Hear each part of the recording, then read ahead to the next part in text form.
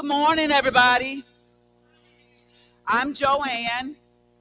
This is going to be a very informative and low-key day, but this is some important information that we need to know because abuse doesn't just happen in the movies. Now, we're going to open our program with a meditation by Deacon Chris.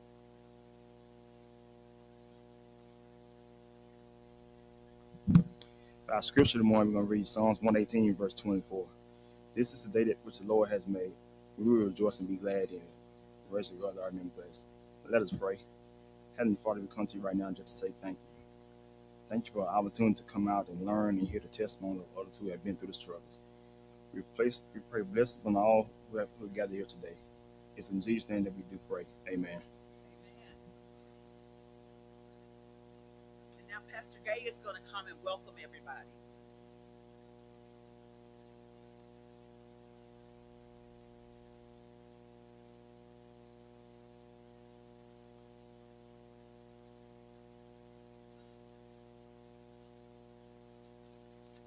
Good morning. Again, let me welcome you. For those who may not know, I'm Pastor David E. Gay Jr., the senior pastor here at Beulah Missionary Baptist Church, and just want to welcome you this morning to our program this morning. We've been talking about domestic violence, and I think you're going to find some things quite interesting and some things that you can use, go back and share with those in your household and those in our community. I do want to first acknowledge all the committee members of the committee. Y'all please just stand up so we can, everybody who's on our committee, stand up, please. Everybody on the committee. Let's give them a little round of applause, y'all. Thank y'all. Thank you.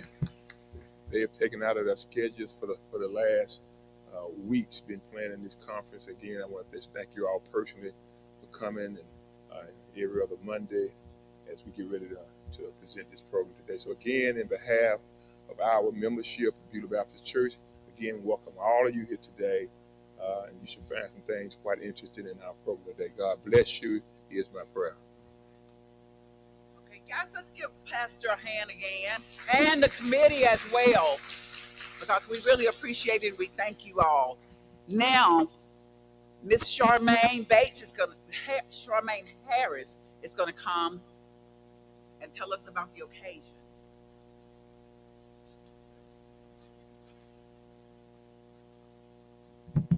Good morning.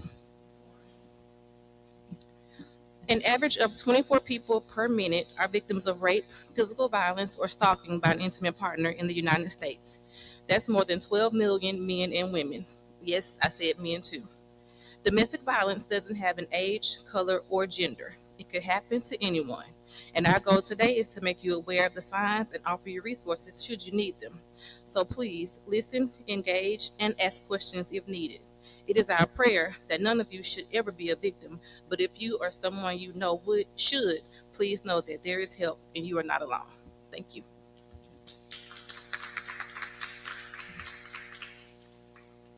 Thank you, Charmaine. And now we're going to have Miss Gia Massat, who is the Education and Outreach Coordinator for Turning Point. She's going to come to us and speak on domestic violence.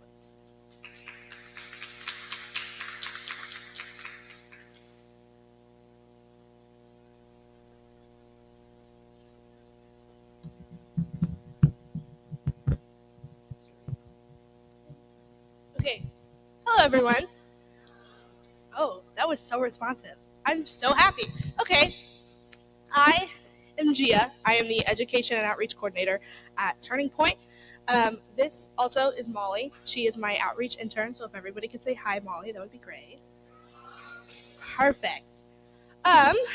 So also happy game day. We have Georgia this afternoon. I hope everybody has high hopes. What she said. So we're just going to kind of touch on domestic violence this morning, kind of what it looks like, victimization and all that jazz.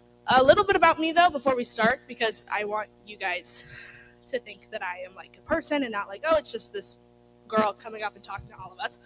I was born and raised in Texas. In 2024, I graduated from University of Alabama with my bachelor's in criminal justice with a minor in human development. Throughout studying my bachelor's, I became really interested in elements of like anti-trafficking. So I decided to commit a cardinal sin of the SEC and went to Ole Miss for graduate school. I know, I'm so sorry. Graduated in August, actually, with my master's in Homeland Security and Emergency Management Administration. Anti-trafficking is something that I would like to eventually go into, but throughout learning about it, I noticed that almost every single trafficking instance has a lot of domestic violence and sexual assault elements, which is what landed me here. And then a little bit about Molly.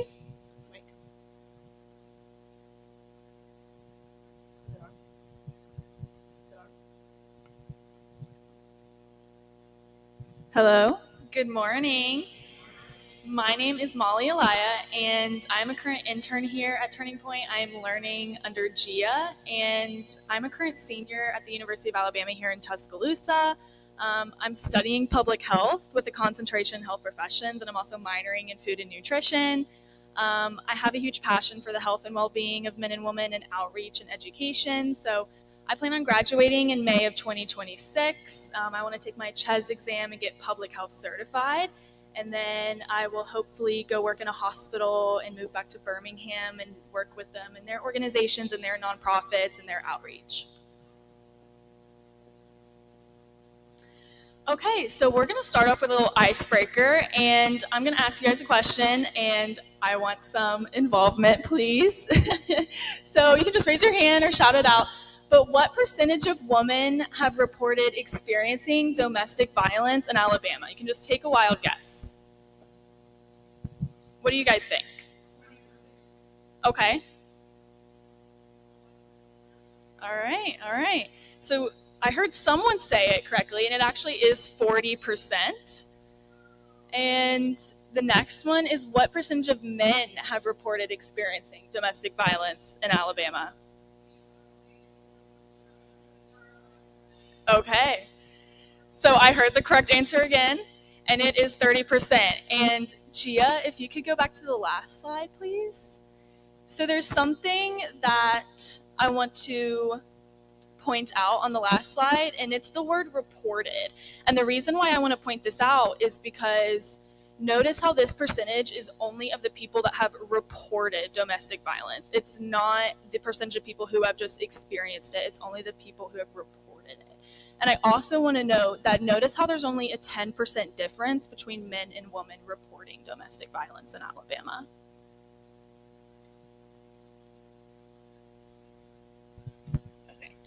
So this ties into the issue of underreporting that we see a lot. Domestic violence is frequently unreported because of fear. A lot of people, they are scared to report being victims of domestic violence because they're scared for a multitude of reasons. What will happen if you report the situation to the authorities? Will your abuser hurt you, your children, your pets, other family members in the home as well? Some victims are afraid that they will lose custody of their children, or they're scared that their friend or family will judge them. A lot of victims are scared to report domestic violence because they think that it kind of makes them look small, that they may be judged by other people. And then in cases where they're scared that they're going to lose custody of their children, the perpetrator of the abuse could be someone, they could be the sole breadwinner of the family. They could have, more money than the victim does. And then obviously divorces are quite expensive. For victims with a disability, domestic abuse is especially challenging to report because they are dependent on their abuser for their care. So we see this a lot with like elder abuse, which is going to get touched on later. But an example that I always give is, let's say an 83-year-old woman is bedridden and her son is taking care of her, but the son is financially abusing her and using all of her money and paying for things, or he's just simply not taking care of her as he should. She feels like she may not be able to report that because her son does care for her and look out for her. Some domestic violence victims are afraid that no one will believe them, especially if the abuse is happening behind closed doors. We see this in a lot of situations where the abuser is someone high up in the community, or they have a really strong group of friends. They're very well liked, and that just kind of goes to show that the persona of the abuser can very much be different depending on the setting that they are placed in. Victim also does not have the financial resources to support themselves without the partner's help. So this kind of ties on into financial abuse as well, which we will get into a little bit later.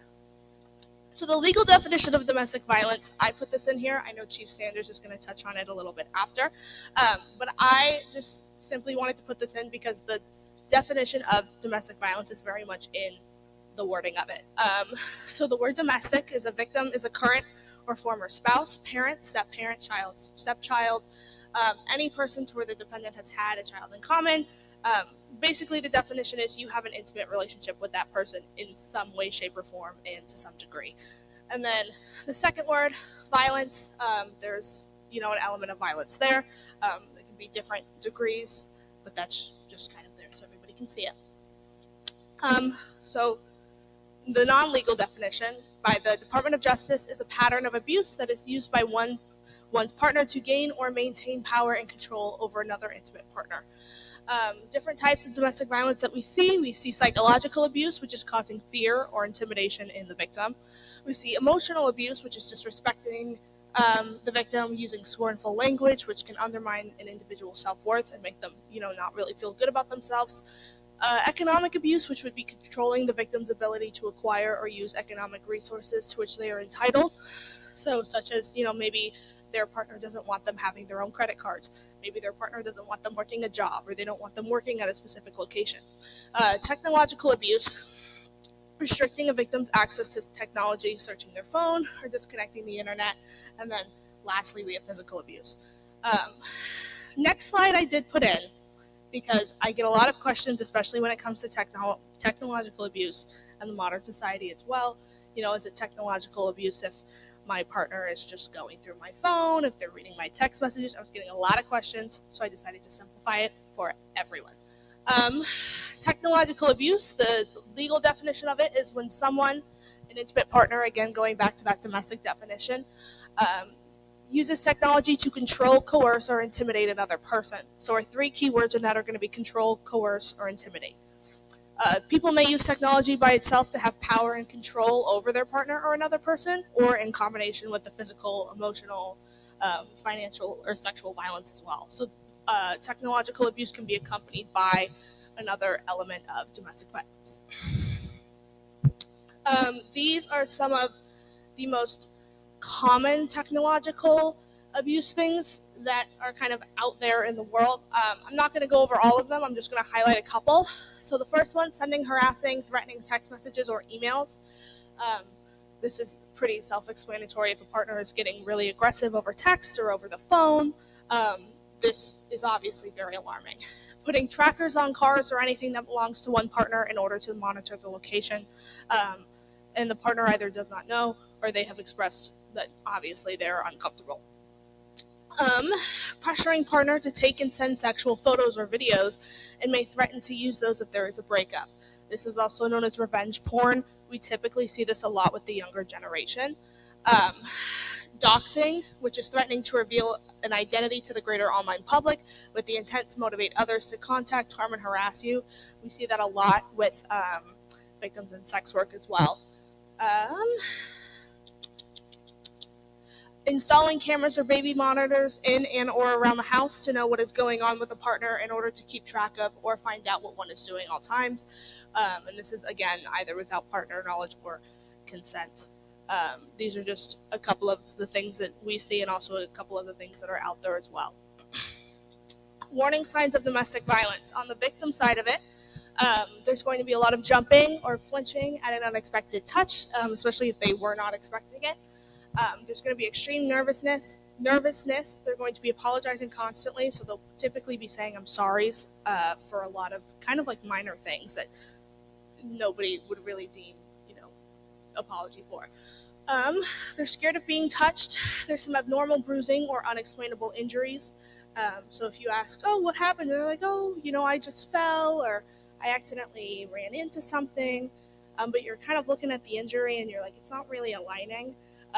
That typically will be a warning sign. Sudden lifestyle changes and sudden antisocial behaviors.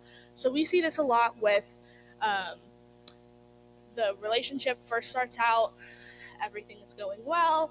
Let's say that the partner is extremely extroverted. They love going out. They love talking to people. They love mingling with people. In their free time, they like to socialize. And then kind of very quickly, they kind of turn into like an introvert. So they're not going out. They're not making conversation with the person next to them at the grocery store. They feel like they can't talk to anybody. Their friends and their family circle has gotten a lot more distant because they're probably not in contact with them as much. And the fear of disagreeing with partner or may not want to return home. Warning signs of someone being a perpetrator, they're going to be very comfortable insulting the victim in front of other people. Like they will probably say something and you'll be like, oh, like what the heck? Why are you saying that? And it's just rude. And then the victim typically will not say anything because, at that point they're either used to it or they think that if they say something, that's going to result in something damaging to them. Their behavior is excused by the victim. So again, kind of as we just talked about, the victim is consistently making excuses for them and saying, oh, they didn't mean it, or oh, they're going through something, or yada yada. Extreme jealousy and possessiveness, so they won't really want to let the victim kind of do anything on their own. So I know I talked a little bit about earlier, kind of, the victim not maybe making conversation with people as much, or they're not going out as much, and that's because the perpetrator is kind of having those control issues. Victim offense rates. So I just put these in here to kind of show how things escalate over time. Of the estimated 4,970 female victims of murder and non-negligent manslaughter in 2021, data reported by law enforcement agencies indicate that 34% were killed by an intimate partner. By comparison, about 6% of the 17,000 males murdered that year were victims of intimate partner homicide. And we have to remember that intimate partners, they have that intimate relationship, whether it be mom, boyfriend, ex-boyfriend, ex-girlfriend. Domestic violence rates are also highest among the 18 to 35-year-olds, and children are present in 61 to 86% of the homes with parents in that age range. Does anyone want to take a wild guess as to why domestic violence rates are the highest starting at 18?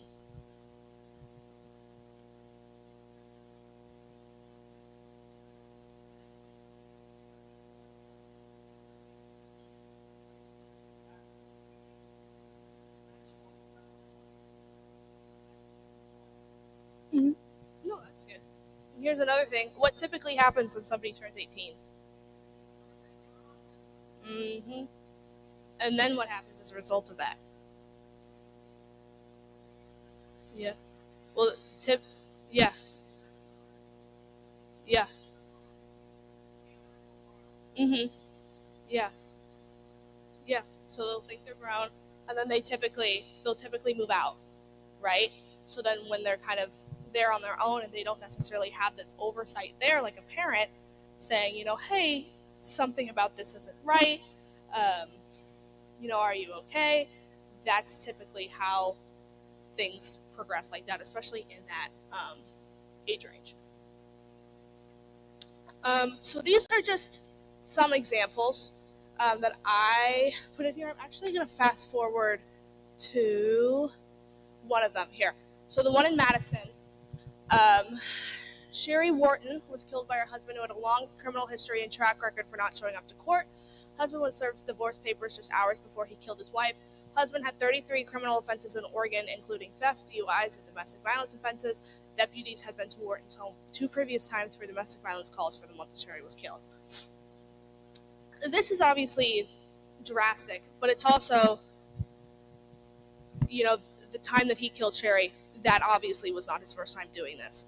And so the more that they, do it, the more that they get comfortable with it, and they know that the victim is not going to push back. Because eventually there is so much manipulation and so much control involved to where, the victim necessarily doesn't even realize what's going on.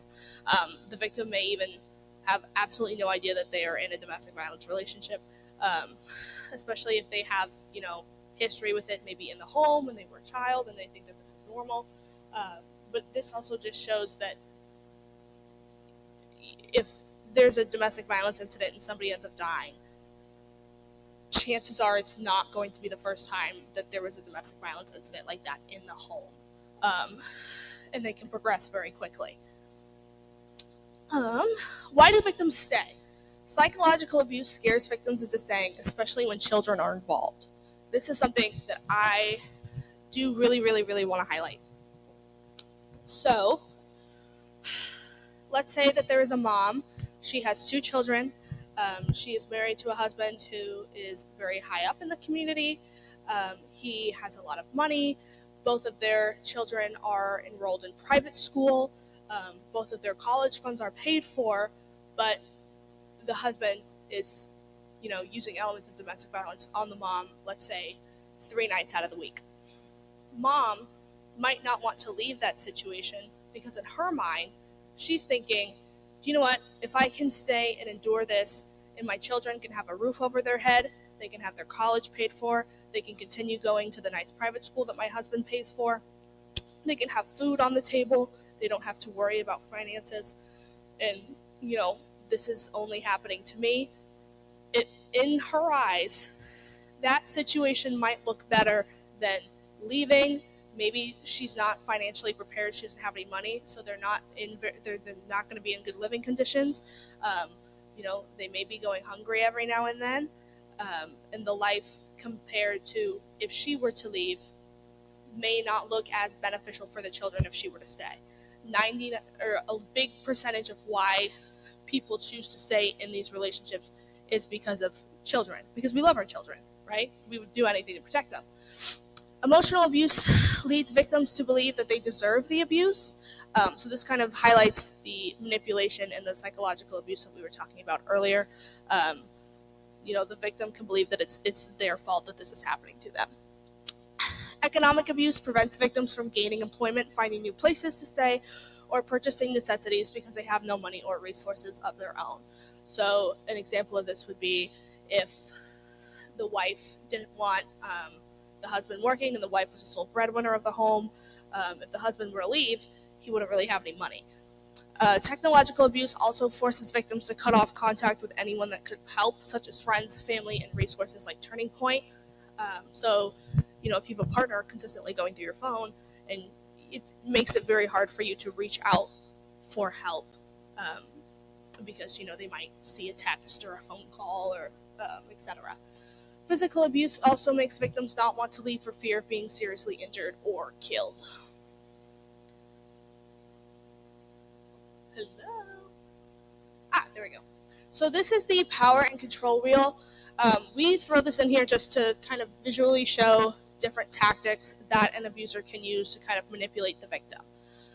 So we have using coercion and threats, using intimidation, using emotional abuse, using isolation, minimizing, denying, and blaming, using children, using economic abuse, and using privilege. The one thing that I want to talk about on this wheel is the element of using privilege. Because there are kind of 2 sides of it. Treating them like a servant, making all of the big decisions, being the one to define roles, using privilege to discredit them, etc. But I do kind of want to put this out there because this is another element of manipulation. Let's say that all of you guys are, let's say like you're a police officer for a day. So fun. Woohoo! And you get a call, you get a domestic violence call.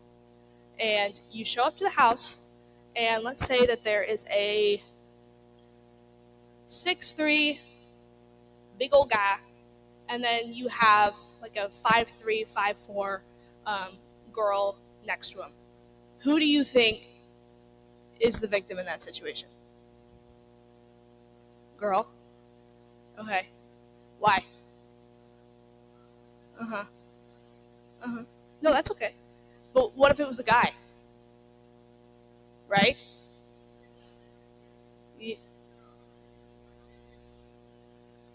Yeah.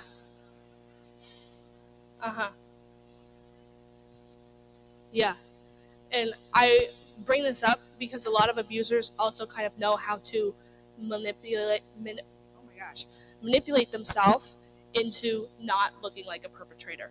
So, if it were to be that situation, a girl could be like, well, no, look at me. I'm small. I can't defend myself.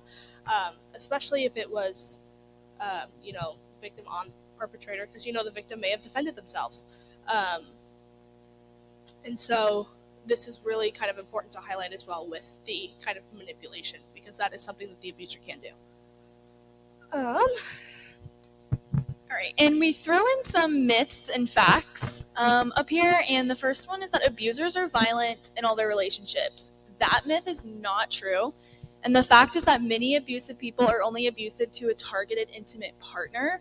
Some abusers are quite successful in their professions and are very charming to other people. In fact, presenting a good image to friends, employers, family, and neighbors can give the abuser more power and control, because people would be less likely to believe that the abuser to be capable of abusive behavior.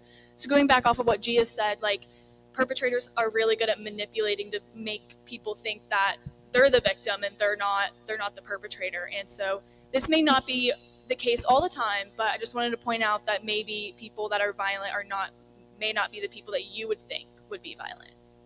And the other myth is that domestic violence will always start with physical violence. The fact is that it is not limited to physical violence. It includes verbal, financial, psychological, and emotional abuse. And this is how abusers gain their power and their control over their victims, and by these controlling behaviors. And then usually later it may lead to physical violence. All right, and if someone goes to someone's room or house or goes to a bar, he or she assumes the risk of sexual assault or violence. And that's not true, because that's putting the assumption of risk wrongfully and the responsibility of the offender's action with the victim. And even if a person voluntarily went to someone's house or room and consented to engage in some sort of sexual activity, that does not serve as consent for all sexual activity. They need to have all the information of what they're doing, who they're doing it with, because that does not serve as consent for all sexual activity. And the victim didn't say no or try to stop the assault, so it's partially their fault. Again, that's not true, because consent is not just saying no. Consent is an enthusiastic yes, with all the information of what you're doing, who you're doing it with, where you're doing it. So everyone has different stress and trauma responses, and it is very normal for a person to freeze up and not know what to do and not know what to say in a very stressful or traumatic situation. So if this happens, this does not mean that the victim is at fault because they didn't do anything to try and stop it. And we bring up sexual assault. I know Miss Linda Lee is going to go into it later with her presentation, but it's an element of domestic violence, and that is something that can be used, especially with marriages, and sometimes people feeling like they're obligated. So that's why we just did want to bring that up. Okay, response attitude to learning about domestic violence. Let's say somebody comes to you and they confide in you and they say, hey, I think I'm in a situation, and they kind of, start telling you about it. First, you want to respect the victim's wishes in the personal space. Most victims will never even, call the police in some situations or even tell anyone. So that means that when they're ready to discuss their abuse with you, you have to remain non-judgmental and also very respectful, because them opening up to you about it is a really, really, really big step. Victims will often exhibit trauma memory. Due to emotional trauma, stories may seem fragmented, disorganized, filled with gaps, too emotional, or the victim may not even be emotional at all about it. These are not signs of deception, but in fact, it also shows that the victim is being honest. And they can, have that reaction to kind of opening up to you for a multitude of reasons. Statistically, it's uncommon for victims to lie about being abused, and in fact, they are actually more likely to lie about not being abused, because they are going to want to kind of cover up the abuse, especially if it's happening with, a wife or a husband or a boyfriend or a girlfriend, because they do want to keep their perpetrator looking, what's the word that I'm looking for? I guess still kind of high and mighty in the public's eye. When a victim tells law enforcement and are not believed, it's unlikely that they will ever admit it to law enforcement again. This goes the same with you guys as well. So if a victim opens up to you and says, hey, I'm having some things going on in the home, and, let's say you may be a little bit skeptical about it, that may be the last time that they ever tried to tell somebody, ever. Victims may also physically defend themselves from the abuser. So sometimes both parties can be injured. Law enforcement typically focuses on the dominant aggressor, and just because a victim defends themselves does not make them an abuser. So, if you ever encounter a situation and both people seem to have marks and both people seem to have bruises, just kind of, again, use your best judgment. Familiarity leads to complacency. No matter how many times you've visited a site for domestic violence, officers and the public must remember that every instance of DV is a crime and must be treated as such. Don't show frustration or give an opinion if a victim wants to leave. Trauma in domestic violence. Most people tell victims not to think about it because burying feelings is how many people try and cope with traumatic situations. This is not healthy at all. Most people typically need professional help to heal from trauma, and it's important to remember that there's absolutely no shame in that at all. In domestic violence and sexual assault, it's kind of like losing a loved one. Turning point, we kind of reference it as like it's almost a sense of grief. And it's never fully gone away, and it is not healthy to try and repress the reactions and emotions with that result. And with that being said, counseling is a great tool, but it won't provide an immediate fix. And again, it obviously takes time to heal through trauma. Why do victims not report? A big percentage of it is self-blame. So they may feel like they brought the abuse on themselves. Again, that kind of ties into the emotional and psychological manipulation on the perpetrator's part. 50% of battered women who are employed are harassed at work by their abusive partners. So this can either be that they work with their abusive partners, or while the victim is at work, the abusive partner is texting them, what are you doing? Who are you working with? They could be like, why are you not answering my calls? But you're working at a restaurant and you're serving 50 tables and it's slammed. Approximately 1/2 of the orders obtained by women against intimate partners who physically assaulted them were violated. This goes to show that if a perpetrator is really that determined, they will kind of go through any reasoning at all, and they truly will not really care about if there's a restraining order, if there's a PFA in place, which is typically why it is so important to get those victims help when they open up to you about it. More than 2/3 of the restraining orders against intimate partners who raped or stalked the victim as a result of domestic violence were violated. So again, this just kind of ties into the same thing. Memory in victims. Memory loss is common in those who experience trauma situations. Their story may not add up, or it seems like they are making it up as they go along, and the victim may struggle to remember things like the sequence of events or minor details outside of the perceived threat. So when a victim is kind of opening up to you and telling the story, a lot of the times they will remember significant details like how they were feeling in that moment, or details that also kind of got their adrenaline going, like, was there a weapon? If so, what type of weapon was it? How were they holding the weapon? Because in those moments, the victim is kind of thinking about life and death, especially if there is a weapon. And these are important details to remember when dealing with victims. Just because they don't remember does not mean that it did not happen. So what is Turning Point? I'm so glad you asked. We are the domestic violence organization in Tuscaloosa. We also do sexual assault as well. We offer a variety of things. We offer, number one, a 24/7 crisis line. You can call at 3 o'clock in the morning. You can call at 3 o'clock in the afternoon. Somebody will always be there to answer the phone in case you are ever in a time of crisis. We have a legal support staff, so we have a court advocate. She is the victim liaison through the criminal legal process, and she can help clients and victims with filing a protection from abuse order and any legal questions that they may have regarding their case if they did move forward with prosecution. And we can also give referrals to attorneys for other matters. I know we're contracted with one, and then we use the legal services in Tuscaloosa as well a lot, and they do a lot of pro bono for us, which is really good. We have weekly support groups. So we have 2 counselors in-house. We have 1 sexual assault counselor, and we also have a domestic violence counselor.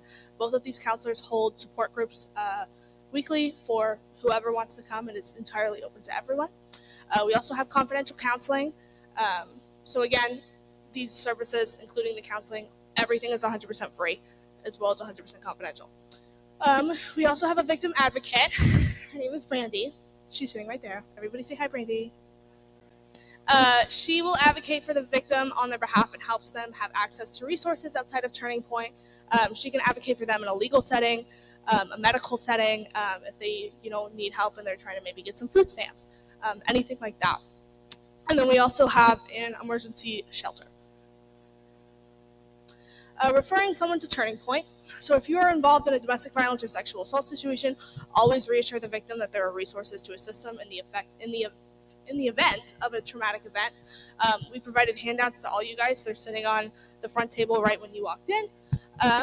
Providing the victim with this information could change their life and allow them to get proper help that they need in a safe and confidential environment. Not to mention, the services are 100% free. They simply do not have to pay for absolutely anything. If you are with the victim and the victim has questions about what we do but doesn't necessarily feel comfortable calling, you guys are also more than welcome to call our hotline at any point. And if the victim has questions that they want you to ask, you are more than welcome to ask them and then relay the answers back to the victim. Are there any questions?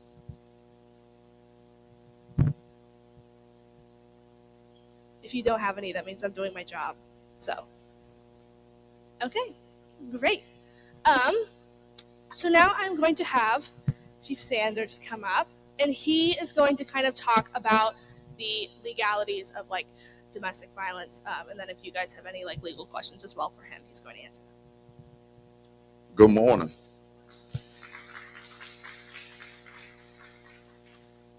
Good morning, Roll Tide. I hope we have a successful day today.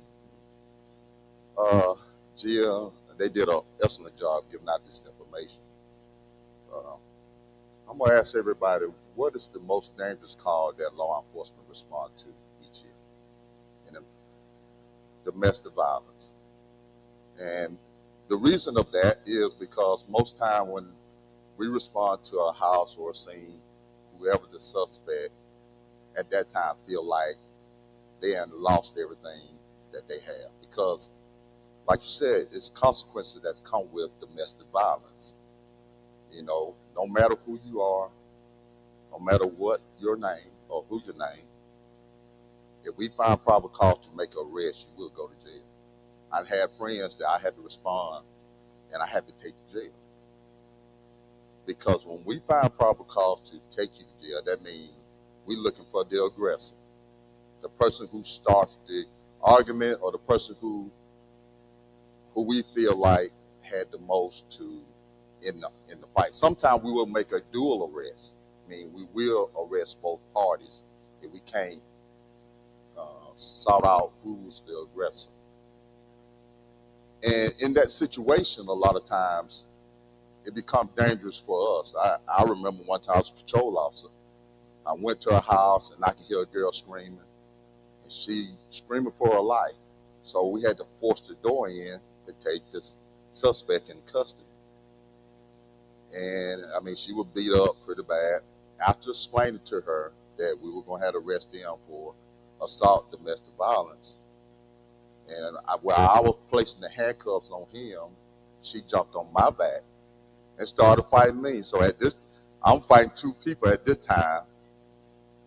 And but she didn't want for him to go to jail and maybe lose his job and lose everything because she had kids, like you was saying earlier.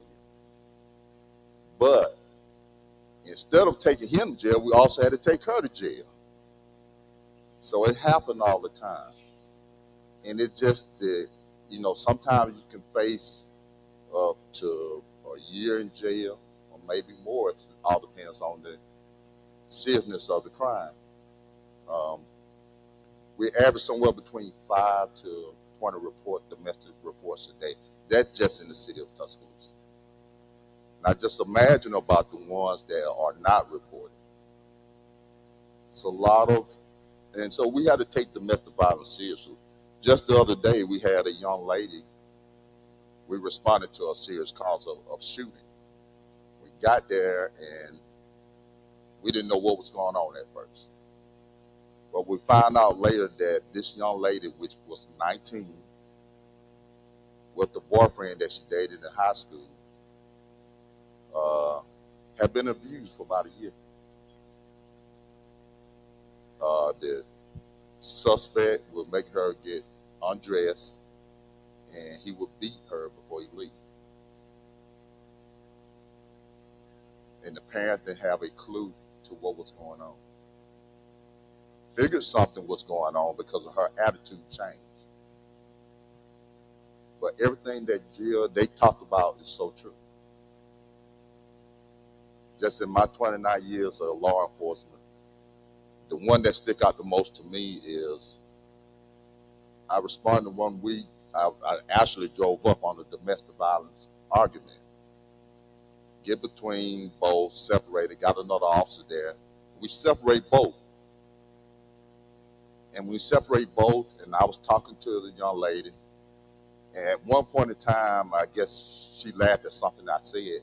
He got so furious that he would want to fight me. Now, I ain't gonna tell you I sort of was hoping it, but it was. He was really aggressive, really mad. And I told her, I said, look, you probably need to leave this guy because eventually he gonna hurt you really bad. And she said, nah, we got kids. He ain't gonna do anything to me. The next week later, we get calls at that same residence of shots fired. Responded to that residence, got there, and we had to make entry. When we made entry, saw blood coming down the hallway. He had killed her and killed himself. So it's true with everything that she said up here. It happened. So that's why we in law enforcement take domestic violence seriously. It's something that if you see signs or you see a change of attitude, you see where a person is not happy anymore, you need to try to ask questions. And it's not just all the time females. You know, it's a lot of men that get beat. Let's give an example. And I know this is true. You know, we always talk about the cougar, right? All the female got money. She give this person money, but she dominate him. She mentally abuse him. At some point in time, she get physically abusive and manipulative. And when we respond to a domestic violence call, you got this 6'3" guy and this 5'3" female. You'll think, well, he's big enough to defend himself. But mentally, he's not. Mentally, in reverse, he is actually 5'3" and she is 6'7". So don't always think that at times it will be the female. Because mentally she has changed his status. So yes, we do take it seriously. And yes, we will prosecute. We will arrest you. And we will pursue charges for anything domestic violence that we see. Some of the things that we're seeing more common now and it increasing is criminal surveillance. And that means pretty much stalking. What they call the little Apple tag. They are placing that in female cars, a lot more females now. Well, I see a few males as well. But those are instruments that they put in your vehicle and track everywhere you go. Just try to see if you're going to see someone. We take that crime also very seriously. A lot of males here lately have been arrested for that. So yes, this is true. Right here in Tuscaloosa, it happened. But that's why we're here today to educate everyone. So I'm gonna open up for questions. Anybody have a question before I sit down? Yes, ma'am.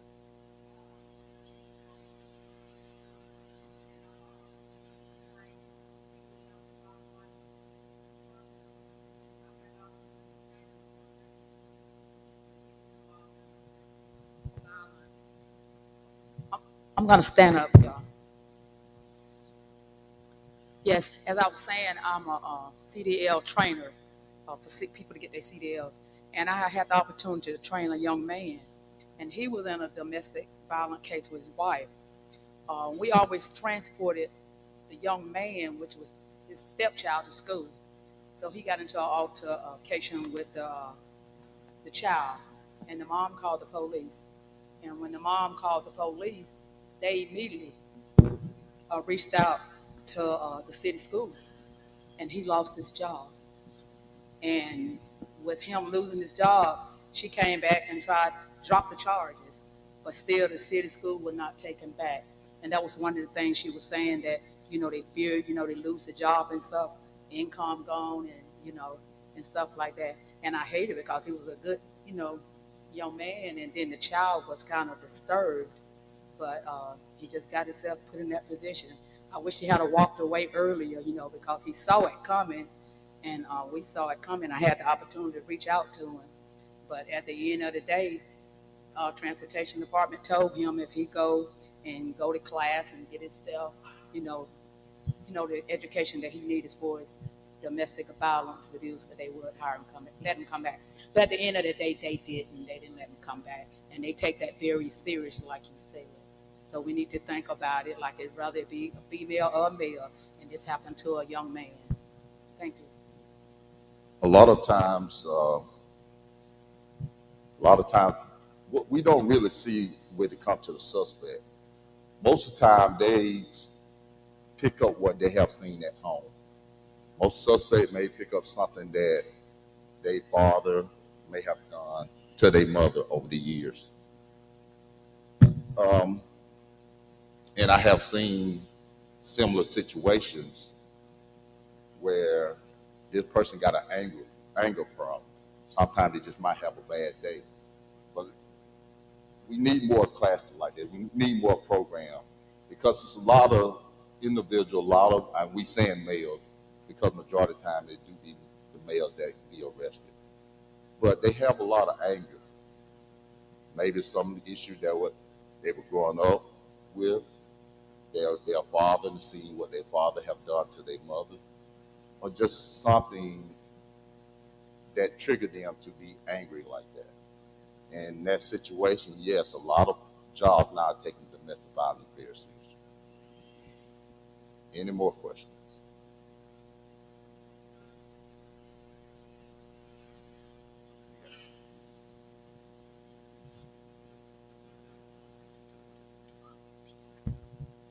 And one thing that I kind of want to add on that, when Chief Sanders was talking, was, he was talking about how domestic violence calls are typically one of the most dangerous calls that you can get on. And as the perpetrator, typically if there's aggression there, it's something that they picked up from home. One situation that I did kind of want to talk about to kind of back this up is, let's say there's a 16-year-old boy who's, growing up in a house where there's a lot of domestic violence going on between his mom and his dad, but it's been happening since he was younger. Let's say it's been happening since he was like 2. He's very much used to it now, and he thinks that, that's what love is, and that's how mom and dad love each other. Now, let's say one night it gets out of hand, and, the police are called, and the police show up to the domestic violence dispute. In that 16-year-old boy's eyes, the police are the bad guys, because, they're showing up, they're essentially breaking apart the family for good reason, but, the 16-year-old boy doesn't understand that, the dynamic here is not normal, and this is not what love should be, and this is not what a family home should look like. And then, the aggression may pop up from there, whether it's with the officers on scene, or then they may go and they may have a negative outlook on police for a little bit because they think that the police destroyed their family, and then they'll go and maybe use some of the behaviors that they learned, from, let's say the dad was hitting the mother, and they may go use that on their future relationships. So that just kind of shows kind of how everything goes together, how the calls can get so dangerous, and also kind of how that reoccurring effect can happen.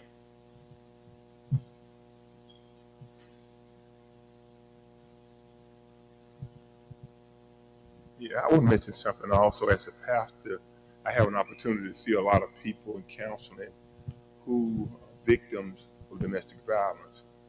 And a lot of preachers and pastors, we have a bad habit of thinking we can solve all problems. We can do everything. We counselors, we the plumber, we the janitors, and then we can preach on Sunday, and that's not the case. There are a lot of women who have been in embattled situations, and they go to their ministers for counseling. And the first thing the ministers say, well, what God has put together. And so you need to stay in that situation. God don't want nobody in a situation where somebody beating you side your head and abusing you. Don't believe that. You need to get out there and find you somewhere else to go and find you another counselor. The state gives you the permission, they used to give you the permission to be married. Now you can go on the internet and get you a certificate. Anybody can marry you. Anything you want. Gia can marry you. The white boots she got on right there.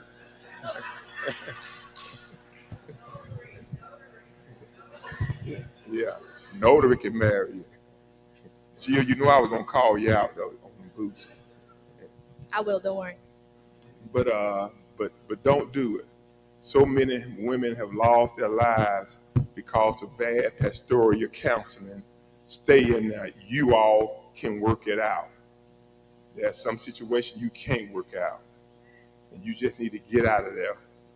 And I do want you to touch on restraining orders, because I know a lot of people, we say, I'm going to go and get a restraining order, and we know how that works, how it's supposed to work. But I just want you to comment some on that. Just like Pastor said, the restraining order, or they actually called protection from abuse order. A lot of time we see victims and we say, hey, go to the courthouse and get a protection from abuse order. I'm gonna say this: about 60% of the victims go and actually go through with it. In order to get a protection from abuse order, you had to go and fill out an affidavit, and you had to go see a judge. And the judge got to grant you that restraining order, based on the information that was given to him. Now, what happened during this process? A lot of times they may go and fill out that affidavit, but never show up in court because they are afraid. Like Jill said earlier, a lot of people, from the time the incident happened to the time they go to court, the husband may have sent some flowers, may have been the best husband in the world, and she changed her mind, and they forget to go. But if you do go through with it, the judge will listen to it. He will grant that protection from abuse order. And when he grants that protection from abuse order, that individual, that subject, is restricted to a lot of things. Purchase a handgun is the number one thing that you are restricted from getting. And it all depends on the job that you have. It could cost you your job.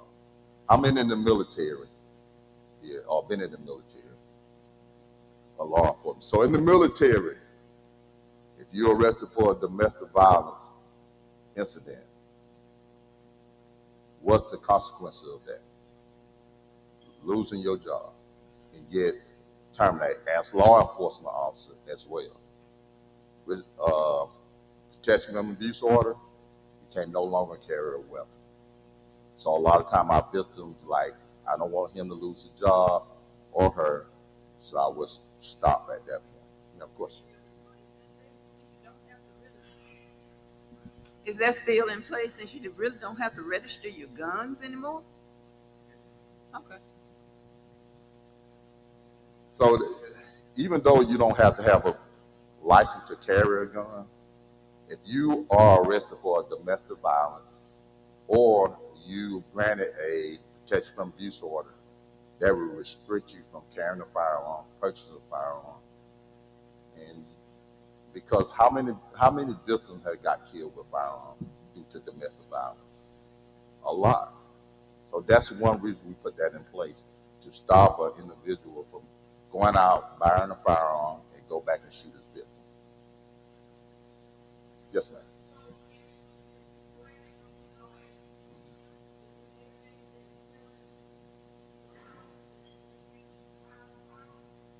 So when you are granted a protection from abuse order, it goes in the court system. So anytime you go purchase a handgun, you fill out a sheet, right?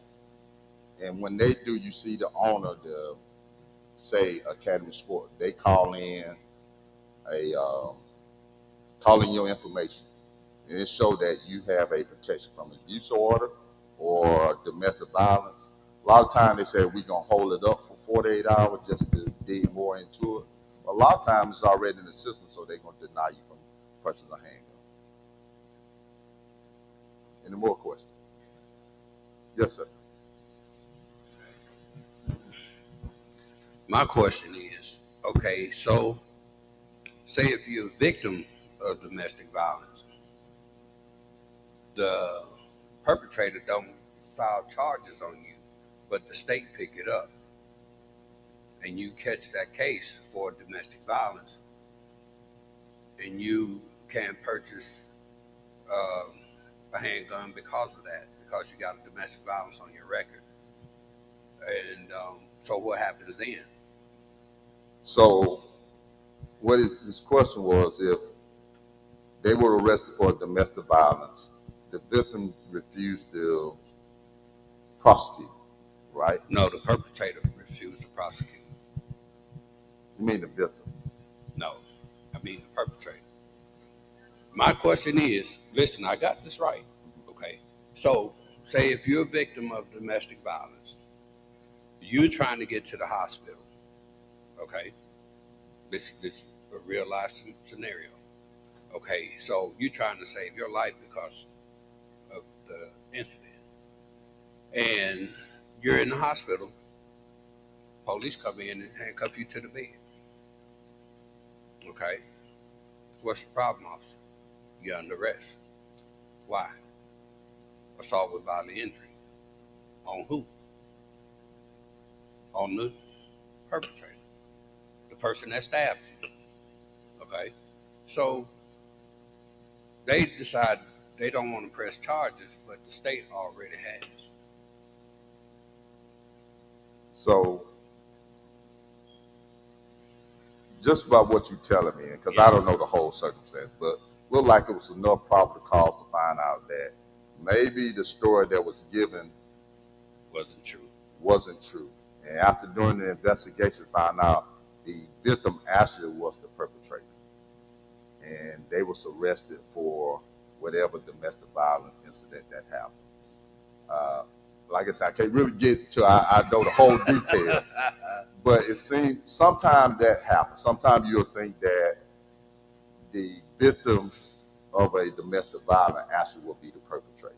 After we do our digging in and investigating the situation, we find out sometimes that the person that may be in the hospital has been stabbed probably was from a self-defense wound, where that person was protecting themselves from whatever. Maybe that person had a gun and he didn't have no other choice but to stab that person. So until I really just get the, you got me on that. It was a tricky one, but yeah. So yeah. Any more questions? Yes, ma'am.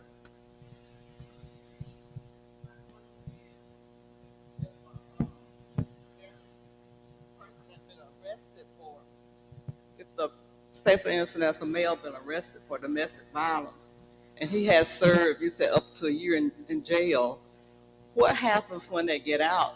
Is there some form of required like counseling they have to go through? What if they commit the same act over again, even though it's been a year? Is there any kind of program where they can get counseling to help, you know? Well, after, let's say they serve their time, it's up to the courts from that point. Sometimes the court will order that person to do so many classes for domestic violence. You may be assigned to a probation officer that you had to report in once a month, that probation officer may make him go and take some kind of anger management class, or I'm trying to think of what are some of the Tuscaloosa one place, I think it's one, but they do go, it's up to the courts. A lot of times the courts will order them to go out and take up like anger management or some kind of class for domestic violence. What?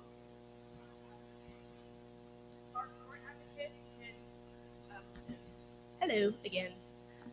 Our court advocate can actually when they accompany the victim to court, they can advocate on the victim's behalf. Like, okay, additionally to this, we would also like to see some, like they have, I forget the legality name of it, but it is essentially like a counseling services for the domestic violence perpetrators, and it's pretty expensive because obviously if you did something this drastic, you should be paying for this. And then there's also like, what is there? There's like family counseling. Yeah, family counseling and the intervention program as well. Also, going back to what you said, they committed a crime again right after that. During the release of a person getting out of jail, they have requirements that they have to live by or whatever. So if they violated another domestic violence charge, we can put him in jail and we can revoke his bond, and he can stay up in jail until he see the judge. And sometimes the judge said, because of this second incident, I'm gonna have you to, just say they give him 5 years in prison, but he did a year, and he get out and violate that, the judge can also order that person to do the remainder of his time due to his second offense. Any more questions? I have a question. I am a product of domestic violence, and the thing that I'm very, I came in the end of your conversation, so I don't know what you all were talking about, but something that being a survivor of domestic violence, the stay at the facilities are so short, and something maybe can be worked out. I had a idea, when I was going through my situation, I prayed and I said, God, please get me out of this. And I ended up in Tuscaloosa. I'm like, why did you send me to Tuscaloosa? But you have to trust the process. But being that I've survived it, the worst part, broken arms, scars everywhere. But the thing is, to me, that's really not discussed is the time and stay at these shelters. There's a short period of time, and then you get an exit date and you have to leave. And women go back, or men go back into that same environment and get killed. And then the kids, it's just to me, and that's what I really want to start working with, about getting a facility for women or men that's of longer stay, because you have women that have not worked, they don't have no formal education, and men has always been the provider, and then the stays are so short. It's good about the arrest and everything else, but what that person goes through after the fact, and then go into the domestic violence shelter. The stays are like 90 days, sometimes a little more, but that's not enough time. So what I'm here today, I want to inculcate getting a facility myself to help women or men. So I don't, like I said, I can't. That's what you do get when you come in late to something. You don't know what's really going on. No, it's but great. That's the importance to me. All questions are great, and I'm sorry that you had to go through that. No one human being should go through that. I always tell people that you nobody property, and nobody should be able to beat on you. And unfortunately, we got some people that call themselves men are really not, because they don't have the ability or the technique to learn how to talk things out. So you came to the right place. Our great pastor over here, he's a person that you probably want to talk to. But we do have facilities, and Gia, she can probably speak more on this state. But it's something that I understand a lot of times people do go back after a bad situation, because they feel like they'd rather go back than rather go back and be homeless on the street. So yeah, that's true. Yes, ma'am.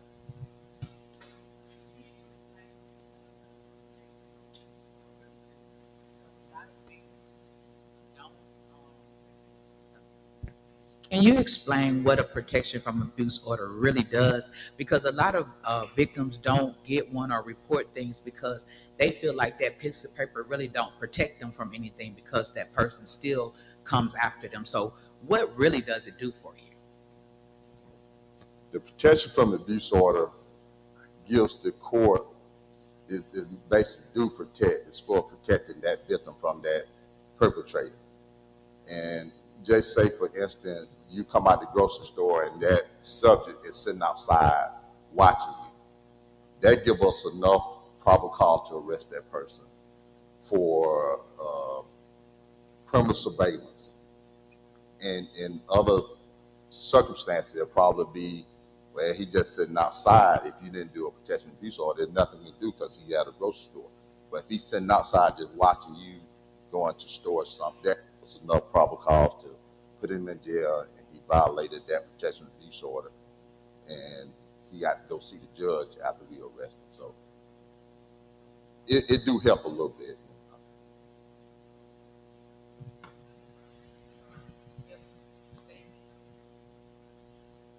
So if the person is just sitting at a store and you can't necessarily say that they're watching you, but you know that they're there because you're there, so can something still be done, or it just depends? It just depends, but if he got a protection from abuse order, and it's just how we articulate, if he was there, you went to, say, a grocery store, and then you come out and you at J.C. Penney, and he's there, that's, I think, enough for us to try to have probable cause that he violated protection abuse order. Also, it got to be whatever the order states in there. Maybe he can't be so many feet away from you. So, yeah. We've gotten somebody. Okay, I'm sitting here and I'm listening to everything that we're concerned about. But in my mind, it's like the bottom line is the times that we're going in. The times that in life, and of course, biblically speaking, because all these things, these rules and things we have in place, but nobody fears anything anymore the way it looks. Just like he said, sitting at the grocery store, it means nothing to people if they want. It's that mental state of mind. And the mental state of mind that most people that do a lot of bad things, they're going to do it. They don't care who. They don't respect their moms, their daddies, their preachers, their sisters and brothers. They respect nobody. They respect the inner person that's within them. So all these things can be put in place, should be put in place. But me as a woman or the man, you can do so much because you got to live. You got to go to work. You got to cook. You got to get your children. You got to take care. But you don't have eyes around your head to clock the people that's coming for you. You can step out your back door to hang them up out to dry. He can get you. She can get you. So it's not the law that's not doing their job. It's not the mother and the father's not doing their job. I'm looking at the times because it's everywhere because nobody fears anything anymore.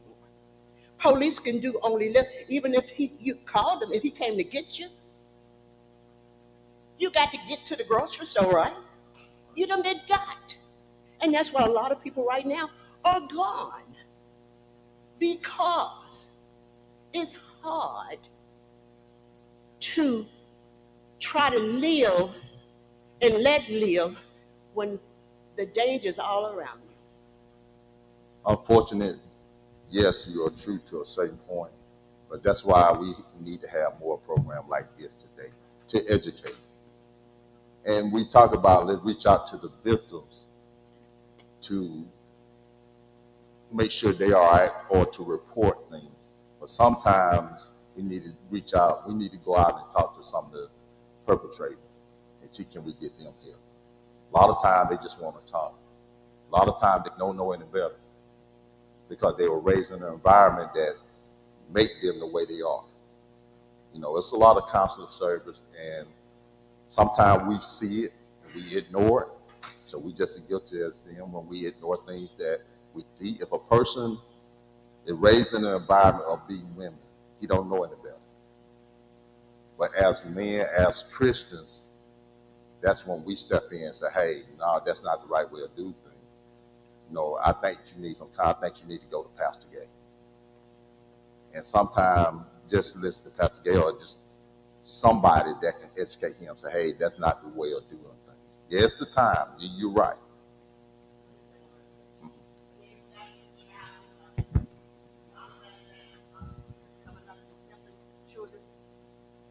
It needs to start when some of us are small.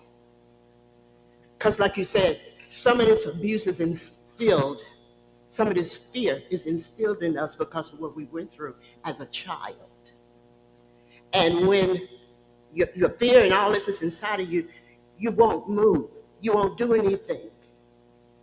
But if the doors was open where people could talk to someone and share the feelings that they have, because as I have grown, I have realized some of my problems are from when I was little. And I know I didn't know how to control it then. And I'm seeing now as I get older, these are scars that I had that I didn't know I had. I knew I was going through something when I was younger, but I didn't know it was going to affect me all the way through. And that's what a lot is coming out now in the world with people doing some of the things that they are doing is because their scars are coming out. They're seeing the repetition of people being mentally and physically and verbally talking to them any kind of way. And that long time ago comes out. And we need to start our babies and our children, and just like our adults, in the same thing. If not, it's going to happen to them as well. I agree with you. It starts, I think our parenting is where it starts at. Because just growing up, I was always taught to, yes ma'am, no ma'am, open the door for a lady or a female. It's little things like that that when you're growing up, you develop in your mind, and you know right and wrong. So I agree, but we got a long ways to go, and I think working as we can get it done. It's just like today, Pastor Gay got this program together to educate people, because I know probably a lot of y'all didn't know some of the things that I was saying, Jill was saying earlier, it exists, but it does. So we got to keep on being informative and carry on this program. And later on in the program, we're going to be talking about, we got some testimonies of people who started out when they was young and went through a lot of abuse, whether it's physical abuse or sexual abuse, old uncle sitting on their lap or whatever, things that happened back then. They didn't realize what it was until they got older and realized what they was actually going through, and giving them an apple, giving them this and that. And back to something else you were saying, and I say this all the time, and SIBO sees this often, we're dealing with a generation of people we've never seen before. They're like robots. They have no morals, no ethics, no conscience. They go from 0 being happy to 100 being mad in the blinking and the twinkling of an eye. We've had people right here now at this gym playing ball. They all happy 1 minute, then one day we had a guy want to go and get a gun and shoot somebody. There's really like no in between. They don't respect me. They don't respect law officials. Again, it's because of the timing and the generation of people that we're facing nowadays. They sit at home and play all these kind of games, shoot them dead, and they pop right up. That's not in real life. But again, they've been so programmed. So it is difficult nowadays, more difficult than others. And so our hope is that we just help one person with it. I was working with a professional. She was a professional. Actually, she was a doctor. And in an abusive situation. And she told me, I'm leaving him. Got kids by him, I'm going to leave him. But he started sending her flowers. And she started smelling the flowers and looking at the beauty that they bring. Stay with him. And you can't get caught up in stuff like that. Flowers ain't gonna, just because he say I love you and he send you flowers don't mean he ain't gonna continue to beat on you.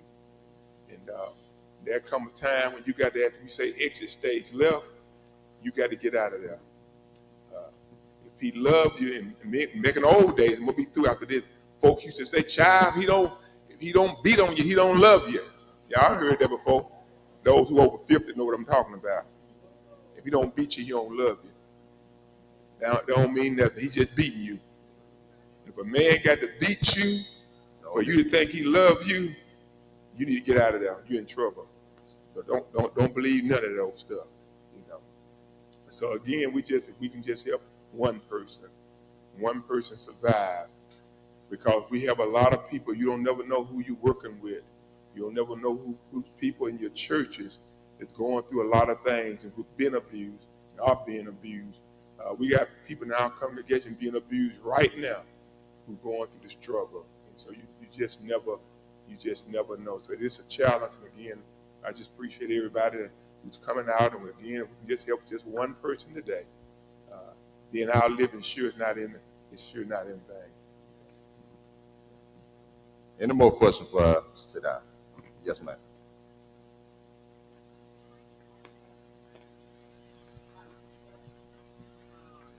Receiving severe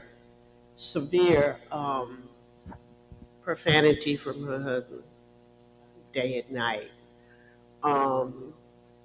And I suspect that it's also some secret physical abuse, but she is so in love and so devoted that she doesn't want to do anything. And my question is, what can the family do out of love to help her before it escalates and become maybe too late? Well, legally, as a family member, if you know that she's being physically abused, you need to report it. Secondly, Report it. yes, the family can report it. If they know it's being physically abused, report it to us. We'll look into it. If you can't get anything, you can always call me. Everybody call me. I'm gonna make sure it get done. All right. So, secondly, as a family, I think y'all need to take that person and really sit down and talk with that person. And I think as a family, go as a group and talk to that young man and say, hey, look, we're not going to tolerate that. We love our niece, our daughter, whatever. We're not going to allow this. If this go on, we're going to bring in the law enforcement. So I think you need to act on that really fast, because if not, it's going to continue, and She know how we feel. We voice, how we feel and what we think is it's gonna happen. She's not really in denial, but I think that she's afraid, and she trusts that things are going to change and get better. And they haven't over 40 years. a lot of times people are embarrassed. Because sometimes somebody might say, hey, that guy's no good. You shouldn't be with him. And then when she realized that he was no good, she too embarrassed to speak on it. So sometimes we can't sit on it and wait for something to happen. We got to act right now. And I think that's what y'all need to do. You need to act, get some information. If he's doing something physically, you need to report it to us and let us look into it. As a family, I think y'all need to pull her aside and talk to both. But if he's one of them violent types, I will say this: if he's very violent, I think you don't need to have any contact with. Let us deal with him, okay? Because sometimes he can turn on the family. So. Any more questions? All right, in the back. Yes, sir.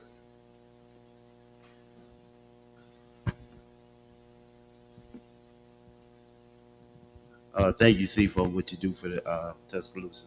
You're welcome. Helping the community. I also had my two sisters was in violent, domestic violence, like years ago, and they stayed, and I started putting two and two together, and I found out, what they was doing. And most of the time, a person that hit a woman, he ain't nothing but a coward, because I confronted him several times, and you know, he was a coward. I mean, he literally cried, saying that he wasn't gonna do it anymore, but he just kept doing it and kept doing it. I mean, I even, got into it with him and everything because I waited around and I was just gonna see what he gonna do. When I came back to the door, he was hitting on it after I left, and, and he wouldn't even hit me back. And most people that's in a that beats women like that, they cowards. It's literally cowards. But the person, the victim, just stay there and just keep taking it. Because my sister and them just kept going back to this person. Both of my sisters, it was in a abusive relationship. And what they did, they just stayed with them. And that's so true. And it goes back again to what I said a lot of time in childhood. I had a cousin, and it's something that happened when we was in high school. She had a boyfriend that was abusing her when we was in the 10th grade. And me and my cousin used to get to fighting with this guy because he was beating our cousin. Well, later on, out of school, she married him. She had 2 kids by him. Still was doing the same thing. And one day he beat her and killed her and then dragged off in the woods and left her in the woods. And right now, he's in prison life without eligibility for parole. So sometimes you need to look at your kids as well, if they're in a relationship, because it can happen while they're in high school. Because it happened to my cousin. Any more questions? Not any question. I appreciate y'all, and this is how we start off. So thank you.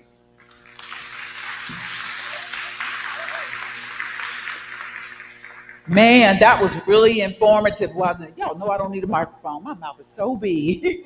Oh my God. Anyway, we want to thank everybody from Turning Point. That was Gia, Molly, Brandy, and Chief Sebo. We thank you guys. That was very informative. Give them a hand, y'all. On our program, we have Miss Ginger Roberts coming up next from DHR, but we're going to just take about 10 minutes. If you want a snack, we're going to do our break right now. Anybody want to take a break? Go over and get a snack. We've got coffee in the bag. There's chips, donuts, sodas. So we're going to take just about a 10-minute break, and then we'll be right back, okay?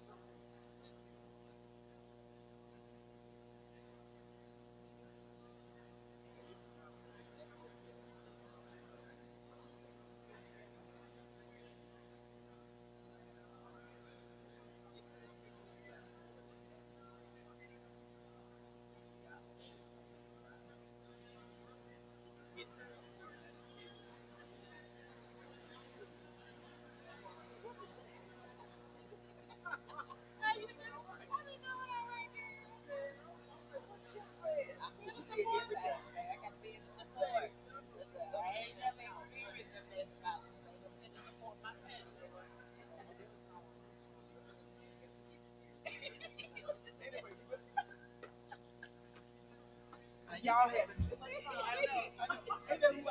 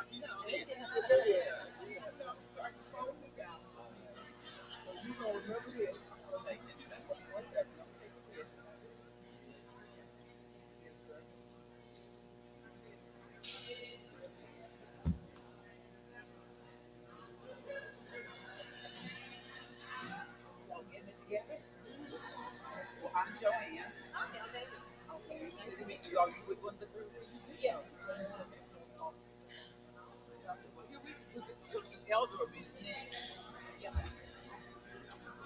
Lord, there's so much. Thank you, ma'am. So many different kinds of now, it really is. I've learned a lot already. I thank God I have never been the victim. You know? I'll fight back.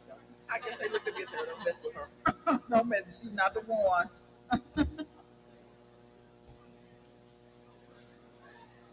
Okay, if you guys will settle down, we'll resume the program.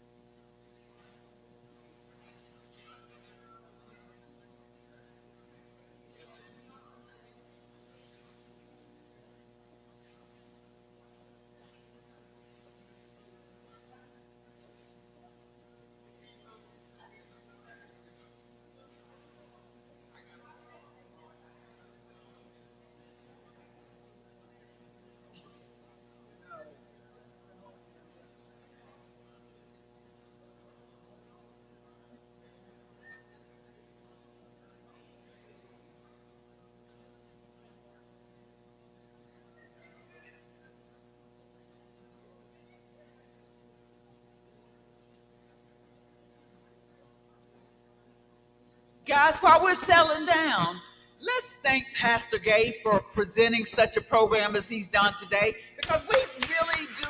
I've learned so much myself already, and I'm sure that some of you all have as well.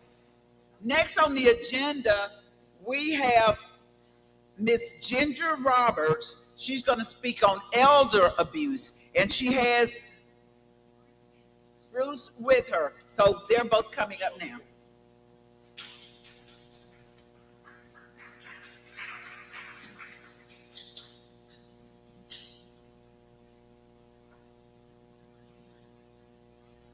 Good morning.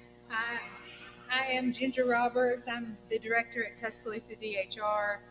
Bruce Chandler is one of my adult service workers. He is out actually doing the work. It's hard to follow SIBO. I've had to do it before, and he is probably my least favorite person in the county to follow, because he's just a dynamic speaker. So y'all go ahead and prepare to be underwhelmed, because you've already had SIBO and now you've got to listen to me. I'm going to do a gear shift. That we're going to shift from thinking about domestic violence as only physical or primarily physical. What we deal with a lot at DHR in regards to domestic violence and the elder population is more of a financial coercion situation. I think we sometimes box domestic violence up as marks and bruises, and that a situation has physically escalated. But if you'll think about things, just switch your brain over for a moment. One thing that I see quite often come through for our workers to go out and investigate, and they're very hard cases to investigate and to prove, because there's different dynamics for DHR. But one that always sticks in my mind and breaks my heart is a grandmother going through the line at the bank, got a younger family member in the car with her, a younger somebody. The teller notices that grandma is a little nervous to make that $700 withdrawal out of her bank account that's only $1,000. But the person beside her is keeping on. And they see that, and then there are times when they'll report that. Our hands, a lot of times, if a person is of sound mind, they can make that decision to give their money away. The state, the government shouldn't be telling you what you can do with your money, right? I believe that firmly. The other side of that is I don't believe there should be psychological or physical coercion to make a person do that. So the department works in tandem with law enforcement to prove whether our elder has been coerced, intimidated, or threatened with harm or violence to give their funds. There, someone in the crowd spoke about not physical violence, but verbal assaults on people. So that's also something we look into. People who are just rough in their communication with folks in their home, that's a red flag. If it's not just I got angry over a situation, we all know we can all be human here and say we lose it from time to time. But if it's a constant, if it's derogatory all the time, if that person can do nothing right, everything is wrong, everything is negative, it's just a building situation, and that's something that DHR can look into. Laws are very, I moved from the child welfare world where we protect children differently than how we can protect adults, and it's just basic human rights, and your rights as an adult are different as the state's responsibility to protect children. But that doesn't mean that the state can't go out, that DHR can't go out, and our presence sometimes simmers down a situation.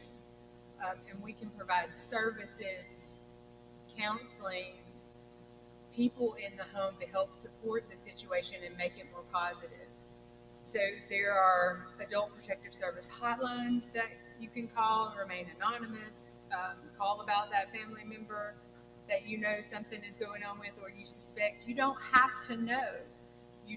It's not your job to figure it out. That's our job. It's if you have a suspicion that something is going on, pass it on, get it off of your conscience and get it to us.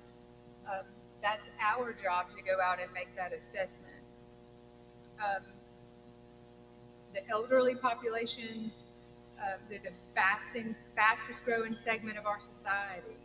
So we are committed to helping protect our elders, helping protect them from domestic violence, helping protect them from financial exploitation, from physical abuse. In the state of Alabama last year alone, there were over 10,000 reports of elder abuse. Now, that's not all domestic violence, that's all of the abuse cases put together. That's significantly increasing every year, and it's because the population shifts. Our older generations, that's our biggest sect of the community. I want to remind you that domestic violence doesn't have to be a spouse or intimate partner. It can be a family member who you have that relationship with. It can be a son, a daughter, a grandson. It can be a caregiver who's providing even paid care in the home. There is that relationship component there. Domestic violence isn't always physical. It's control, domination, intimidation, harassment. I think bullying is a thing that even happens to our elders, and it's something that we've got to be aware of.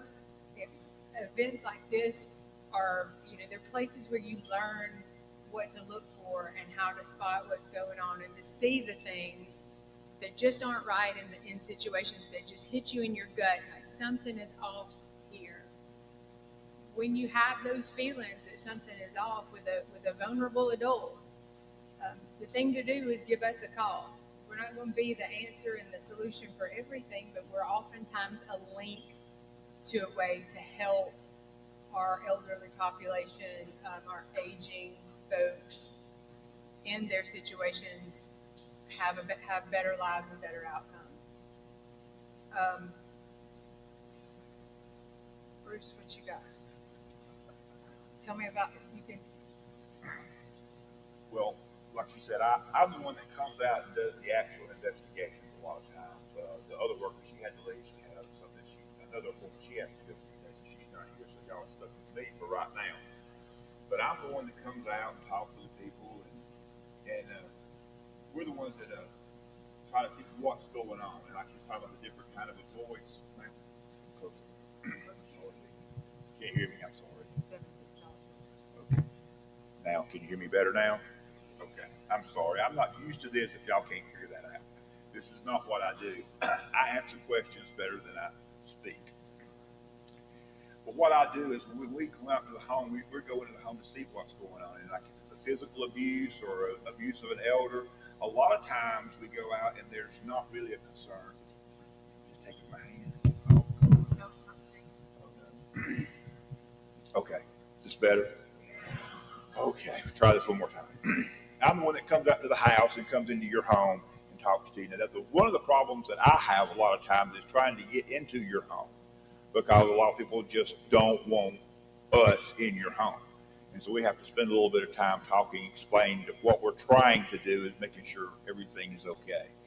If it's a physical abuse, if it's that's one thing that's easier to get in with that. But when we get to something like financial exploitation or financial abuse, we have a difficult time getting in people's homes for whatever reason I do not know. They don't want to get family involved. They don't want DHR involved. They just don't. They're embarrassed about the whole thing. That's what we do when we come out, is trying to help, not trying to put people. But people think we're trying to put them in the nursing home. Is what a lot of people think, that we're here to put you in the nursing home, and that's not the case. We're trying to put services in the home. If we have them, we're trying to help in some other way.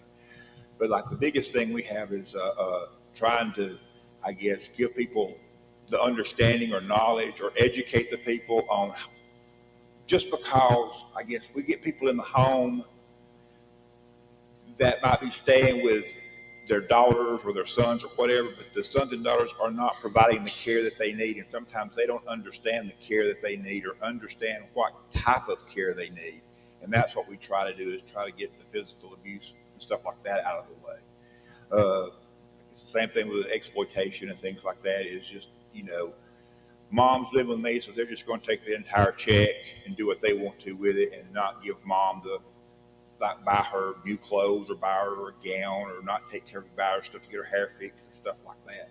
Those are the things they think that because you're living there, we get to just keep her money, and that's not really the way that works either. It's supposed to be for that person's care. Again, I guess I had rather somebody ask me a question instead of stand up here and try to talk. Does anybody have a question about what DHR does as far as physical abuse and stuff like that? Has DHR ever been to come to anybody? I hate that. Oh, can I ask that question? I don't ask that question. I'm sorry. But y'all ever seen us before? Don't do that. I just, like I said, this is what happens when you get in trouble at work and they make you come on Saturdays and do this. This is what happens. That is not true. That is absolutely not true. This is what happens when I'm like, Bruce, I'm nervous. I haven't done APS in about 10 years. Oh, Ginger, I'll go help you. And then he tells on me like that, whatever. No, we really are. I think DHR gets a bad rap. I get it. We can't fight back sometimes over the good stuff we do. You see the bad and not the good. I promise.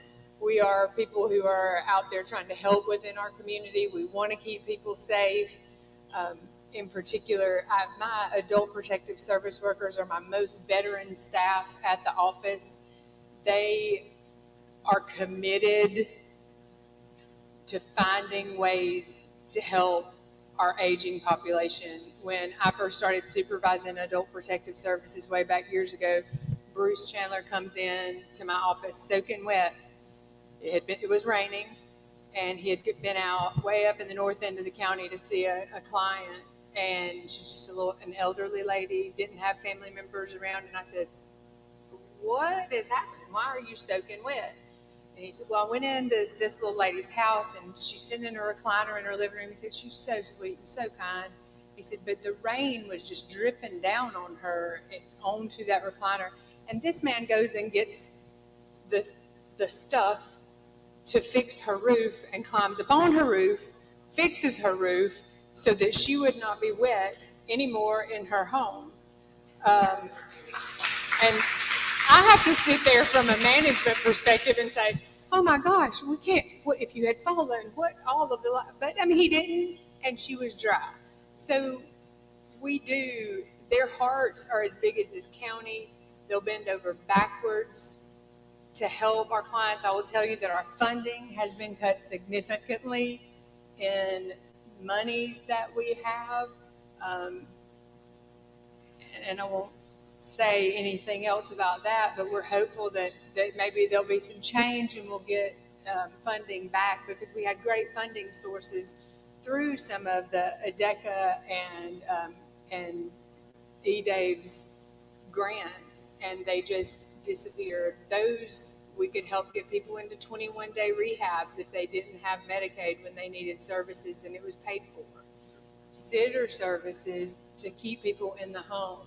And now our funding for those kind of things are gone. So we're relying a lot on home health to help us out and to bridge those gaps. And those were services that we were able to contract with and provide ourselves. Like Bruce said, we're not out to take the farm. We're not out to take people's homes. We're out to make sure people are safe and to protect them from physical abuse, financial exploitation, and to let them know what their rights are within their own home. There are some people, the coercion part is also a really hard one to deal with when we're dealing with our more seasoned population, because they feel like they owe their family members something. I owe them this. I need to take care of them, and in a healthy way, but they don't need to be exploiting their family members and taking everything they have either. That's a slippery slope, and we do get paid to mind people's business from time to time, but our clients always have a role in that. Another thing that we can be in odd family dynamic situations is we're pretty good at being the heavy. I know we've had situations where there's been family members who've wanted folks out of their house because of situations, but they didn't want to be the one to say it. We don't have anything to lose by saying it, so we can often be the heavy in those kind of situations as well. There's just a lot of different things that DHR can do. Funding, like I said, we are cut. We lived in a very great period of time where we had a lot of money and were able to put into adult protective services, or we didn't have a lot of money. There were a lot of funds available for us to provide things for people, and we are hurting right now because of that. But we're still linking folks within the community. A lot of our exploitation cases come from banks and financial institutions. Hospitals make a lot of calls. Doctors' offices make a lot of calls. The police department makes a lot of calls. People in the neighborhood will call. They can be anonymous and not tell who it is, and just give us the address, what the concerns are, stuff like that. And then that's when we go out to try to make contact. Of course, everybody wants to know who called DHR, and we always tell them that the reporters are all anonymous. So we never give out the names.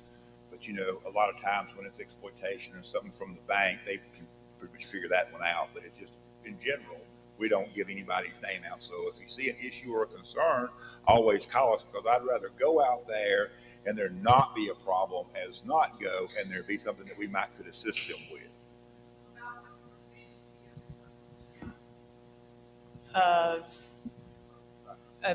Of cases of adult protective service Yes. investigations. I wish I had researched and We knew get that. about 3 to 4 cases a day.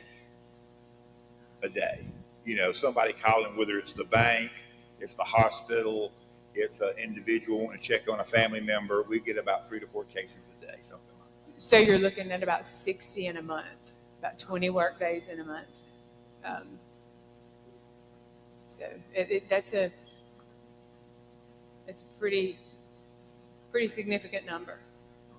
Now, that doesn't mean that's calls and that's things that we go out on. That doesn't mean that of all of those, the family actually requires our intervention. It may be something we can go and put a service in place, help them out.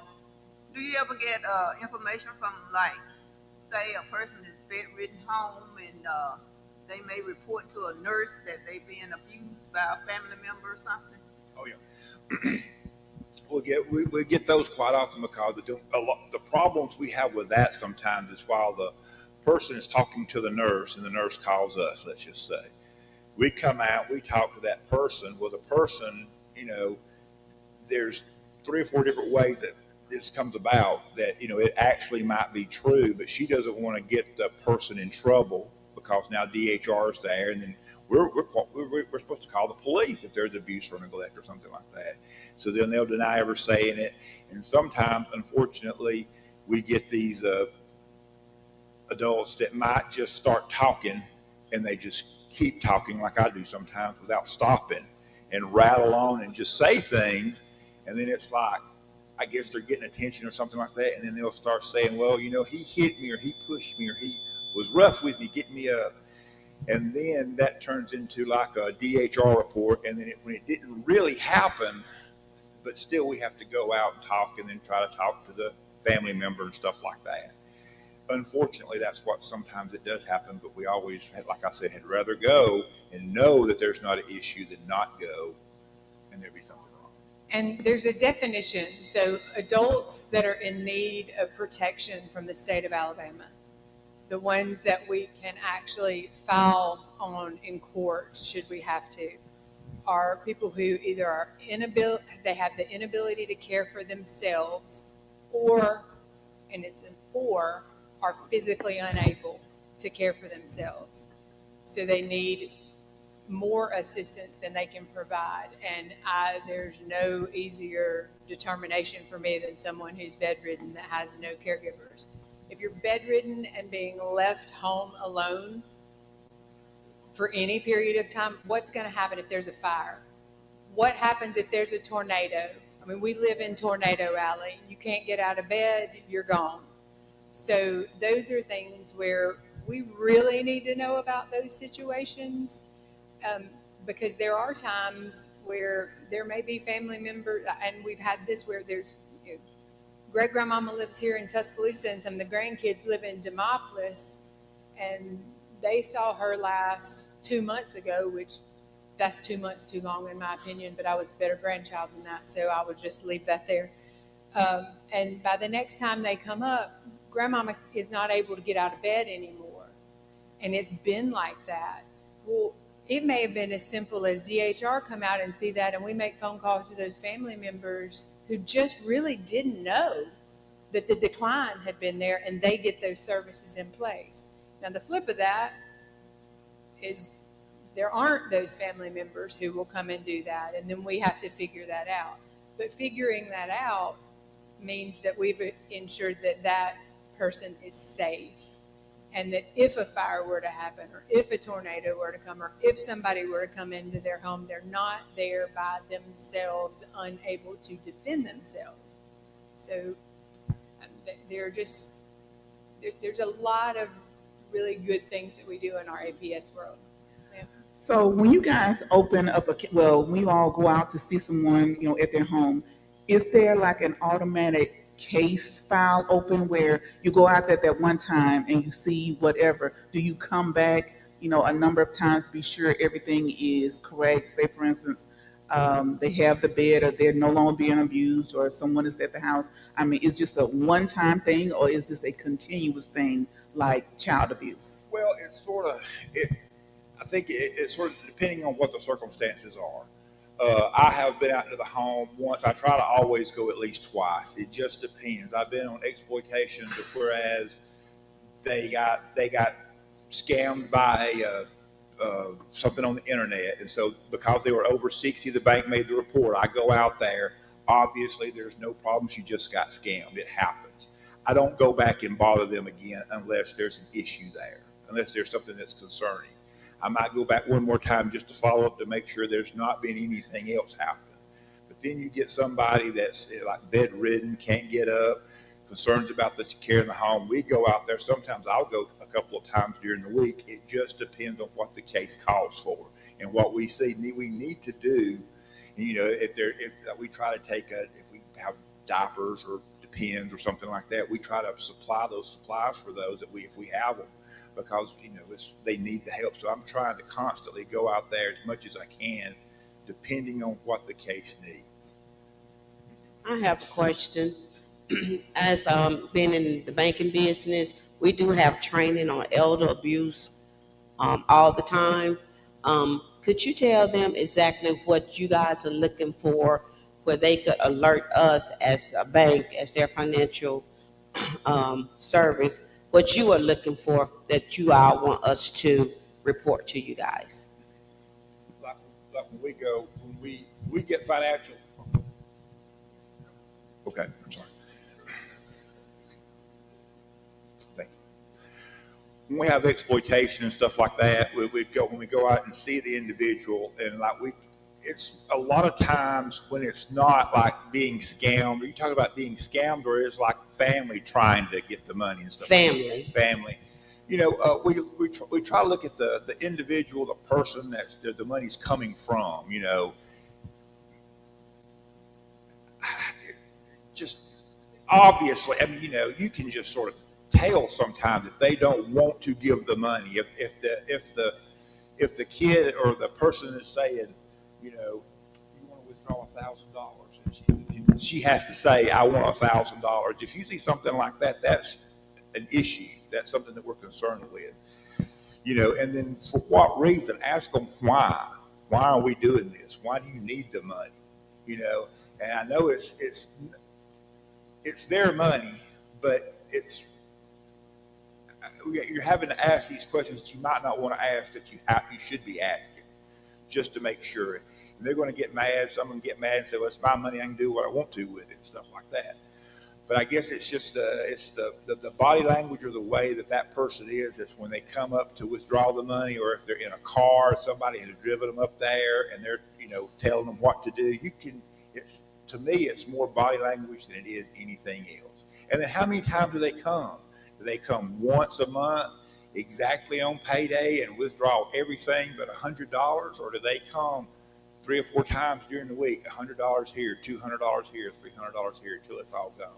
It's a pattern. But that's the things that I guess that we look at to see why, what are they doing, and what's the reason for giving this person all this money and things like that.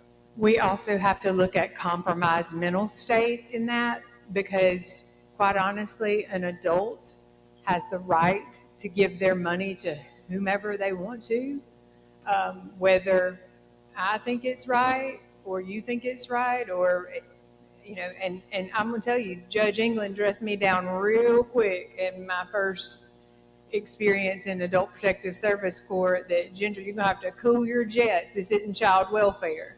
These adults have earned their right to do what they want to do with their money, and you don't get to come in with your little DHR badge and tell them what to do. And he didn't do it in open court. He's a very kind man.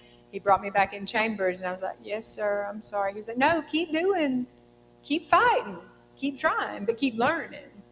So that one was hard for me, because I can see it from a very different perspective, where they're losing everything they have. For what? But if an adult is of sound mind, they get to make those kinds of decisions. There are a lot of factors that play in, and again, that's where we work with law enforcement, where it's the coercion, the force, those kind of things, and that's where our partnership with law enforcement is critically important. Yeah, Junior, one of the things we've seen too, we've had members who been scammed. The elderly is some of the most vulnerable people, and they've actually been scammed, taking money to different places, promise they're going to get this or they're going to get that. We've had cases where grass cutting, they go by and cut someone, elderly, their grass, charge them $100, go to the store for them, running errors, charging them $100 and $125. Things you don't think about, but things are being going on in our neighborhood. And so it does require all of us to be vigilant and to look out. The simple things like that. We had one of our members here nearly lost her house because of scams and people telling her, you bring me this, you'll be able to get this, I send you this, you get that. And so, so it's quite serious. And again, to our most vulnerable population of people who can't do a lot for themselves, and other folks come along saying they're going to help them. It's just like the federal government saying they're going to help you sometime. And so, So one thing I want you guys to know, on the table out there is the West Alabama Resource Guide. Everybody pick one of these up, if you will, thumb through it. If it has no use to you, chunk it. That's fine. But there's a lot of useful information in here. It's a really nice publication that's got a lot of different services for our older and disabled population within West Alabama. Thank you very much for your time. Like I said, please remember, you don't have to know things for fact. You don't have to know things concretely. If you see something, say something, and let us do our job, and let us be, we can be the heavy, and we're not going to say the Reverend called and said A, B, C, or D. We cannot do that. The law says we cannot. So I want you to trust that and just know that we're all here trying to help. Our job is to protect children. Our job is to protect adults, and we take it very seriously. I appreciate your time very much. And we appreciate your time as well. Let's thank our DHR staff. That was very informative. And all of us are almost elders, so that we should really pay attention to that. And now we're going to have sexual assault by Miss Linda Lee and Miss Amy Randolph, Outreach and Education Coordinator for the Tuscaloosa Safe Center and UA Police. yeah. And I forgot to mention to say that this program is being streamed on Facebook and YouTube this morning. And we have people all over watching us too, actually from all around the country, actually. So different people are watching us, so just want to mention that to you.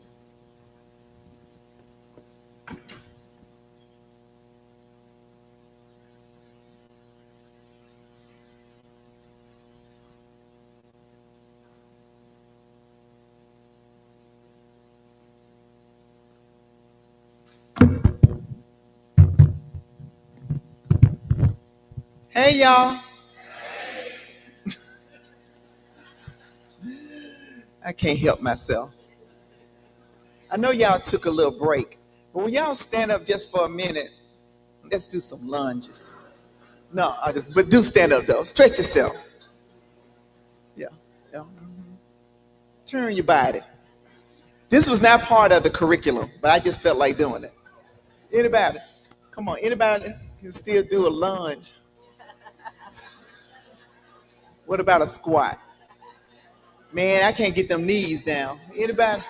And I've been exercising. Come on, let's act like we're doing a jumping jack in place, but you ain't got to do it. Yeah. Let's do the old school PE. You remember? Y'all remember? Okay. And how many people can touch your toes? That's the last thing. That's the last thing. Don't fall out. Okay. All right. Feel better? Give yourself a hand. All right. So I won't be long. I'm Linda Lee, and I got my wonderful friend here off duty, University of Alabama, police officer, Miss Amy Randolph. Roll Tide, Roll Tide. You ain't got to work today? Not today. It's not a home game. So we're going to try to do a little something. What I'm going to do, it's not so much, I like to just talk off the cuff, but I really want you to know what we do at Tuscaloosa Safe Center, and that a lot of people don't know about it. I've been only working there since March. I used to be a marriage and family therapist. I guess I can't say used to be. I still is, but I don't practice. I don't have a practice anymore. And so I decided to work with Tuscaloosa Safe Center as their outreach coordinator. So that's what I do. We right down the street from the big DCH and right next to Emergent Care. Anybody know what I'm talking about? Right behind Bryce Hospital. So a lot of people don't never even pay us any attention, but we are adjacent there. So I'm going to go through these slides really quickly. Can you turn it on back there, Bernard? Oh, I can't see it back here? Okay. All right. Okay, well, let me go over here and get my paper since I can't see back there. Just 1 second, y'all. Thank you, Jeff. I don't want to be turning around. I want to look at y'all. Amy, you're going to have to be looking up there, aren't you? Isn't that right? I get your partner back there to massage your neck later. Okay. Okay, y'all. So y'all ready for me? Stretched out? You ready? Okay, so I'm Linda Lee. Okay, it's right here. I'm Linda Lee. And like I said, I'm the outreach coordinator. And then, so let me just show you our team. Did it work?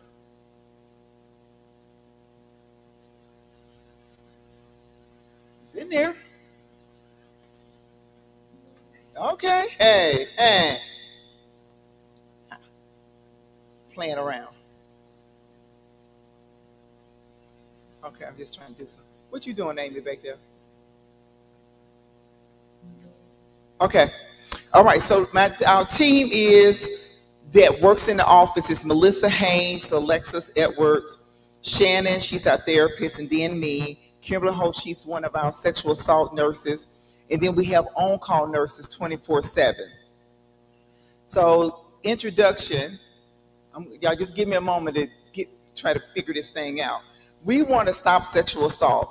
So the introduction is sexual assault refers to any unwanted sexual contact or behavior that occurs without the consent of the victim. This includes fondling or unwanted touching. Some people don't know that. Attempted rape, forcing a person to perform sexual acts. Now, a lot of people don't know like what constitutes consent. So I got a little 2-minute video that I want you all to look at. Let's see how I make it play. How I make it play. That's how I make it play. I have to click on it. Just 2 minutes. Can y'all hear it? You say, hey, would you like a cup of tea? And they go, oh my God, I would love a cup of tea. Thank you. Then you know they want a cup of tea. If you say, hey, would you like a cup of tea? And they're like, I'm not really sure. Then you could make them a cup of tea or not, but be aware they might not drink it. And if they don't drink it, then, and this is the important part, don't make them drink it. Just because you made it doesn't mean you are entitled to watch them drink it. And if they say no thank you, then don't make them tea at all. Just don't make them tea. Don't make them drink tea. Don't get annoyed at them for not wanting tea. They just don't want tea, okay? They might say, yes, please, that's kind of you. And then when the tea arrives, they actually don't want the tea at all. Sure, that's kind of annoying as you've gone to all the effort of making the tea, but they remain under no obligation to drink the tea. They did want tea, now they don't. Some people change their mind in the time that it takes to boil the kettle, brew the tea, and add the milk. And it's okay for people to change their mind.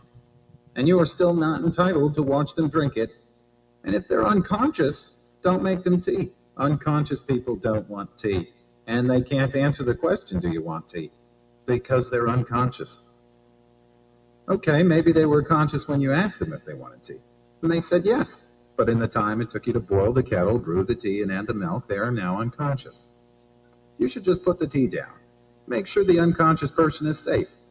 And this is the important part again. Don't make them drink the tea. They said yes then, sure, but unconscious people don't want tea.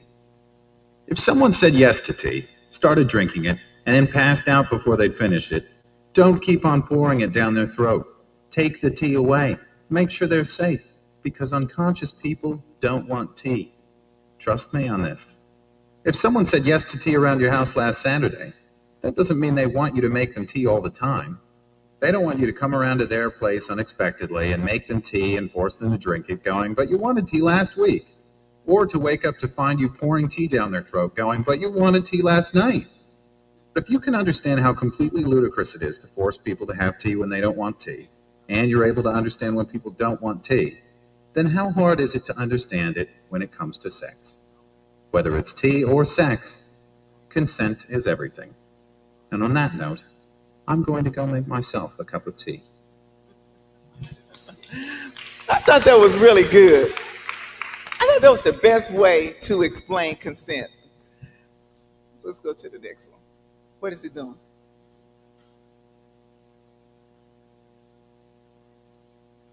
We're going to get this thing together. Sexual assault statistics, just so you all to know, every 68 seconds, someone in the United States is sexually assaulted.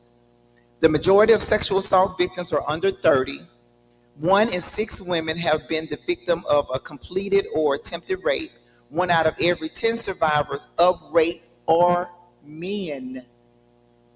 A lot of us don't know that because they don't report it. 13% of students experience, oh, I got to click.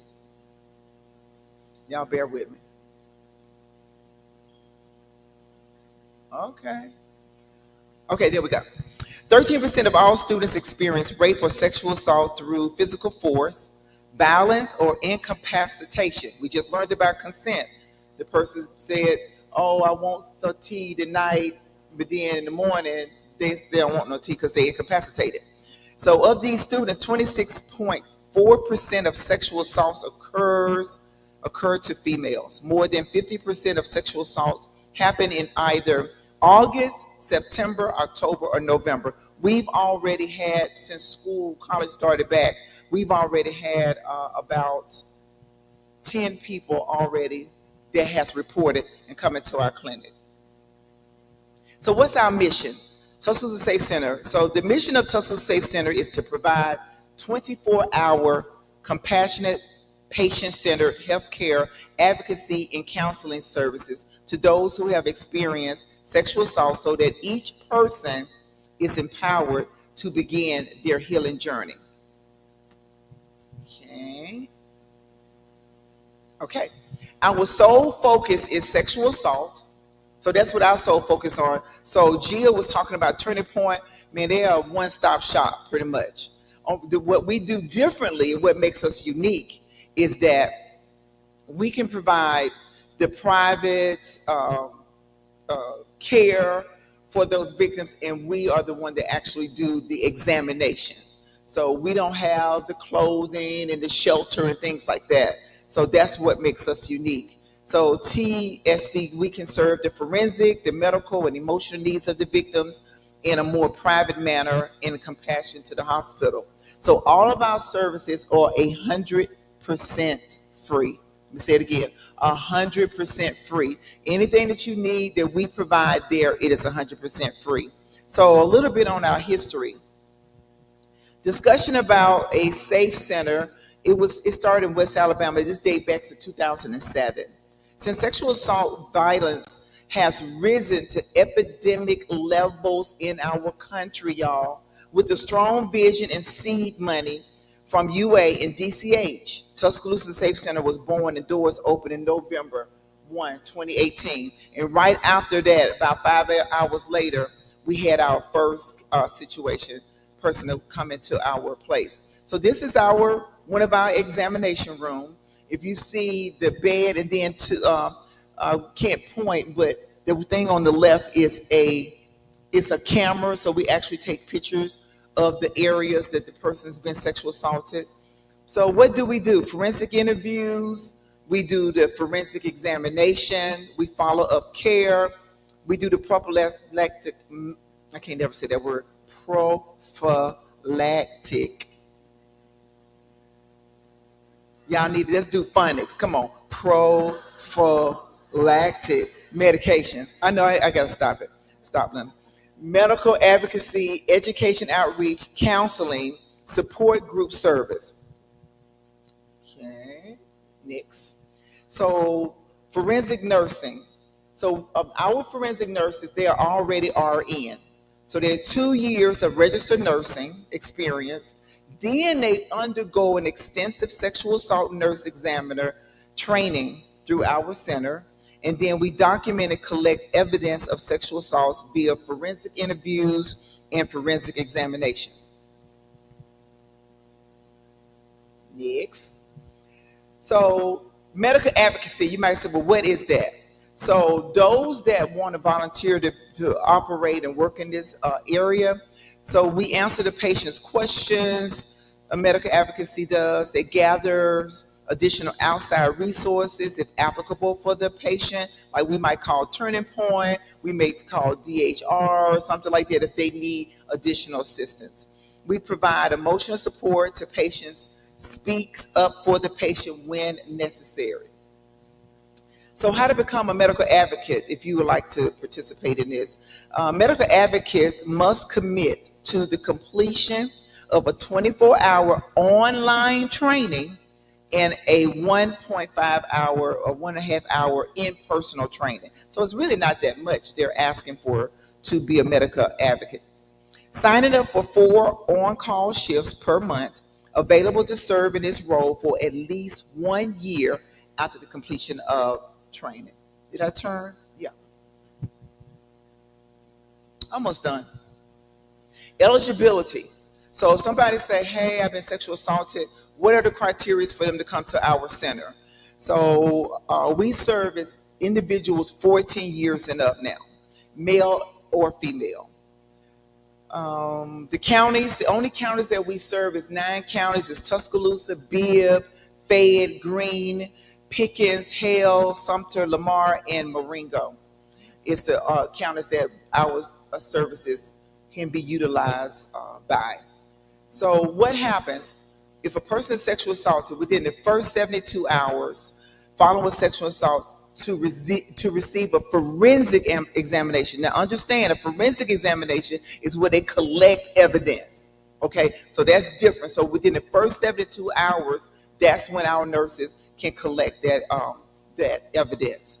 So how do we do that? You can walk in, our office hours 8:30 to 4:30, or the law enforcement might bring you by, or DCH will give us a call. A lot of DCH people know us. We've, told them, who we are, but you might, kind of get missed in between, and they might do services on you. However, DCH should know to call us so that we can assist the person that's been sexually assaulted. Go to the next one. Okay. Did I go too far? Okay, there we go. How to receive services. I just told you, you can call us at this number, 205-860-7233. You can walk in the office, 8:30 to 4:30, or you can be referred. So I just told you guys that. And our services are available 24/7, 365 days a week, a year, or all the time.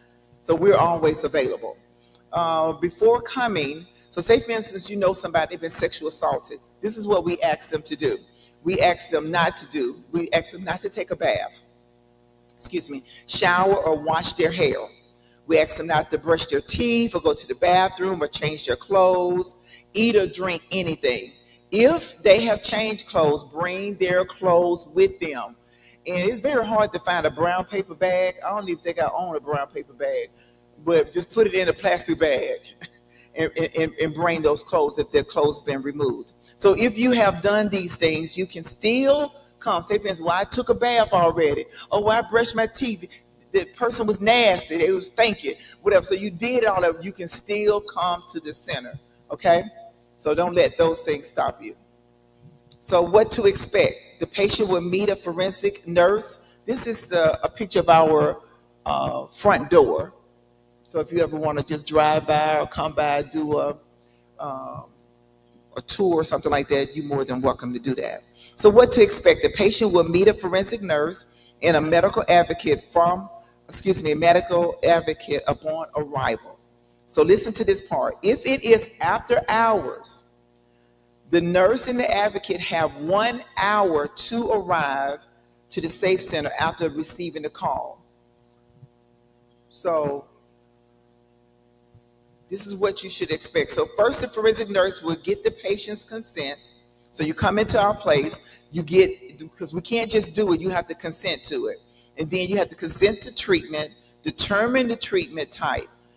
You want forensic exam or medical exam, and they will then call all necessary individuals.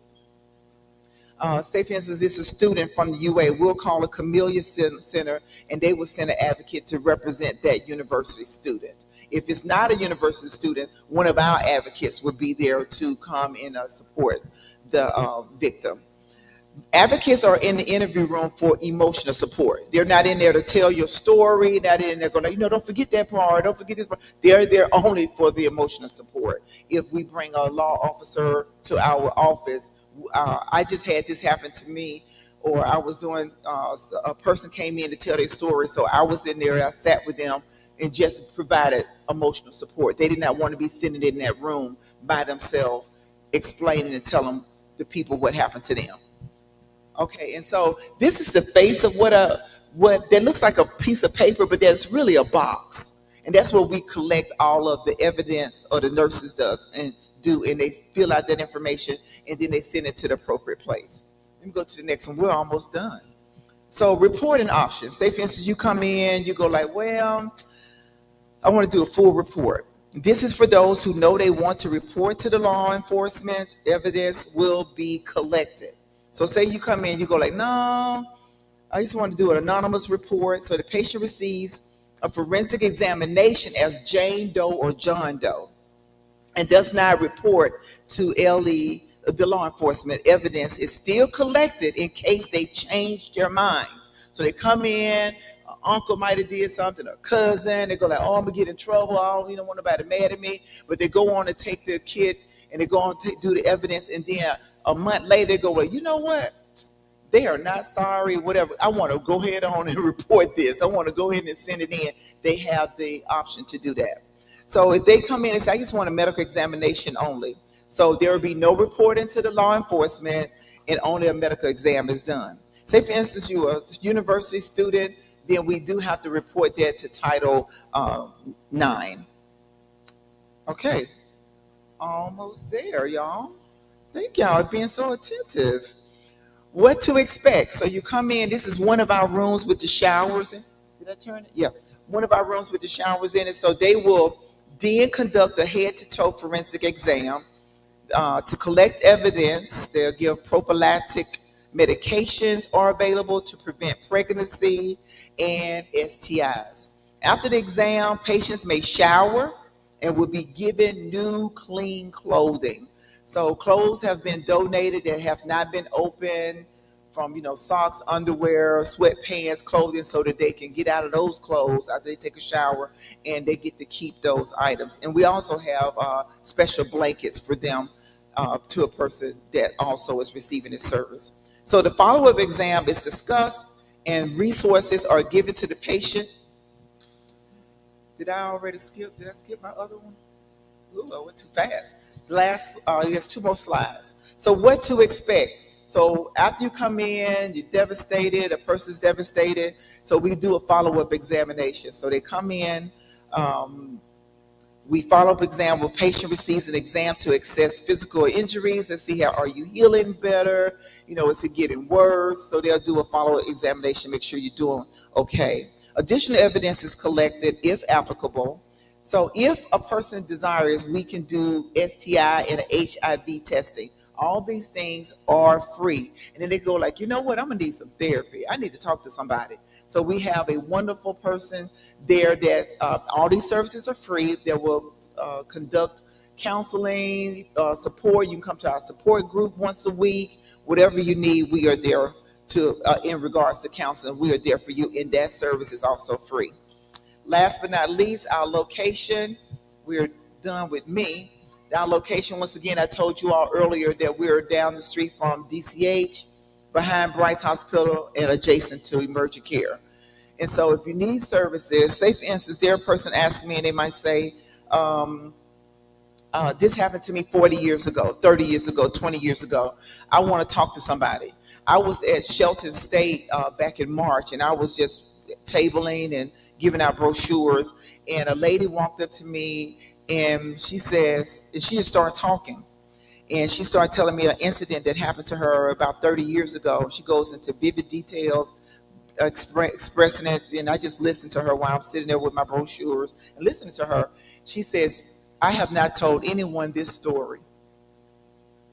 I'm just telling you this story today. I haven't been able to talk to my parents. I haven't been able to talk to my family. And for whatever reason, I did not have my counselor hat on as a past therapist. And she felt safe enough to tell me her story. And I offered her our services. I said, if it happened to you 20 years ago, you want to call us, you want to come in, and we can have you you can speak to someone that you can walk this through with. And also, say for instance, you said, well, I live in Marengo County, or I live out, I can't really get here in Tuscaloosa. Well, we do Zoom. So you can still get your services if you need to. Y'all have any questions before I turn it over to this wonderful person? Oh, somebody already raised their hand. Miss Amy. Who's somebody way back there in the back, Michael? This lady first. Wait a minute. Oh, Pastor Gay. Look for Pastor Gay. He's on his way. Hi, thank you so much. So I have 3 questions. Okay. Go ahead. So on average, how many individuals use your services a year? The last time I looked at over almost close to 200. 200. Okay. So the next one is, what are the statute of limitations to report to law enforcement? You know, when there are no statute of limitations? There's no statute of limitations for sexual assault. Okay. All right. Thank you. This is the third one. Doesn't matter. Thank you.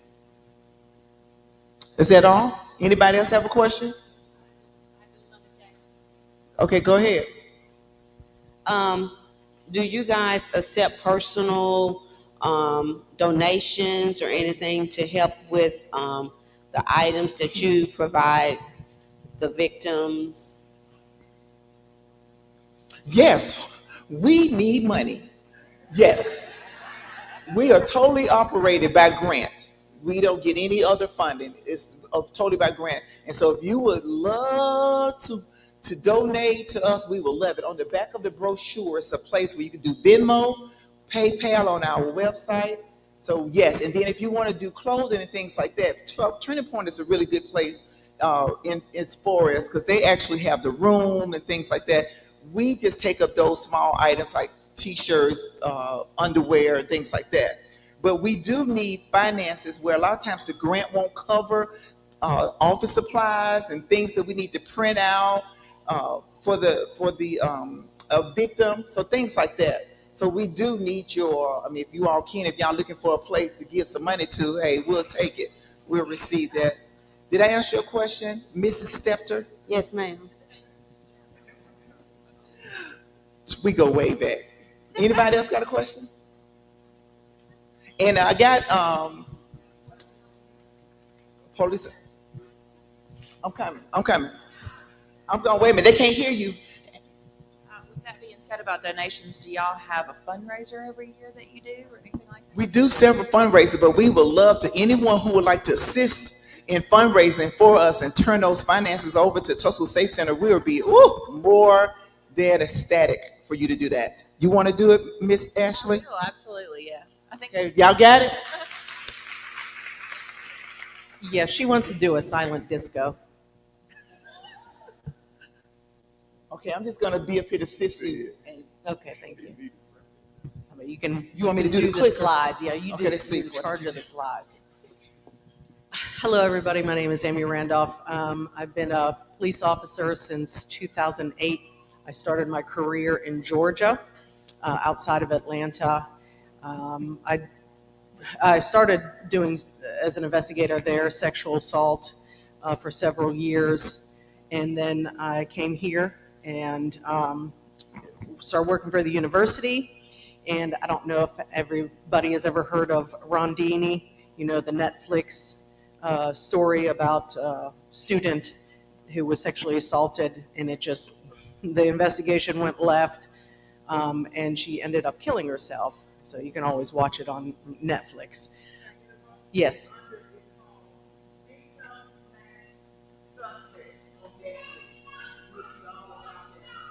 Yeah. Yes, so after all of that, the Tuscaloosa has a task force. It's called the Violent Crimes Unit. It used to be called Homicide, right? So after Rondini, because she ended up killing herself, and there was all kinds of, went back through and lawsuits and whatnot. But what we did as a community is, and as law enforcement, is they started an actual sexual assault unit. So it's called sexual assault unit. So we, at that time, we started back in 2017. And we investigate all sexual assault, whether it be child or adult.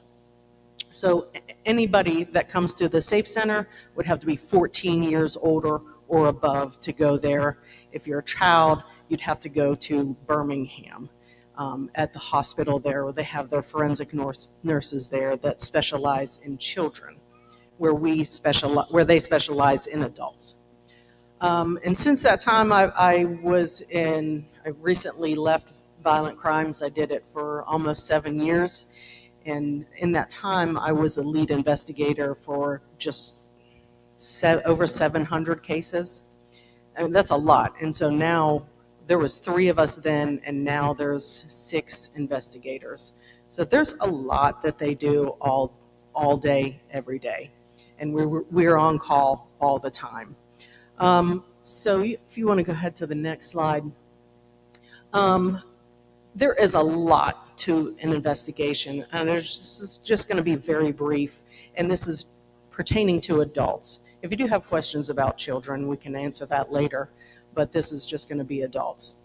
And so, what do you do when something happens? And just like Linda said, you can go in to the Tuscaloosa Safe Center without reporting and say, hey, I don't want to report right now. And there's a lot of reasons why women or men, I'm going to say women, but just because it's mostly going to be women, but there are men. There's so many reasons why women don't want to report. It's usually a family member or somebody that you know.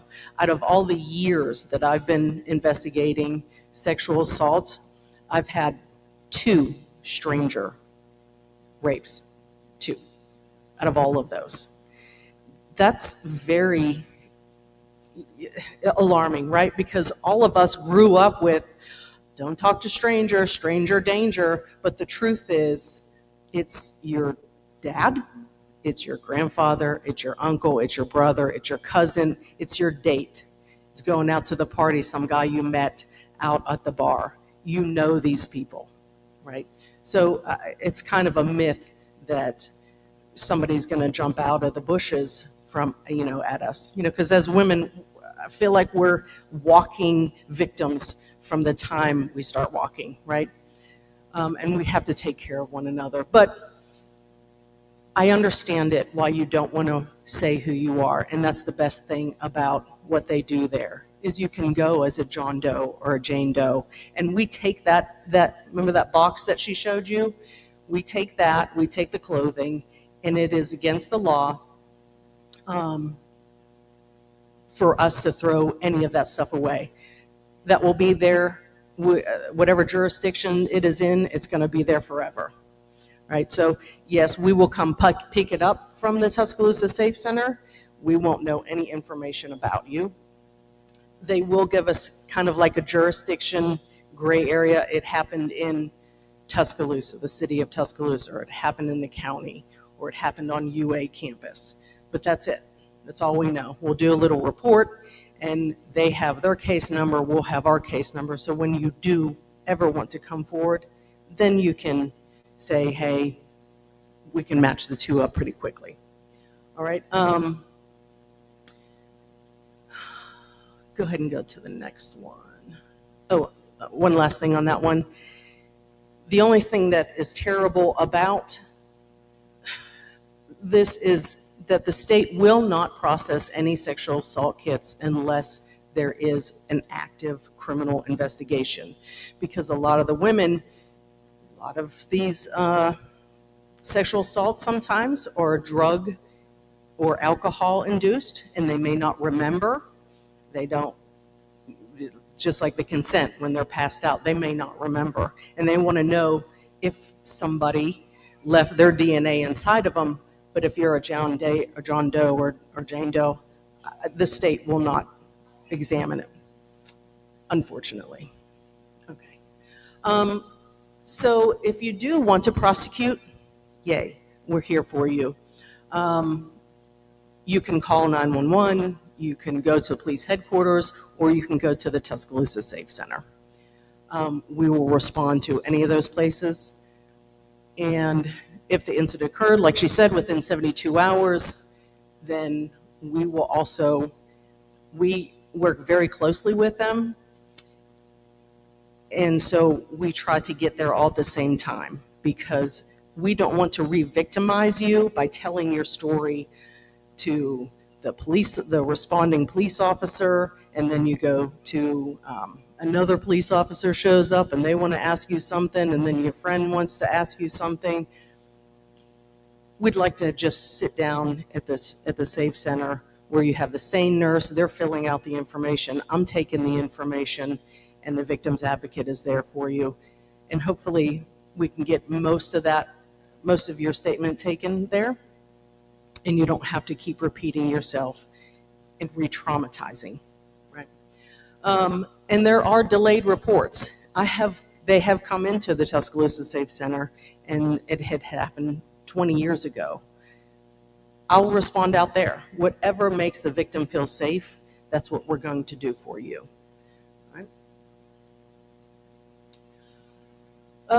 Talking with patrol officer, the patrol function is to get the basics of the sexual assault.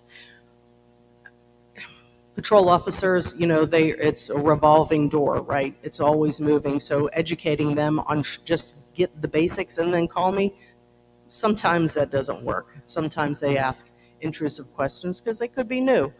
But we try to teach them just to get the basics and then call us so we can quickly get you where you need to go, either to the hospital or to the Safe Center, or just come see me. And the violent crimes is, we all work out of the Tuscaloosa County Sheriff's Office. Right. So they want to know who's involved. They're going to ask you that. The victim, the suspect, the witnesses, and any information you can give would be great for their purposes. Where did it happen, jurisdiction-wise, right? And when did they occur? Because we need to know what steps we need to take if you need to go to the Safe Center, or we can just come in and talk. Patrol officers will also provide you with victims' rights forms, because a lot of people don't know that we have rights, the victims' rights. And that'll just detail everything that you need to know for future references. A detailed statement of what you went through. This is the hardest part. And as an investigator, we love that we have a support system there for you already built in, because I did this before the Tuscaloosa Safe Center, and I just went to the hospital and the nurses were just going through this stuff, and they weren't trained properly. They were just knew that they were in the emergency room and they got 5,000 other patients and things they've got to do, but at the Safe Center, they're solely focused on you, and when we're there, we're solely focused on you. But when you do come and, the hardest part about being an investigator is that we wear many hats.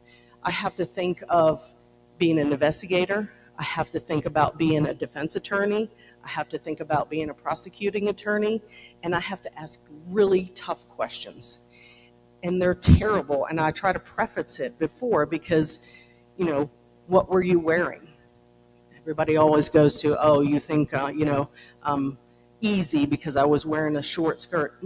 Not at all, not at all. It's just I'm going to go back and I'm going to grab video from everywhere you've been, because everybody has video, and I need to know what you're wearing at that time. So in a bar or somewhere like that where there's a lot of people, I can pick you out a lot easier. I'll ask what your friends were wearing. What was he wearing? anything like that. So those are triggering questions that we're going to ask that is difficult to do. And if you go through this, it's okay to say, can we take a break? Can we take a breath? One of the worst things that's ever is going to happen to you, you're now talking to a stranger. So, we understand that. We've been trained on that. Did you take any medications? Another triggering question. Oh, well, do you think I was, high or drunk or anything like that? It's not that. It's just that we have to know, did that interact with anything else? What was your mindset then? I take photos of everything every day. I don't know why. Some people don't. That's me. I'm Snapchat all day long, send my friends just silly stuff. Do you have any photographs of the suspect to your friends before and after, right? Any videos? We need all of that. Receipts from businesses or Uber stuff. We need all of that. This is all the information you're going to give, and it is a lot. Phone applications such as Life 360 would be great, because a lot of our investigations are when they come forward like, I don't know what happened, I just know I don't feel right down here. I don't know what happened. Yes, I was drunk. Yes, I did some drugs. It's okay. And let me tell you one thing. I don't care what you did, what drug you used, how much alcohol you drank. Nobody's going to get in trouble for any of that. That's not what we're after. And it's another reason why people are scared to come forward. They're like, I was wasted, I was drunk, I was high. I'm an alcoholic. I love meth. But I don't care. What I care is about putting the person who did this to you behind bars. And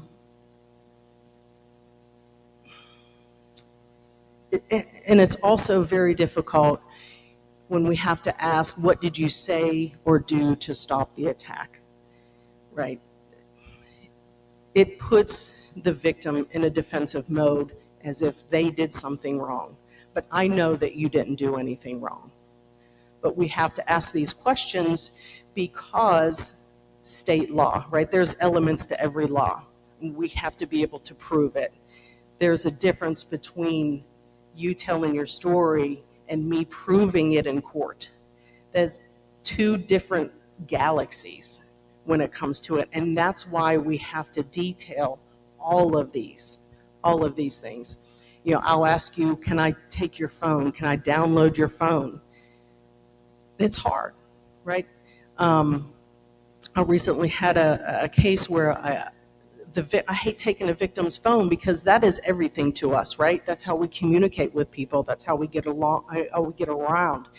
And it takes time to download a phone, depending on how big it is. And so I told the girl, I said, okay, it's the weekend, take your phone home with you, come back Monday, because you just went through a horrible thing. You need your phone. You need that. You need the people around you to be able to communicate with them. I said, don't delete anything, and bring it back Monday when the forensic guy is here, and we'll download it. Well, my mistake, honestly, because when it came to court, the defense attorney was like, she deleted something. You told her not to delete anything. Why would you tell her that? Well, because she's a victim. I didn't want to take her phone over the weekend. But it ended up hurting the case in the end, because a defense attorney. I always have to think of a defense attorney. And victims sometimes don't understand that. And it's okay to stop and ask an officer or an investigator, please explain to me why you're asking me that question. And I'll tell you. All right, next. What happened before and after the attack? We're going to talk to witnesses. We're going to talk to anybody that's seen you out at the bar. We're going to talk to your friends. We're going to talk to the bartender. We're going to talk to the Uber driver. We're going to talk to anybody that you saw or spoke to before and after. And same with him, right? But it does feel, I'll be 100% honest, it does feel like, from a victim standpoint, that you're being re-victimized by the system. but it's the only system we have. And sometimes it does work. All right, next.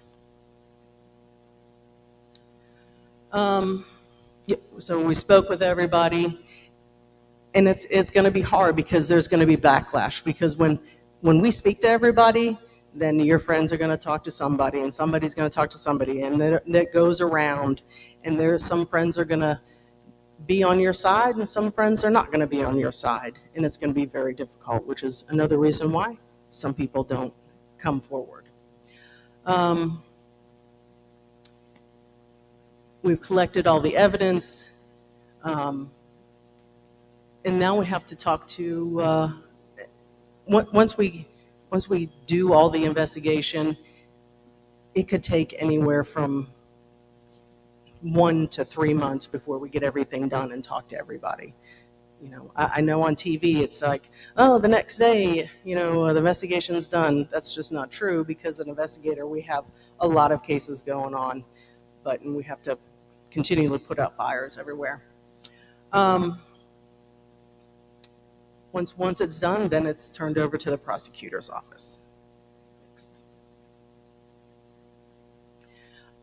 These are a lot of the questions that I get, and I thought it would be important. One is, how long does it take for a sexual assault kit to be processed? It's a long time, because there's one office in the state of Alabama that processes everything, which is another reason why, and this so backed up, which is another reason why the state won't process anything that isn't going to go to court. They just don't have time, they don't have the resources, and we're already backed up over a year. How long does it take for a criminal trial? Anywhere from 3 to 5 years. That's a long time. That's a long time. I have a court case next month that was in 2021. Right? It's a long time, and it's continually, in my opinion, re-victimizing the victim. There are a lot of court cases, you know, hearings and stuff that they'll go to that you don't necessarily need to go to. The only thing that you will ever have to do after speaking to me, if we do make an arrest, possibly you might have to go to the probable cause hearing, or if we go to grand jury, you are invited to tell your story. You don't have to. It's purely up to you, right? So it does take a long time for justice, but it's coming. The day will come. Next. All right, when will the suspect be arrested? Always a big one, because I believe you. You know, everybody's like, there's a big myth that women lie all the time. Huge myth. It's just simply not true. It's not true. So I believe you. I start out believing you, and I always believe you, right? But I have to have probable cause to arrest somebody, right? It's a good thing, because if I said, you know, Linda did this to me, she robbed me down the street, as a police officer, if she didn't do it and I just went out and arrested her, would that be fair? We got to have probable cause. And if that's when the grand jury comes in, if we don't have enough probable cause to arrest them on the spot, then we'll go to the grand jury, and then that's when you can come and tell your story. My role at the grand jury is just to say, this is what he said, this is what she said, this is the evidence that I have. And then they make the decision whether or not to move forward with criminal charges. It's called true bill or no bill, right? If they true bill it, that means that he's going to get arrested. They're going to put out a warrant for his arrest. And then the criminal, 3 to 5 years later, something may happen. Why is the suspect out of jail? 8th Amendment. Everybody has a right to bond out the jail. Now, will we fight it? Yeah, absolutely. You know, there's things that we can do if it's a very violent attack or anything like that. Then the judge may set a no bond, but I do believe in our right that, you know, everybody has a right to bond out of jail. Next. And that is a lot, and it's a very brief overview because I can go on for days, honestly. But do you have any questions?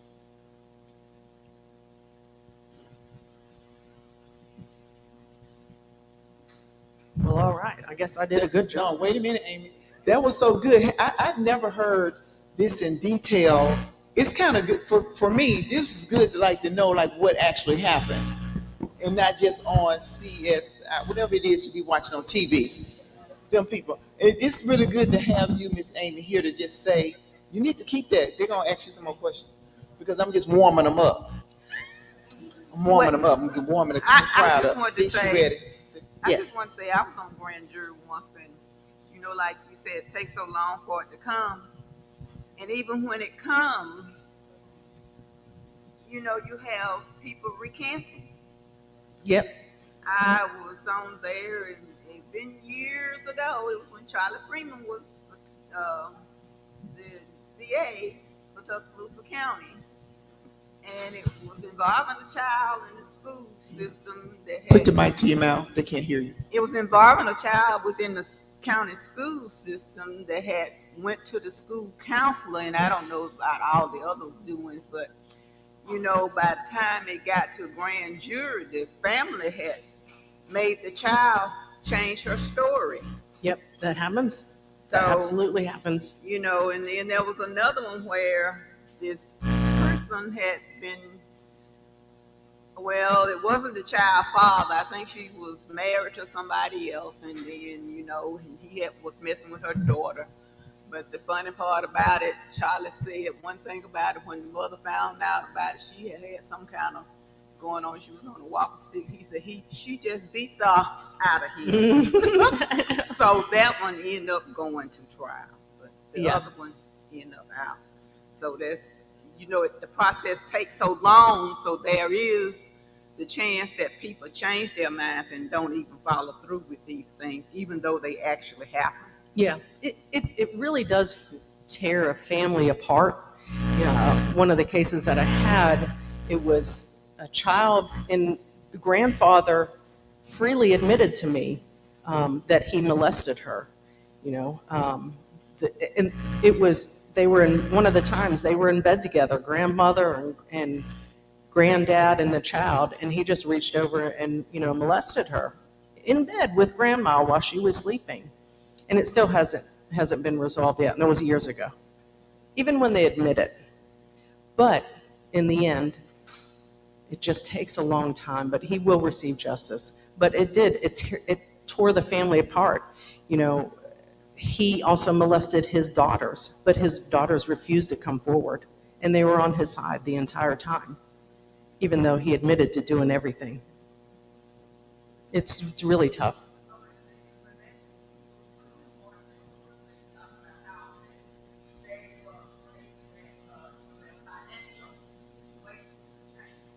Yep, absolutely. Kind of angers me more when the women, and I've seen it so many times, they will discourage the daughters from coming forward because they will lose the house. They'll lose their financial stability. And it angers me so much that they don't protect their child. They want to protect their financials. I've seen it many, many times. And it just re-traumatizes the victim, and they won't come forward anymore. And it's sad because there's no justice in it. In that same vein, what percentage of cases never go to trial? In the long time that I've been a police officer, I've been to trial, one murder trial, and one stranger rape trial, and then I have one coming up. So in all of them, 3. Now, don't get me wrong, the justice system has a job, because if all of those cases went to trial, we'd be backed up for 25 years or more, right? So it does serve a purpose for defense attorney and the prosecuting attorney to come together and work something out. They still are prosecuted, they still go to prison. I've sent many people to prison. But when it comes to trial, if everyone went to trial, it wouldn't work, if that makes any sense. Did I answer your question? We got any more questions before we move on? I mean, this is the time to pick the police brain. Right here.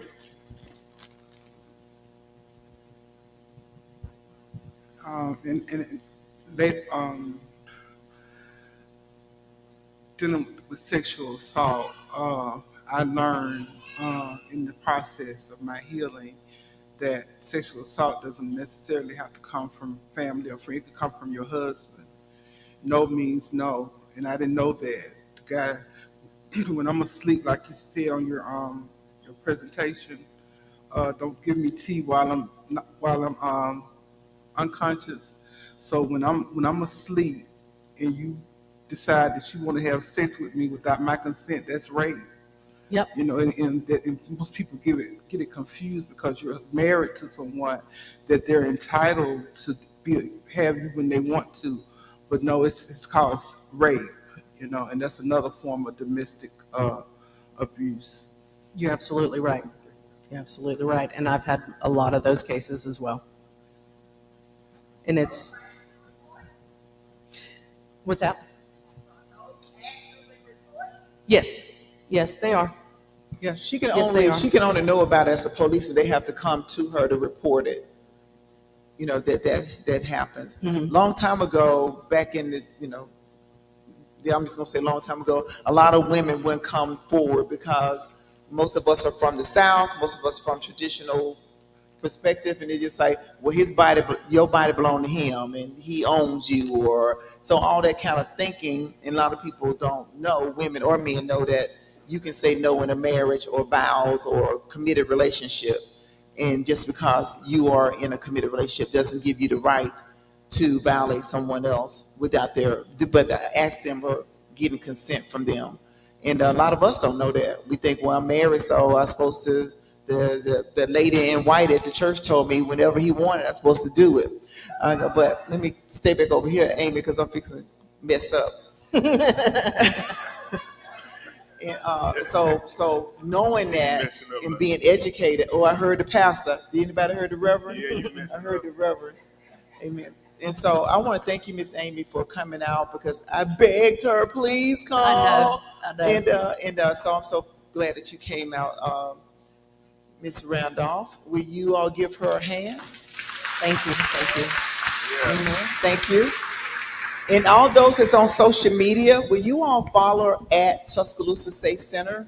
Will y'all go on y'all phone on Instagram, those that have Instagram, and click on it, or follow us on Facebook, Tuscaloosa Safe Center. You can see anything that we got going on, things that we've been doing, anything like that. We can turn it over to Joanne. Thank you, Miss Amy.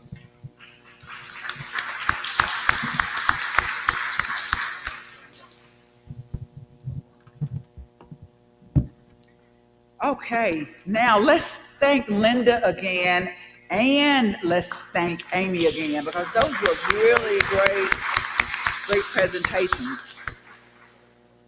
And now we're going to have some of our church members who have actually dealt with this problem or some of the problems of abuse. They're going to come up and witness. And if you're going to be a witness to something, you need to be a truthful witness. You need to tell the truth. And now we're going to have our witnesses. We got Linda Hall and Jeff Neely. They're going to come up and they're going to tell us something about their domestic violence situations. They are both survivors, and let's give them a hand for being bold enough to share their stories with us.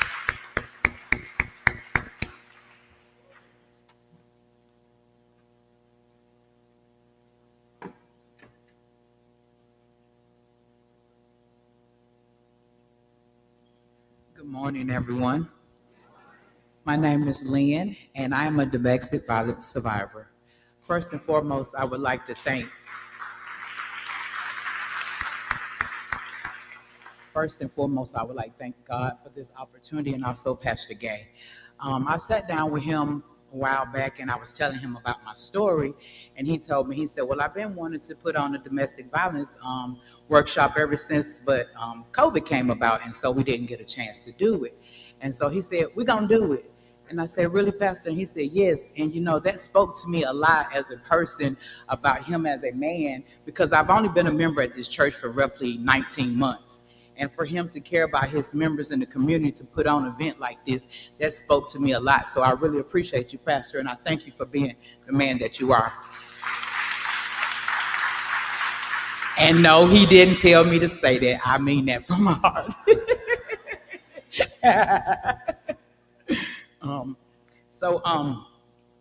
I just want to share my story just to help somebody, not just somebody, but myself.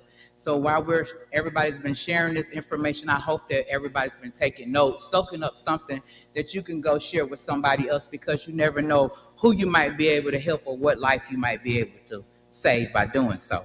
So just because you're in this type of situation doesn't mean that you have to stay in it. It's a choice. It might seem like you don't have a way out, but if you really want one, there is a way out. It wasn't easy for me to get out, but it took a lot of crying, praying, believing, hoping that somebody would come through and help me. But at the time, I had to realize that I had to help myself, so I know it's like you could say, yeah, it's a way out. And it's easier said than done. Most people that are in domestic violence situations, there is a way out, but you're scared. You don't know a way out. You don't have support. You don't have family. You don't have friends, and you're lonely, and your abuser has manipulated you. They control you. They isolate you from everybody. So you just there by yourself trying to figure it out on your own. And that's what I did. And I went into my word, and the word in Philippians 4:13 said that I can do all things through Christ. So I started crying out to the Lord. I started asking the Lord to come in to help me. Now, mind you, back then I didn't have a relationship, with the Lord like I do now, but I knew a little about him because from 5 years old, my grandmother, raised me in church. So I did know a little bit about him. So I just wanted to give you a little bit about my experience. When I was 7 years old, up until I was 10 years old, I was sexually abused by a family member. And that's something that no child should have to endure. No child should have to go through that, because adults are supposed to protect children. And sometimes that we don't get protected. And I'm here today to tell you, if a child comes to you and they tell you that they are being abused, please listen. Do not dismiss it just because they're a child or because of the person that they're accusing of doing it. And the reason why I believe I wasn't believed, because of it was a family member that I had accused of doing that. I would tell you, you have to be careful. You cannot trust your kids with everybody. You just can't do it. I don't care how much you want to. You just can't do it, because now in the times that we're living in, people just don't respect boundaries. And those are kids. We're impressionable. What do I know as a 7-year-old, somebody touching me? And if I came to you and told you, then it had to be happening to me. So I would suggest, please talk to your children. Ask questions. Give them guidance. Give them information to know. Even at young age, start giving them stuff. If you have to show them on a doll, just something to be in their mind so they can be awoke when something like this happens to them. Because a lot of times, parents, they so busy in the hustle, and then if it's a family member, they don't want to go behind those accusations. But you have to, because this is happening all too often and so very much. And that's how my journey first started with abuse. I was sexually abused. And it caused a lot of trauma for me. When I was in my teens, I started abusing alcohol. And I drank alcohol for a long time. And by the time I was in my late 20s, I was a functioning alcoholic. And I was just going along with life. But I had a lot of other things that come in between. Like I'm going to go back. When I was a teenager, I started drinking. And then when I was in my teens still, I had to defend myself and my sisters from people in our home who were trying to touch us. We had to sleep with knives in our beds to defend ourselves.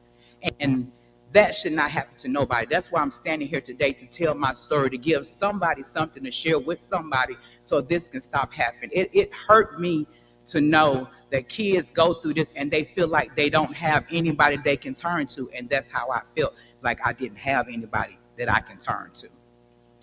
As I grew older and started getting into relationships, I was choosing the wrong types of people. I was hanging around the wrong types of people. I was dealing with the wrong types of men. So the first occurrence I had with abuse and relationship was verbal. You know, they was just calling me out my name and saying all kind of ugly stuff to me. And really, I just didn't think too much of it because I was used to it. It was a normalization, something that I heard or seen around me so much that I completely thought that this is how life is supposed to be. This is something normal. So, you know, I just let it happen. But as that verbal abuse went on, it's turned physical and it started getting worse. The first thing was a slap. And after that, it was all kinds of things. You know, I've been choked, I've passed out, I've been beaten so severely in my face that I can only see partially out of my left eye. My wrist has been broken.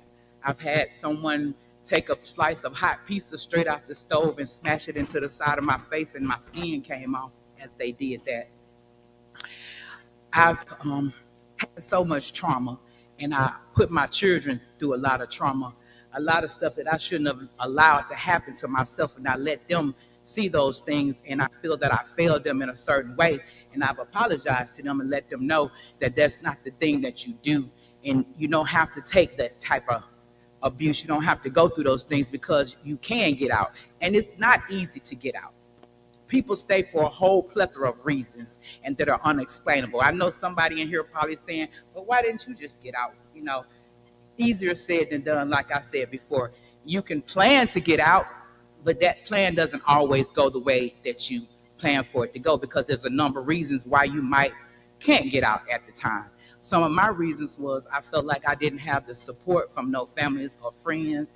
Some of it was financial, some of it was fear, some of it was love, and I never even really had an answer of why I stayed. I questioned myself over and over. Why did you stay in those? Not just one now. I've been in several abusive relationships, and I continuously ask myself the same question. Why did I stay?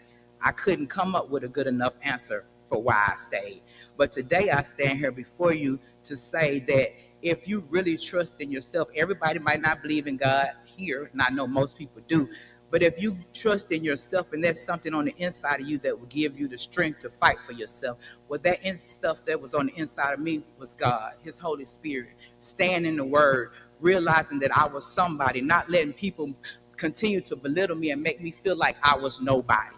And that's how I felt. You know, you tell people about what happened to you. People don't care if it's not them, if it's not directly or indirectly affecting them. People don't care. They're going to judge you. They won't stand by you. They'll talk down on you. They're not going to encourage you.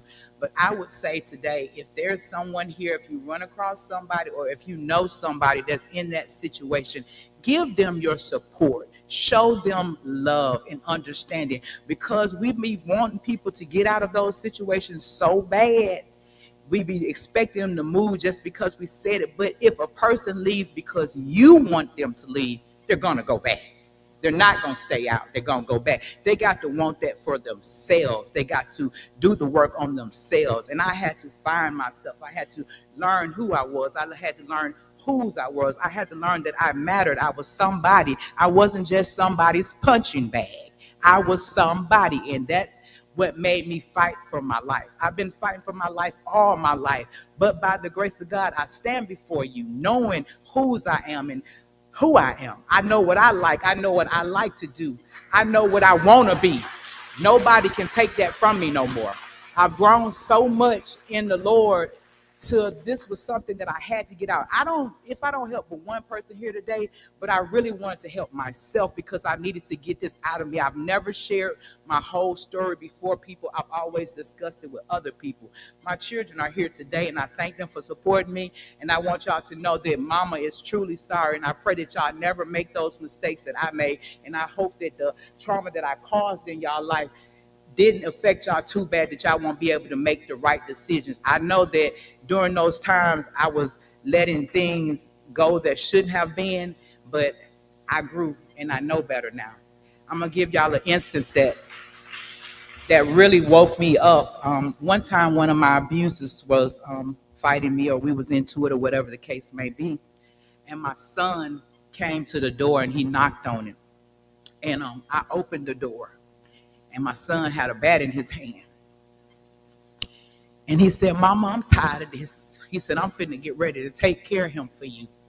I said, no, son. No, you're not. I said, go on. I got this. And all kinds of bells and whistles went off in my head. And I said, I got to get out of here because I will not allow my son to lose his freedom because of choices that I made. I made the choice to stay. So I stood up as a woman, and I went in my secret place in my closet, and I prayed to the Lord every single day to get out of my last abusive relationship. And I walked away. And people might say, you walked away, you're leaving everything, you're going to lose this, you're going to lose that. No, I might have lost a lot of things in people's eyes, but I gained stuff. My self-respect, I gained my power, I took my power back. I took my peace and my joy back. And when I say, when God gives you peace that surpasses all understanding, baby, you better believe me. Because this smile came from God. I survived because of what God worked in on the inside of me. So if I can leave y'all with anything today, take care of yourself, take care of your family, and know if somebody is going through this, they need your love and support, not your judgment, not your criticism. They need to know somebody care and that somebody loves them. Thank y'all.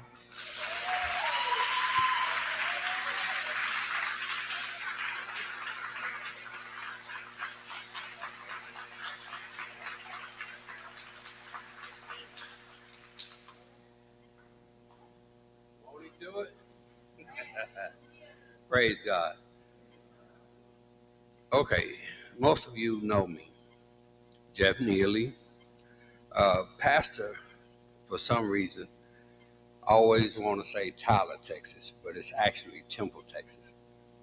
Now, my story, when y'all hear the pastor say this man came from Tyler, Texas, he talking about me. Okay, so 34 years ago, and I'm glad the chief just came back in because I wanted him to hear this. 34 years ago, I wasn't the person that you see right now. 34 years ago, I was in my addiction, and it was a bad situation. Not only was I addicted, but my kid's mother at the time, she was addicted as well, so we just had a war of friction going on between us. So to tell this story, let me back up for a minute. First, thank God for allowing me to be here. And my prayer every day before I leave home is that he allows me to make a difference in somebody's life, whether it be something I do or I say. So today I have something to say, and I hope it makes a difference. Okay, 34 years ago, I'm 29 at the time. The law wasn't a part of my life unless I was running from it. Okay, so I didn't know any better. Again, I say we were both addicted, and we had kids, 6 and 5. Wait a minute. Yeah, 6 and 5 at the time. So my kid's mother had been out on the bench, and she had been gone a whole week. She came home just to get some things to go out again. So I'm taking care of the kids, making sure that they're dressed, fed, everything that needs to be happen for them. So I attempted to stop her from leaving. I put my arms around her, say, don't leave. Little did I know, I was being stabbed at that time. This woman stabbed me 5 times, and I didn't know it. My kids saw the blood. Mama, don't hurt my daddy. Stabbed me once in the groin, 4 times in the back. I stepped back, covered in blood. So I didn't, I wasn't thinking stop, call the police. I've been abused. I'm trying to get to the hospital. 4 blocks from the house, headed to Brackenridge Hospital in Austin, Texas. The ambulance picked me up, take me to the hospital. Okay, so when I get to the hospital, I'm laying there in the bed. After they've taken care of me, stitched up my bandages, I put bandage tape on me. police officer come in and handcuff me to the bed.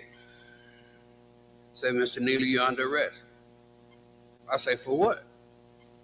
He say, for assault with bodily injuries. Question, on who? Because I hadn't hurt anybody. But she made the phone call. Therefore, what I was told in the state of Texas, whoever makes the phone call, the opposite person goes to jail. That was the explanation they gave me. Remind you again, I was only 29 years old, so I didn't know the legal system. I get a court-appointed attorney. Now, I don't know if he was there for the state or he was there for me, but he didn't tell me, hey man, do not plead guilty to this. No contest or not guilty. Now, me being the man that I was and addicted, I told the judge, when I went before the judge, I told him guilty because I did not want the kids separated from their mom. Mistake.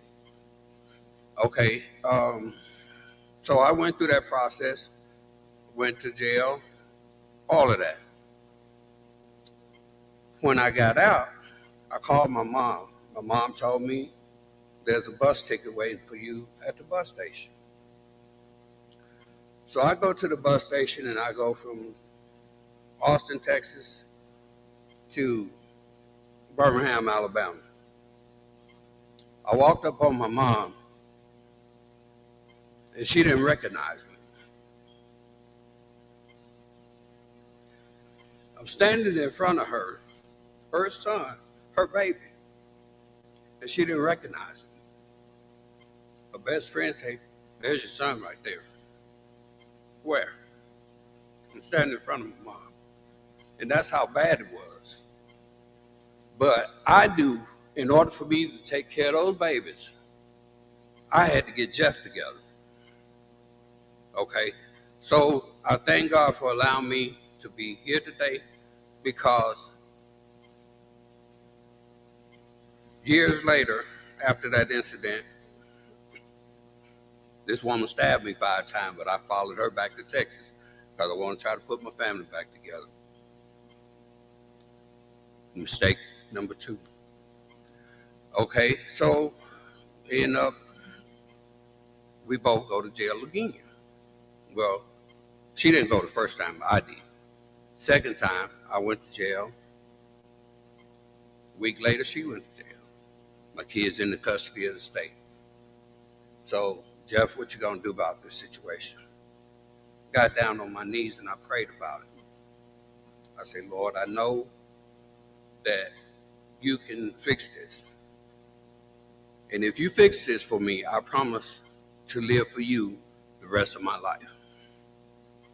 That's why I'm standing right here, right now. Because God fixed that situation for me. I went to court. Your Honor, I'm an honorable discharge veteran. Never really been in any serious trouble. I'm asking you to allow me to go to this drug treatment program in Temple, Texas. So I told him, if you allow me to go to this treatment program, I'll get a steady job, adequate living space for me and my kids, and I'll take care of them till they're able to take care of themselves. So he said, well, Mr. Neely, he said, that's the first time a man's ever stood in my courtroom with a request such as yours. So I'm going to tell you what I'm going to do. I'm going to grant your request. Jailer, first, back up. He said, whoever the attorney was, I want you to represent Mr. Neely in the divorce proceeding. Told him I didn't want anything from her. All I wanted was my kids. He said, Mr. Neely, deputy's going to take you to the county, get your belongings, take you up to the VA in Temple, Texas. So I prayed about it, and there I was on my way from court to Temple, to the VA. Not only did I successfully complete that program, I got a steady job working in a factory. 10 months later, well, I say within 4 or 5 months, my kids would come to visit me on the weekend. The worst feeling in the world was to see my kids waving leaving the house. So 10 months later, I proved to the court and to DHR that I was capable of taking care of my kids.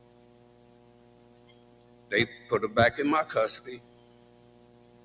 I had a lady friend at the time. She had a son with cerebral palsy.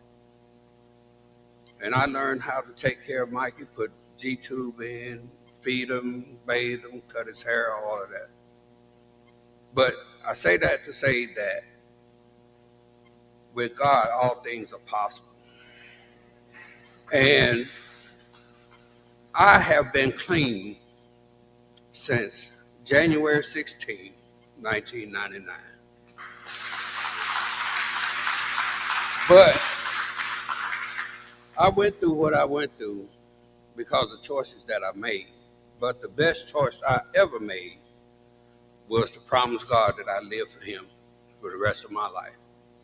Now, being abused by a spouse, being a man, you know, I don't believe in putting my hands on women. Never have, never will. My pops told me, if you got to put your hands on a woman, you don't need to be with her. I've never, ever, and I won't, no matter what. I was abused. I've been beat in the head. The woman stabbed me. She's not even with us no more, but I had to do what I had to do to save my life and to save my kids. And I did that. So that's my story. And I hope that, you know, men, we can be abused too. And it happens every day. Most of us just don't talk about it. I'm not afraid or ashamed to tell my story because, again, I ask the Lord to bless me with the opportunity to do or say something that's going to make a difference. And that's what I do. Thank you.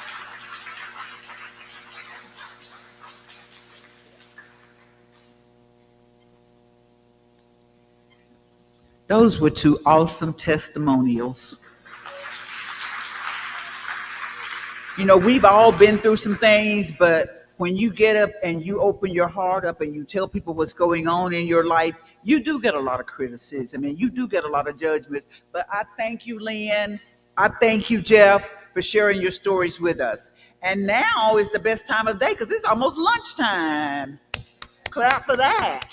Where is Pastor? We wanted Pastor to come up and do the blessing, but I'm going to ask Deacon McAlpin to come up and do the blessing of the food for us. And after he does the blessing, we have on this table over here some index cards. If you have any questions that you would like to ask of Tony Dixon and friends, and they're going to take the panel as soon as the blessing's done, get those cards. There are pens, and write down your questions, put them back in the basket, and they'll answer your questions to the best of their knowledge, okay?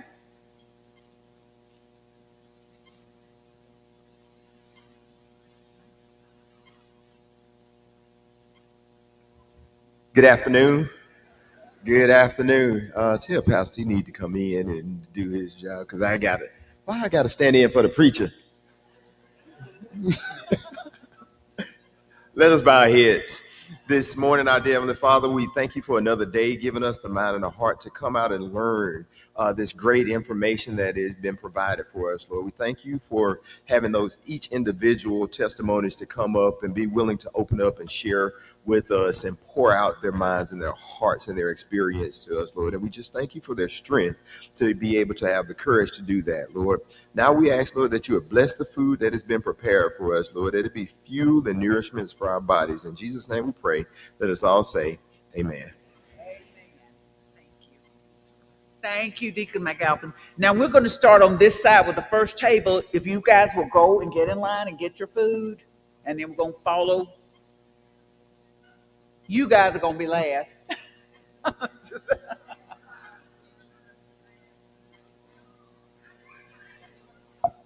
Yes, you guys.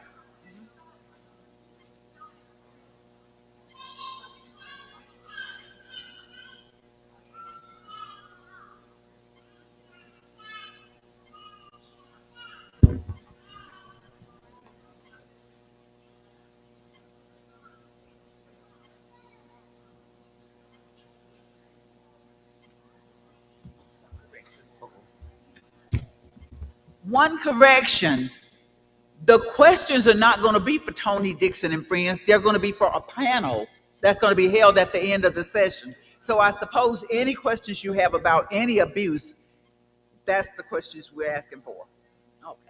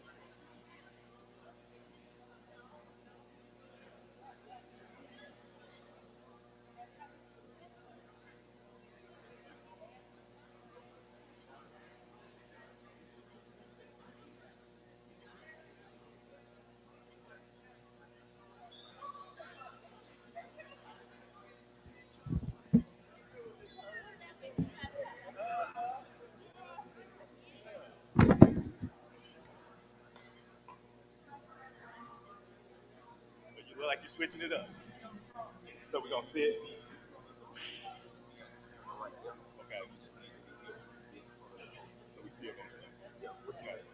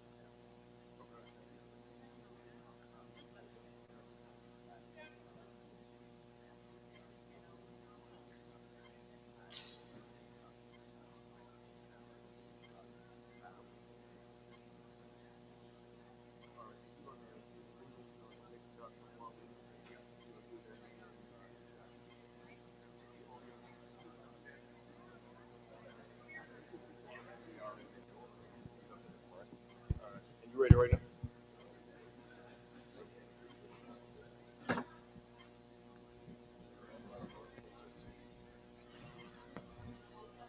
You ready? Check, check. Okay. Yes, sir.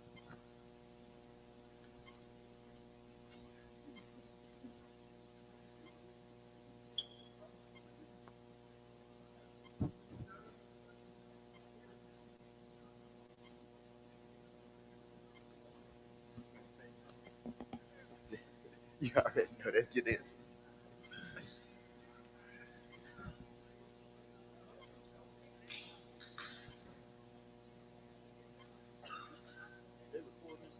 Yes, sir. You too. Y'all ready? Here we go. We vibing with another show. Tell me, everybody, can you catch this flow? We're breaking down mental glass and do you know who we with? Tony, Dixon, and Fred. Hey, Tony, Eric, Cal, they sending a message. Somebody know. Tap in. Tony, Dixon, and Friends. Who we with? Tony, Dixon, and Friends. Good afternoon. Good afternoon. I know y'all are eating, but after y'all heard that, y'all should have clapped because I brought my friends from out of town. Y'all supposed to show them how we do it at Beulah. So for those that know me, I'm Deacon McAlpine, but I'm going to take off my deacon hat for a minute. I'm Eric McAlpine of the Tony Dixon and Friends podcast. And we'd like to thank y'all for being a part of our first live podcast that we're doing. So come on, y'all, clap it up for that. The purpose of our podcast is to have real life, vulnerable, and open conversations about life, leadership, and purpose. And it tied in purposely with what Pastor Gay was doing today. He had talked about being a part of he talked about being a part of the domestic violence workshop. And I was like, well, Pastor, although you're talking about physical and domestic abuse, a lot of the abuse that people go through is mental as well. And that's what we wanted to have a conversations today around some of our breakthroughs and our experiences with with our podcast. But again, I know you all know me, so I got to introduce my brothers with me, all right? So straight out of Tuscaloosa, Alabama, he's a high school All-American from Central High School, and he's also a graduate and defensive back for the University of Alabama. Y'all give it up for Mr. Kev Bailey. Beulah, how y'all doing today? Man, it feels good. Hey, I got to tell you, I'm a little nervous right now because we normally do our podcast in the studio, but now we're on the road. We're at Beulah Baptist Church, and this man, I feel a lot of pressure to show up for this guy right here today. But thank y'all so much for having us today. But like Eric said, feels so good to be here in my hometown, Tuscaloosa, spending time having meaningful conversations. All right, what we've heard so far today, and I was watching on YouTube before we got here, this is necessary. And I just want to thank Pastor Gay for putting this on. Necessary. I'll introduce, I want to right now, because also, being at this point, yes, first we give honor to God, but also one thing that's very, very important is that we honor our parents, our mother and our fathers. And I just want to take the time to introduce my parents who are here today. Miss Hassie Bailey, that's in the back. Horace Bailey, that's right there. They've shown up so much for me. Every football game that I've played in, they were there. All right. Now I'm doing things in a different capacity in my life, and it feels so good to have my parents still here to support. So love y'all. Thank y'all for being here. And also, we've got our big brother.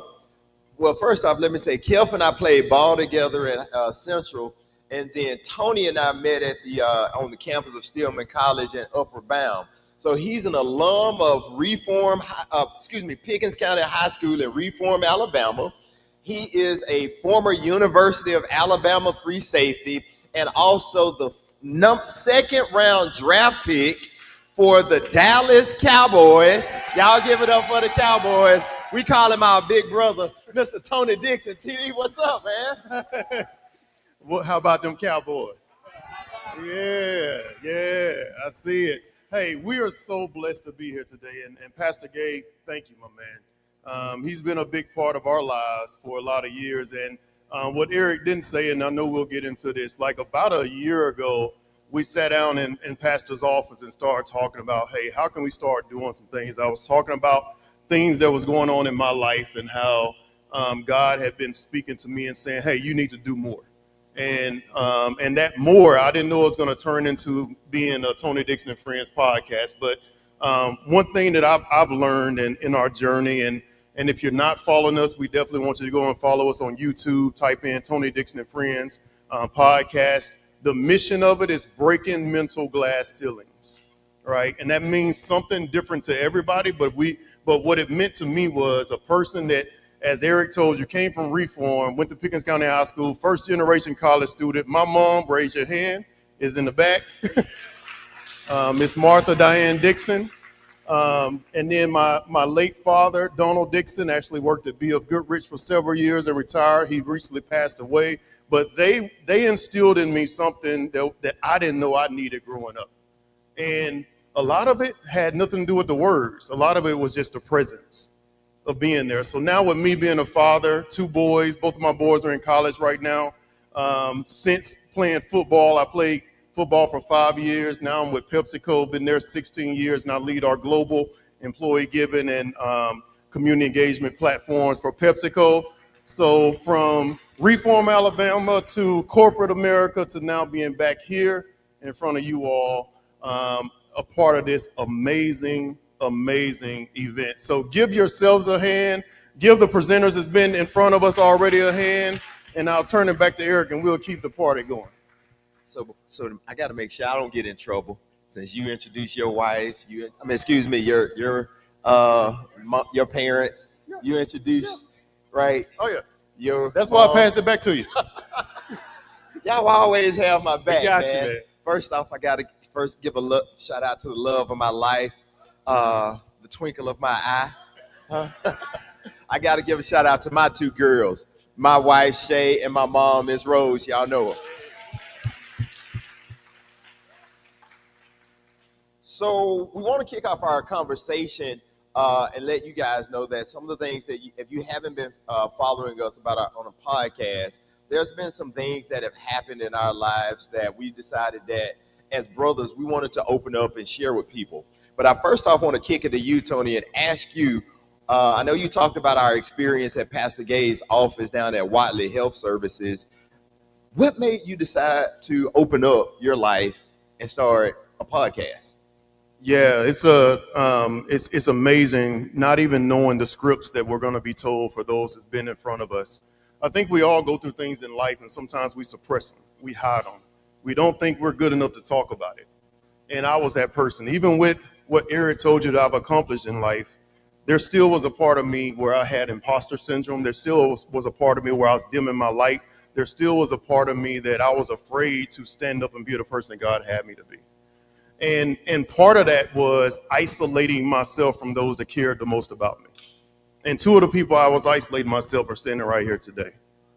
So when I needed help, I didn't go to the brothers that was right there waiting on me to ask for help. And once I started recognizing that, I recognized and started having that conversation, I realized there was a community of people that was needing to hear this same message. Because breaking mental glass ceilings wasn't just for me. It was just what was working for me. And in working through that, I now call my brothers who, through my lack of action, they were the ones that held me accountable and said, we need to come forward and do something about this. So Eric, if you know Deacon Eric, y'all already know. You know how he get down, and he's one to say go. When I call my friend Kelf, he lives in Louisiana today, if he didn't say that. I live in Texas, right, today. And he said, what are you waiting for? Let's just do it. And together we came together and said, you know what? Let's tell our stories. Are we licensed therapists? No. But this is a story I want you all to know. Every single person, as I look on each row, are uniquely qualified to tell your story because your story is a testimony. And guess what? What you're holding back is the blessing that somebody is waiting on. And this is why we started this podcast, because we are three young men that came up in a generation when men did not be vulnerable enough and say that they need help.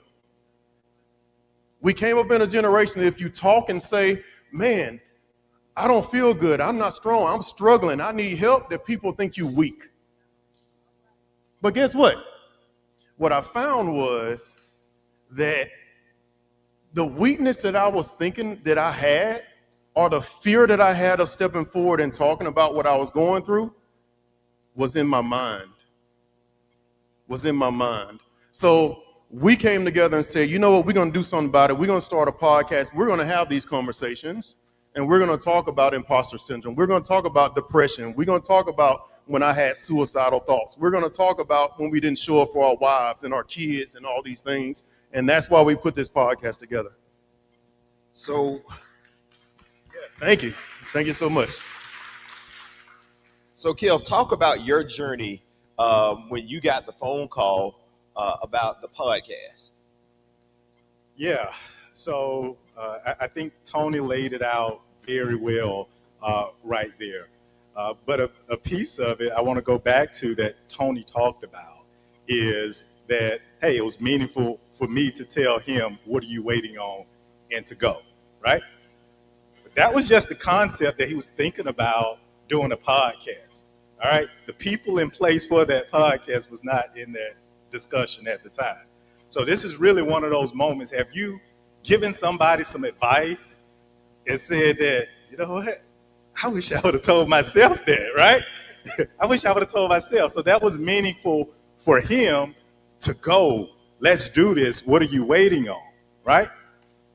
Well, it changed a bit when it was like, hey, I want you to be a part of it.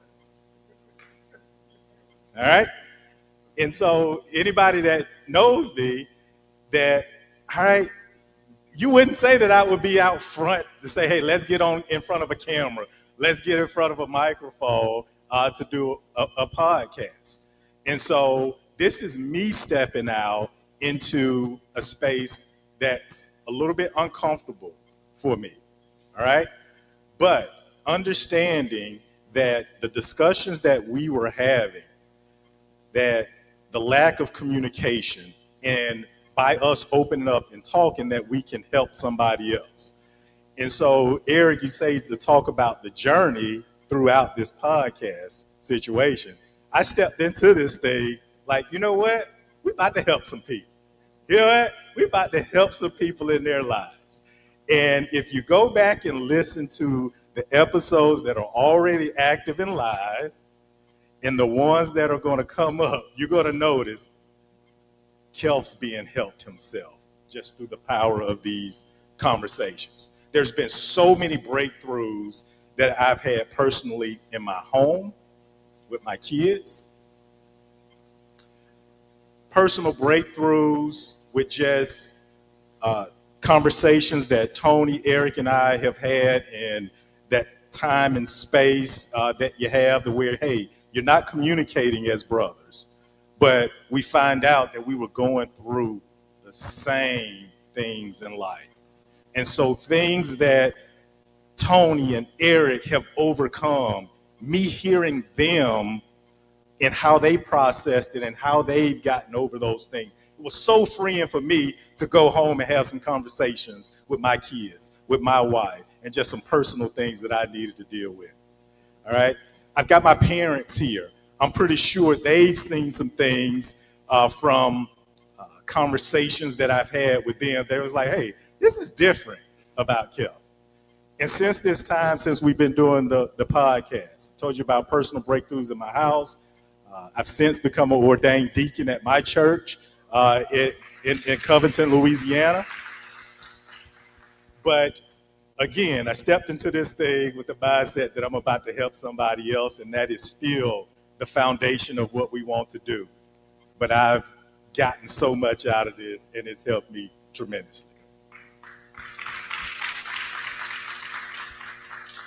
So one of the things that we want to make sure that you catch from some of our conversations is creating a space of community. You know, our church is full of what Pastor calls small groups, but you also have an opportunity to create communities with whatever you're doing. And by creating that community, it gives you a safe space so that you can have conversations. A couple of people had mentioned with some of their testimonies and some of the case studies with DHR about how activities and people change.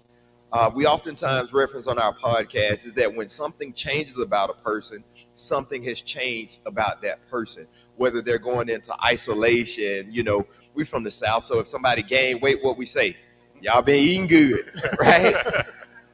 But that food can be that substance, that can be that addiction, that can be that coping mechanism that you're trying to hide your real feelings, whether it's alcohol abuse, whether it's domestic violence, whether it's mental abuse or whatever that is. So you've seen live a community that we've been able to create to have open conversations.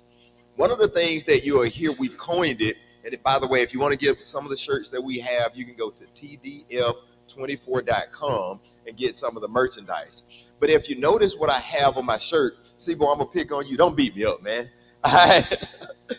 If you notice on my shirt, it says, you good, bro? And if somebody asks you that, see, but what you going to say, you good, bro? I'm good. But do you go back and ask that person, are you really good? Are you good? That first, I'm good is just a sign of deflection. That's just a natural reaction. God is good. See, y'all already know to say that stuff because it's been burned into our DNA. But Tony said a while ago about his suicidal thoughts. So I got to go back and rewind the tape a little bit. Yeah. We did football camps together from 2003 to 2008. And you and Kelf were roommates at the University of Alabama from 1997 to 2001. And when we would ask you, Tony, are you good? You would always say, I'm good, bro. But then you said, fast forward in your life, you broke this out to us on a radio show that you had suicidal thoughts. You're a second-round draft pick, starring for the Dallas Cowboys. What put you in that position? Not achieving the expectations that I set for myself. That's what put me in that situation. So sometimes you look at a person's story and you think they have it all, but you don't know what's underneath the curtain. What I found is everyone sitting in here are experts at masking. You're experts at waking up and showing up. And you do what you have to do for the people that you care the most about. And a lot of times you're not asked, are you good? And even if you are good, even if you are asked that, to keep the system moving, you say, I'm good. And you know you're not. That was me. That was me. So on the surface, everything is going great. Starting for Dallas Cowboys, making great money from Reform, Alabama, first generation college student. All the accolades are great, but in that isolation, when I had only me and myself, the voices were tearing me up, y'all. Tearing me up, telling me who I was not, right? And every now and again, you listen to the noise in the community, they telling you already, but you're not too, because of jealousy and envy. So guess what? I opened that window and I started listening to that as well. So now I have the voices telling me who I'm not. I have the community telling me who I'm not. And guess what? Who the biggest enemy was in that was me. Because when I looked in the mirror, I told myself what I was not. So what I started doing, I started preparing and practicing. How would I kill myself? In that isolation, I got the gun, emptying the clip, and I'm practicing. Am I gonna do it here? Am I gonna do it here? Am I gonna do it in my mouth? But in that moment, I started telling myself, well, if I do this, people are gonna know I had a problem. So guess what? I started getting smart and saying, well, I gotta devise another way. So then I started doing things like riding motorcycles up and down the highway at 180 to 200 miles per hour. Because guess what? If I down a motorcycle, all you're gonna say is like, why was he driving that fast? He know better than that. But you're never gonna think I did it on purpose. Driving cars fast, binge drinking alcohol, all these things because I was afraid to face that person I saw in the mirror every day. But I was an expert when I got in front of everybody that loved me at masking it and saying I'm good when I knew I was not.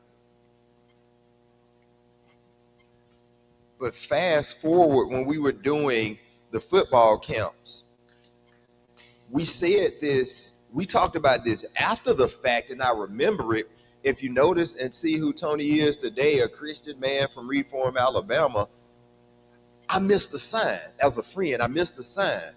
We came back in 2005, 2006, and we talked about it after the fact, and I noticed the difference. He had dreadlocks, black fingertips. Yep. He came in, and I got the picture at the house with the sleeves cut out and with the visors on, and he showed up. Why you didn't tell me then?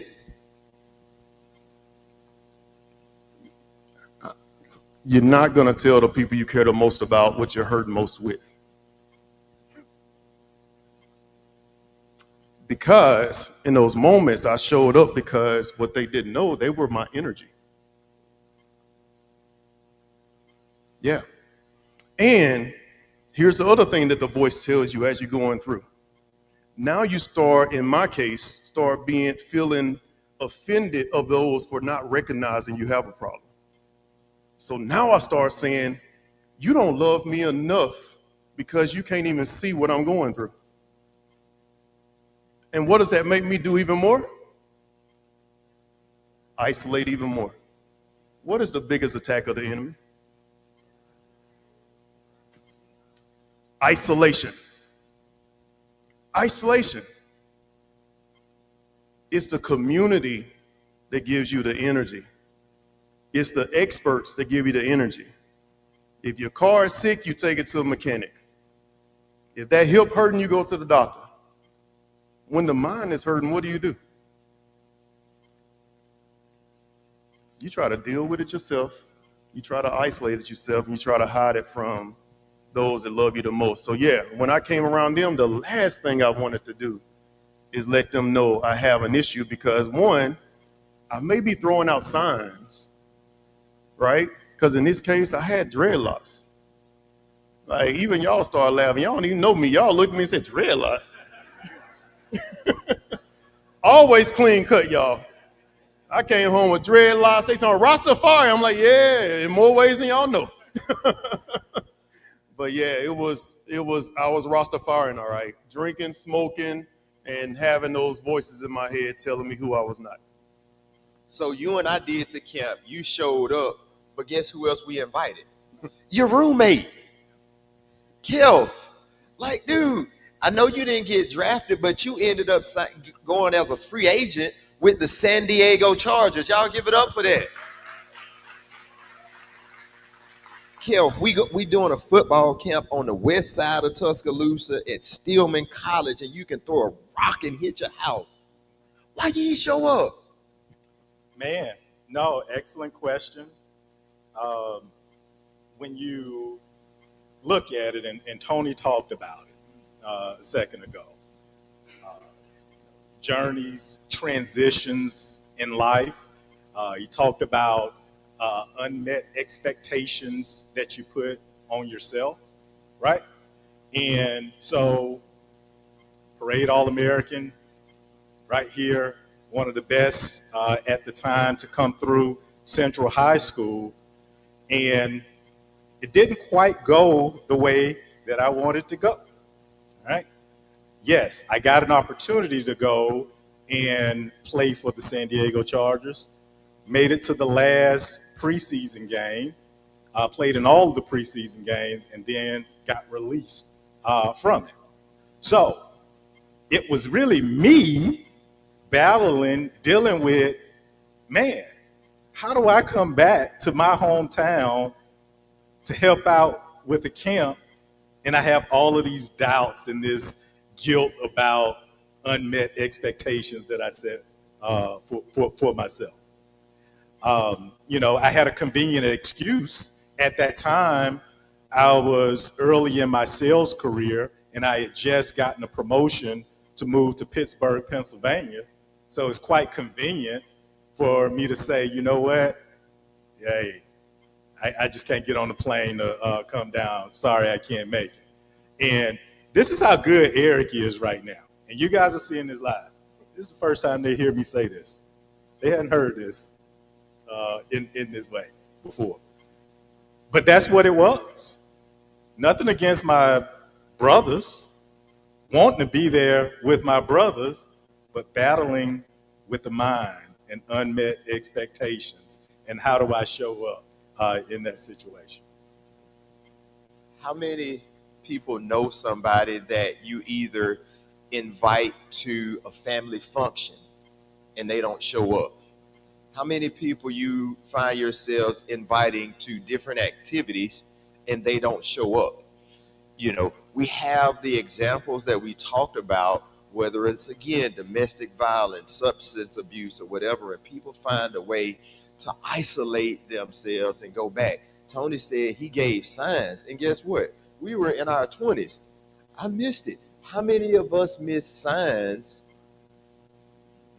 How many of us miss signs when people are giving us breadcrumbs that we should be able to catch? And we don't get it. And that's what, the purpose of the program today that Pastor Gay put on was all about. But Kelf, I want to go back and talk about, I know you talked about, you talked about you didn't want to come back around us. It's a rough one I want to ask you, man. Your kids, your daughter 12, your son 8, you didn't tell them that you played in the NFL. Why? Yeah. It goes back to all of the same things, right?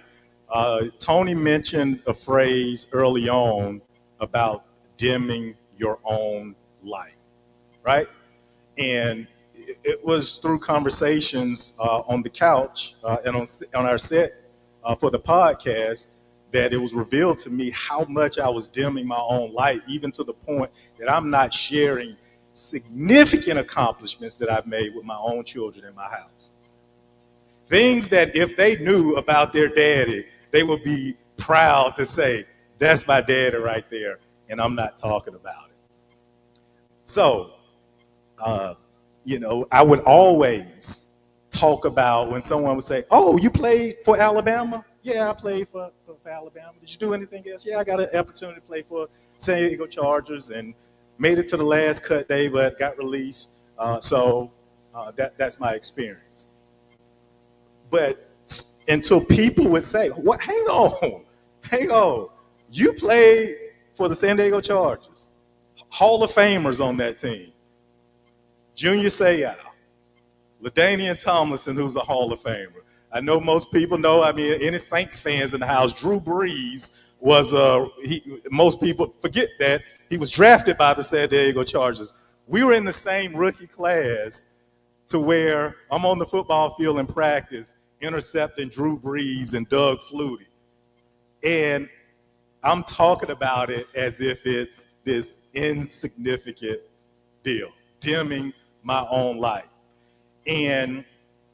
But now, you guys bringing that awareness to me and the conversations that I've had with my son, and to the last time that we were here, that memorabilia that I left at my parents' house, it's now made its way down to Madisonville, Louisiana, where I live today.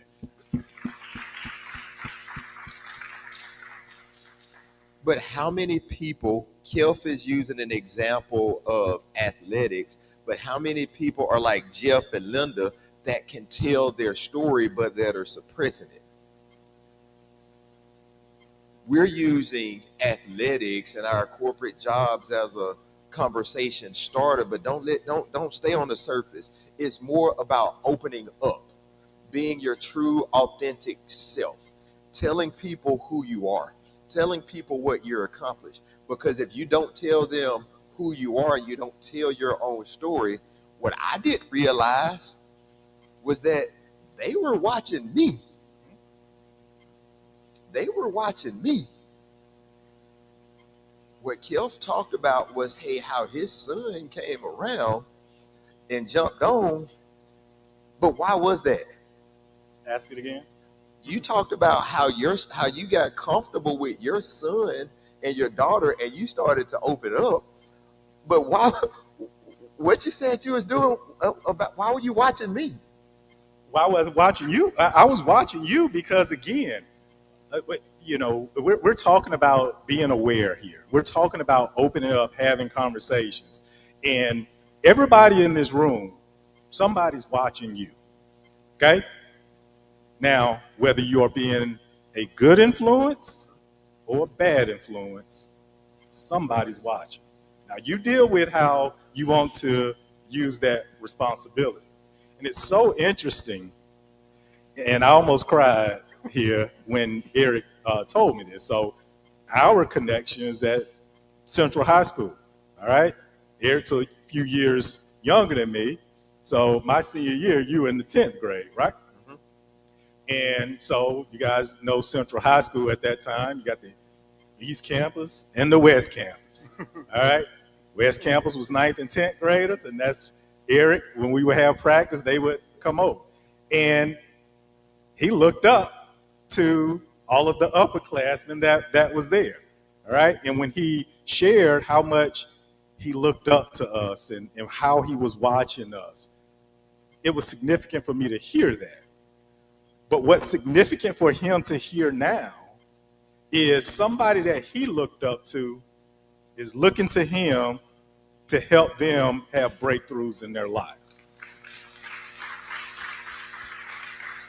And what that example is, and I know everybody in here knows it, all right? His daughter, Erin, is attached to this guy's side.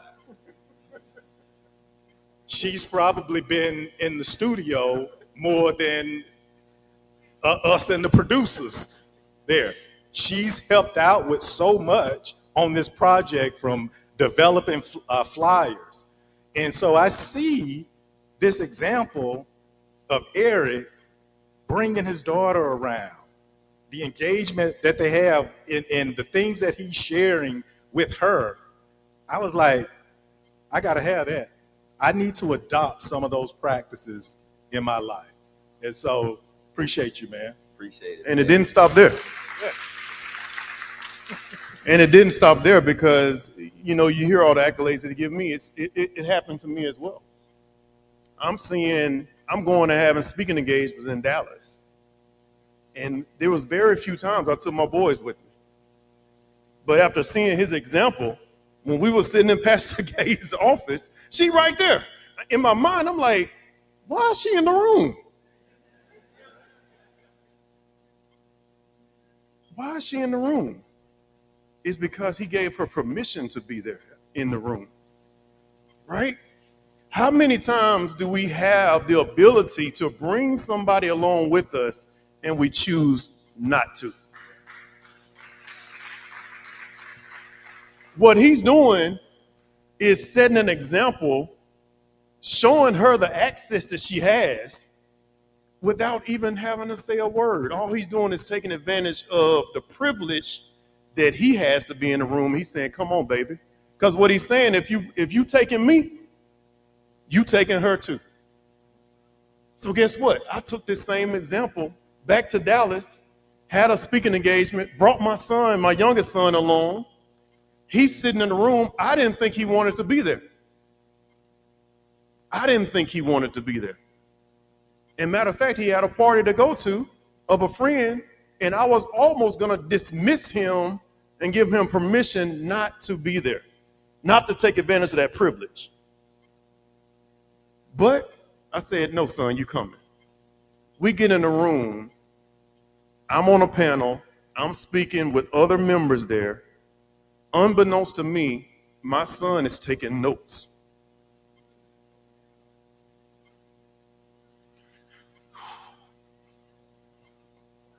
Those notes were the notes that helped him write his essay.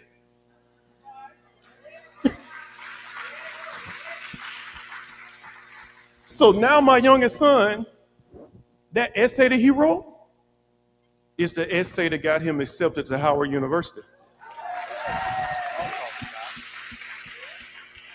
So now he's a freshman at Howard University, and he just called me yesterday because he just got a chance to turn around while he's in line, look up, and saw the first African-American VP and Kamala Harris right in his face and shook her hand.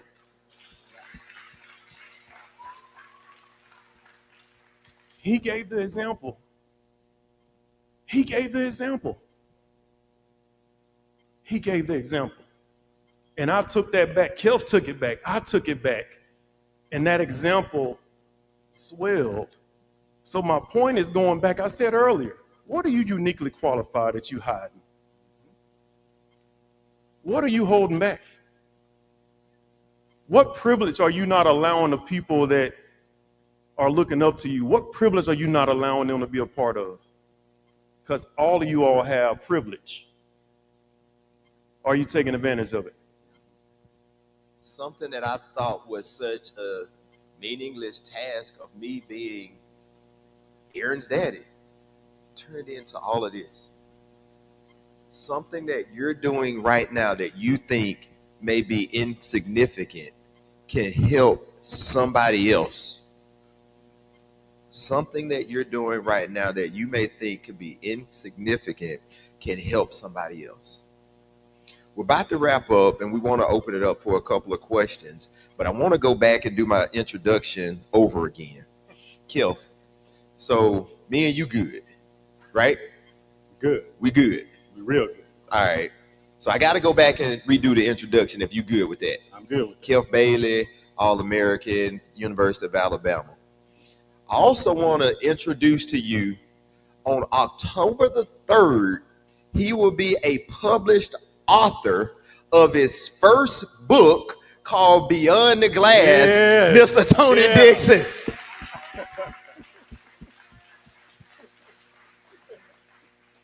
From Reform, Alabama. This dude full of surprises. But yes, my first book will be, the ebook is available right now. You can go to Amazon, type in Tony Dixon, you see it. TonyDixon.com, you can see it. It's called Beyond the Glass.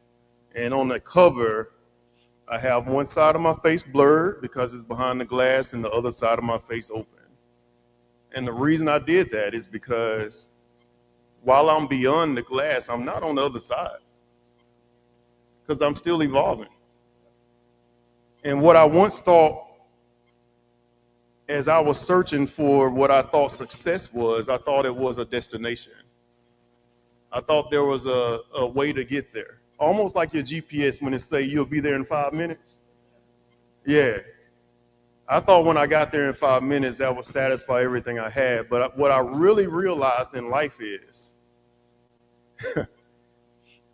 the success is in the journey. It's in the evolution. So no matter how young you are in this room, I'm not going to say old, no matter how young you are in this room, your journey is not over.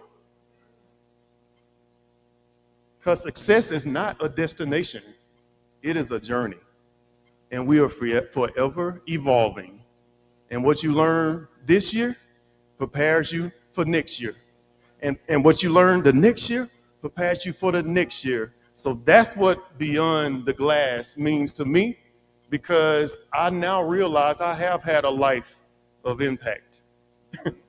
I've had a life of that. So thank you for sharing that. And I'm super happy about that book. Hey, special shout out to Pastor Robert Berry for driving over from Jackson, Mississippi. 1999 graduate of Stillman College.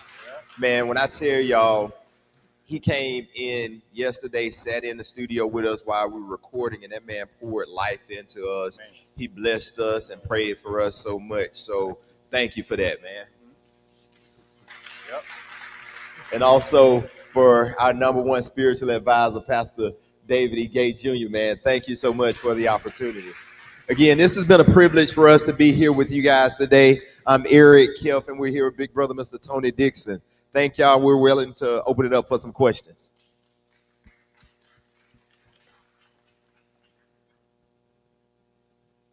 Any questions? Come on, man.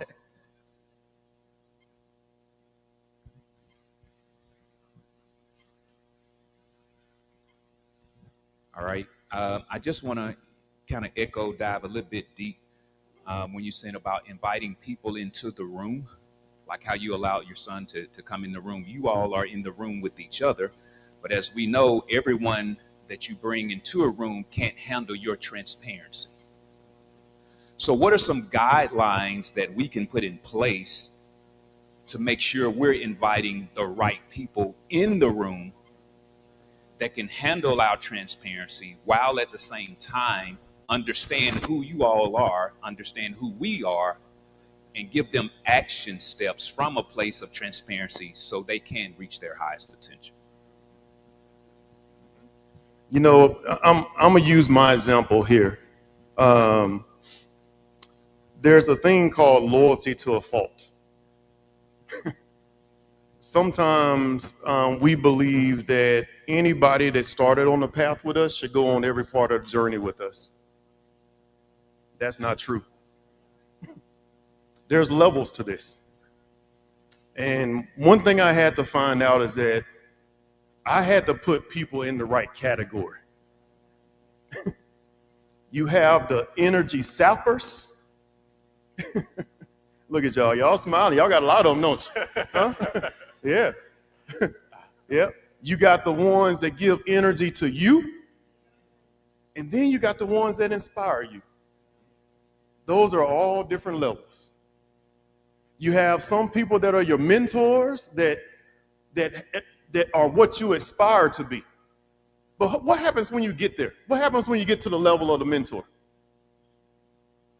A lot of those mentors are now jealous and envious of you because they never expected you to get on their level. But loyalty to a fault holds you there. And now you're walking around talking about, hey, I want to start this business. They're the first ones telling you, I wouldn't do that if I was you.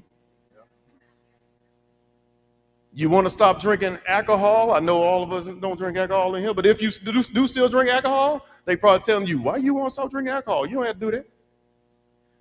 But to the point of what Pastor Robert is saying is, after you get to a certain level, part of that evolution is also leveling up those people that are in your circle too. Right? And there's a pruning and a purging process you have to go to. And it takes discernment, y'all. Because some of them people are your family. They are the closest ones to you. But they're also the ones that have the secret combination to hold you down. Right? You're trying to come out of that. You're trying to take a step forward, and they steady reminding you of who you used to be and not acknowledging who you are. Right? So you have to be careful of who you bring along with you, because that person that you're bringing along with you could be the person that's keeping you from getting to the other side and to that next level of your blessing. Okay? I can't tell you how to get there, but what I can tell you is somebody who can. You get into that word, you start praying, you start asking for that discernment. Oh, it'll start showing up. That or y'all have you ever been in situations where you've asked God to show you a sign? Right? I heard a story one time. A guy was saying, man, I need a ride to the next city. And Lord, will you help me get there? Car pulls up and say, hey, sir, you all right? No, I'm doing good. You need a ride? No, I'm good. Took off. Somebody that he knew pulled up and was asking, man, where your car at? Something wrong with your car? Oh, yeah, I'm going up the street to get my car. Lied. I'm going up there to get my car. Well, you need a ride? I can take you to the car. No, I'm good. Get to the car, the battery dead. Still couldn't take off. You know what that dude said? Lord, the battery dead.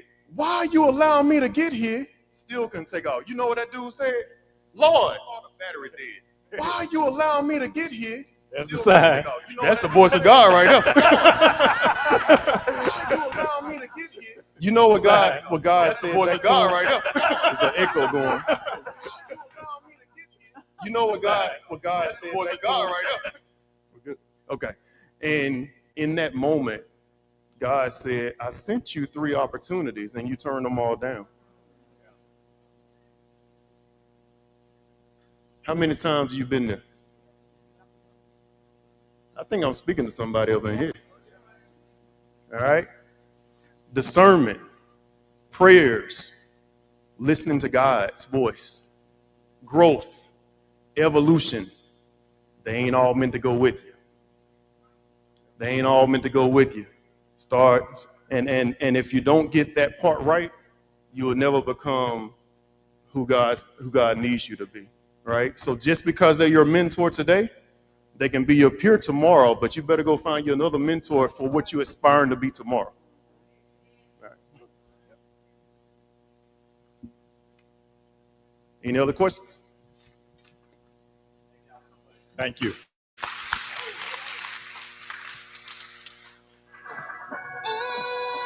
Here we go. We vibing with another show. So earlier y'all were talking about how you missed the signs. So I was wondering, how do you tell what the signs are, and how do you know what to do for them, and how to be able to help that said person? Yeah. No, so I'm glad you asked that question. So we talk about signs.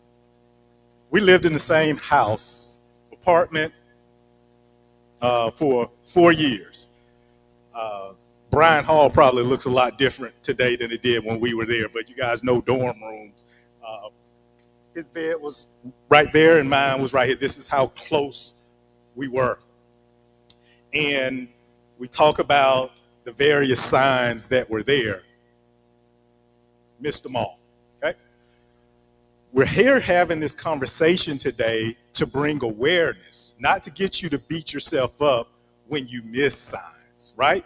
But to have awareness of what they are. And what I would say is that, hey, Tony said it, we're not experts. We're experts in our experience. But the fact that we had this domestic violence workshop where we talked about various domestic violence or situations that happen with key resource people here and people that you can reach out to be able to help you through that situation, right? So what we would say is, one, for those that you love, to just be present with them. You may not know exactly what to say, but your presence will be powerful, okay? And if there's much more needed beyond what you're capable of giving, seek out professionals that can help you out. And I heard that there were a lot here when I was watching on YouTube earlier today, but utilize that community around you to be able to help you to support when you're in that moment. Give these guys a hand. They have been awesome. Thank you, Tony. Thank you, Kelp. And thank you, of course, our own Deacon Eric McAlpin. You guys have been wonderful. Guys, have you all enjoyed today? It has been so informative. Now, we have a young lady who's with us. Her name is Terry Tellis. And she wants to come up and share some of her testimony with us. She's currently at Turning Point.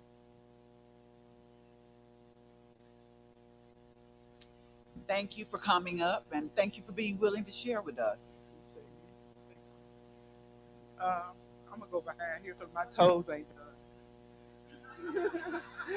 They are, but they're not to the exact point. But my name is Terry Tellis, and I'm a survivor. I'm not a victim. I'm a survivor.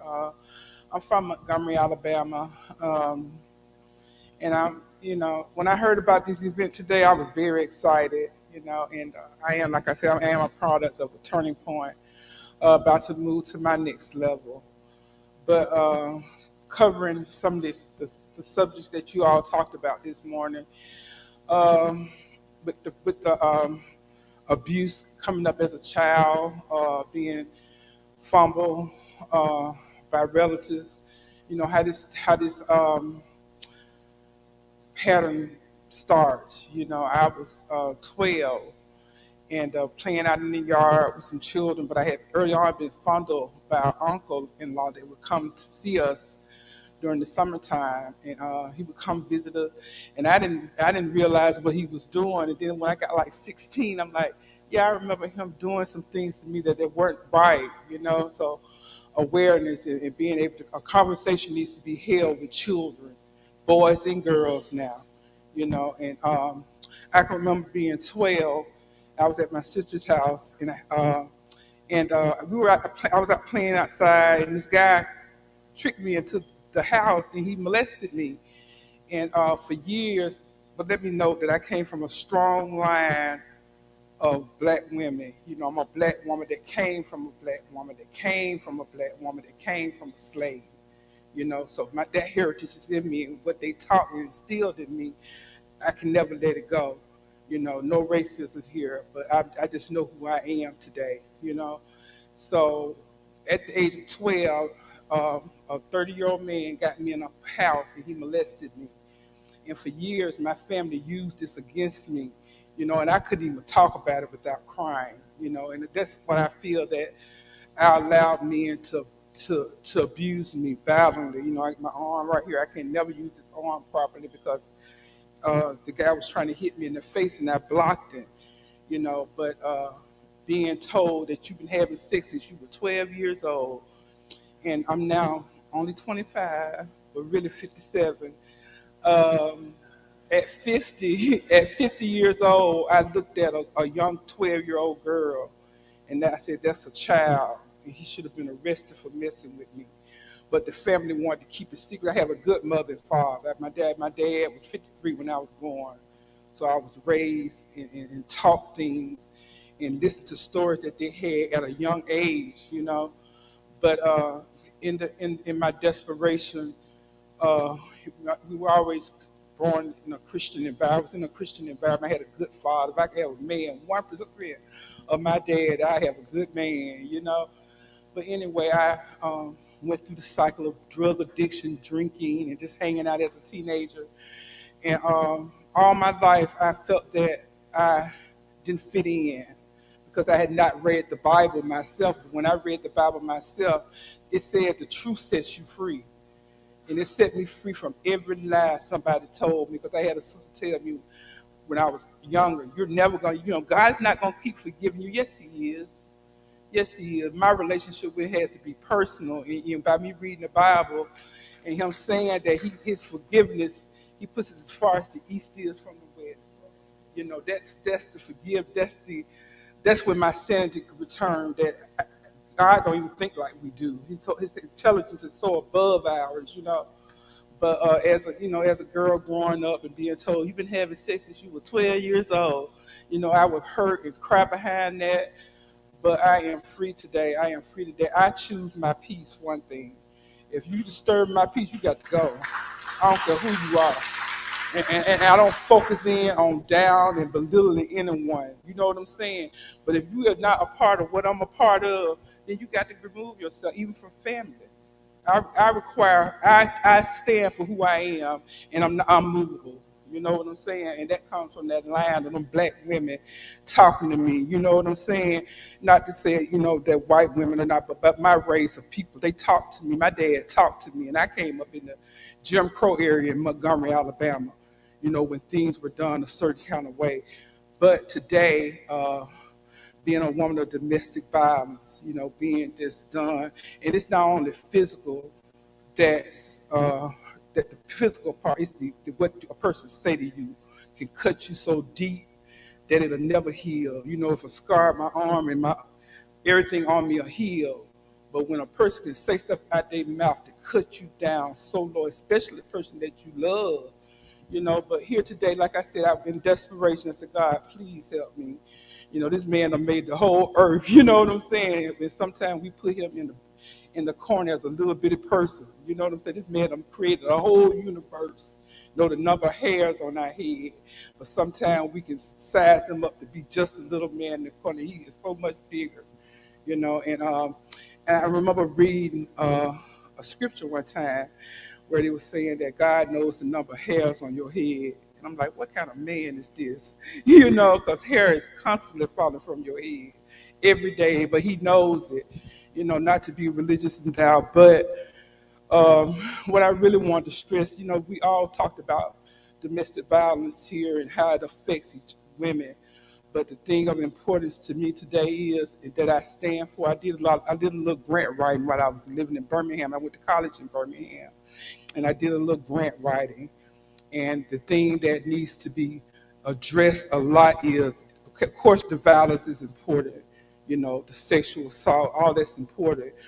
But today, in the shelters throughout Alabama, maybe throughout the United States, the stays are so short, 2 to 3 months. That's it, 2 or 3 months. You're not going to stay there and make a home there. And so the large percentage of women that go back into those relationships because they have no job, they have no kind of educational status. This man has always been the one that provided for the family. So this person goes back into the relationship and gets killed. Then you got the children, just a whole nother system. But what I want to give thought to today is maybe getting a facility for women till they get to their next level. That's very important, and it's very important. This lady right here so blessed me last night. She's sitting next to the police officer. She's working with Turning Point. I'm currently at Turning Point. And like I said, I'm not a victim. But I thank you all. I think it's time for me to hand her the microphone. But I thank you all for letting me speak. Thank you, darling. All right. And don't come get the microphone next time.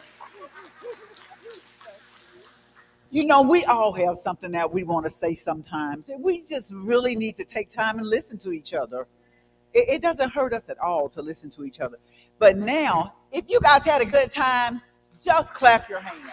If you've enjoyed anything, if you've learned anything today. And now we're at the end of our day. We want to ask everybody who presented on our panel to come up front, please. All of you guys.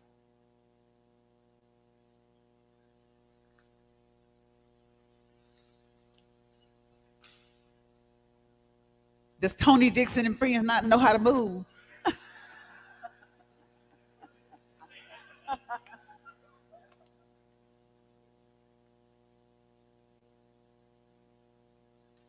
Come on back up, Terry, and stand with them. Yeah.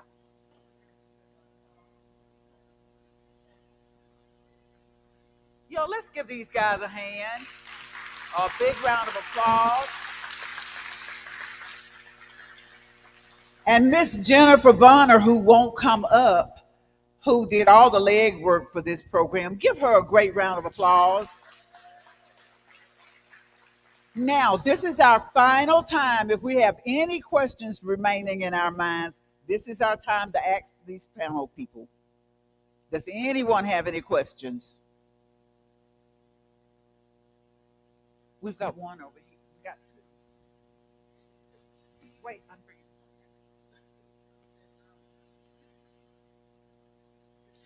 This is for Gigi and Turning Point. That's you. That's you, Gigi. Okay. I was wondering, how can we donate to, well, me myself, I'm a Vivid couponer. So when I lived in Cincinnati, I used to go to women's shelters, and we used to get them nights out. And if they had their kids, we used to go and, you know, watch their kids play games, pieces, so the mothers could have a night out. And also, you know, just take personal hygiene products to them, XYZ. So when I kind of moved back here, it was kind of like, it's a secret, which is understandable. But I just want to know, how can we make donations if I wanted to donate personal hygiene products to you guys? Yeah. So what I try to do is once a month, I will send out a newsletter. And it's, if you go on the website, turningpointservices.org, there's a way to sign up for the newsletter, but there's also a tab on there that says donate, and then it'll have our donation wish list on there. I update them once a month at the very beginning of the month. It'll be either things that, you know, we need in general for the shelter, or they will be, you know, specific items that our clients at the shelter location have requested. Another time that we do a lot of donations is around Christmas. Yeah. We typically do a really, really big drive. So if that's like something that you wanted to take part in or be interested in doing, on the website as well, there's a volunteer application that you just have to go on and fill out, because we just have to make sure if you're volunteering, you don't have like a domestic violence charge. Just I'm like, good. I have a security clearance. Girl, I believe you. But it's just like, it's all the formality stuff. But if you want to go on, and if you wanted to like volunteer for like the Christmas drive and stuff, that would be a great way to do it. Okay, I would like to explain for Tony Dixon and friends, y'all members of Central High School. I know Deacon McAlpine still is a supporter of Central. By my grandson being on the football team, we did win last night. Is there any way that you all can mentor to those young men now to save them from going through some of the things that you have done that will help them in their lives? Absolutely. Yeah, absolutely. So earlier I mentioned about us doing a football camp when when Tony was in the NFL. Coach DeMario Pippin was one of the campers that came out there. And because of the example that he set, he decided to get into coaching and to do his own camps as well. So we have been in direct contact with Coach Pippin and some of the team. We actually had the privilege to attend their camp last year, as well as speak to the team last year as well. And even with our partnership with the church, you all remember we've had them here as well. So we're 100% on board with helping Coach Mario Pippin, Central High School, as well as Pickens County High School as well. The Central High School. If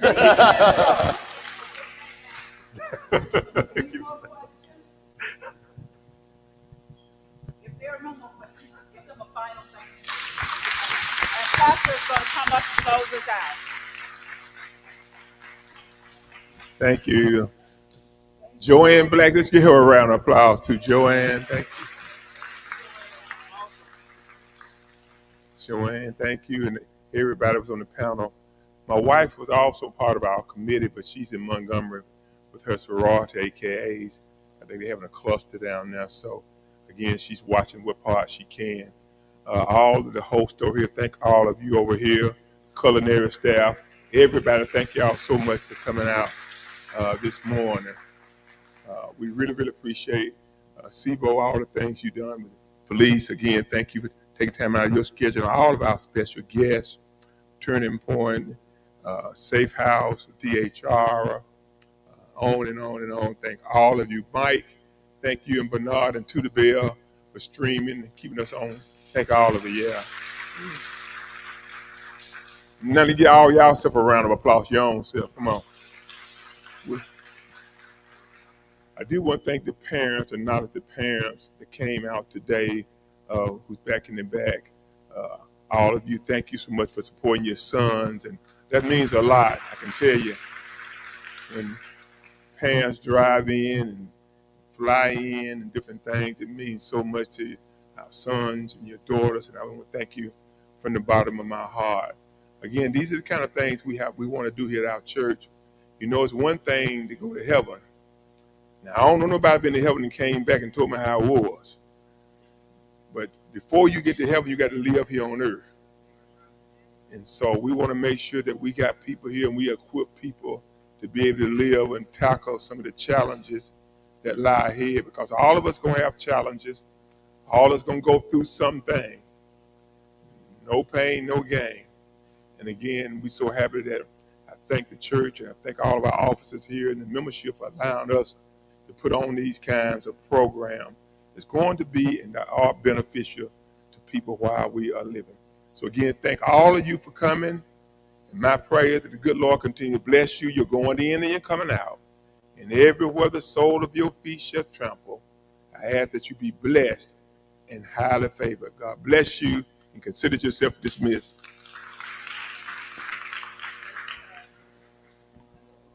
Why you still got a pimp at 69?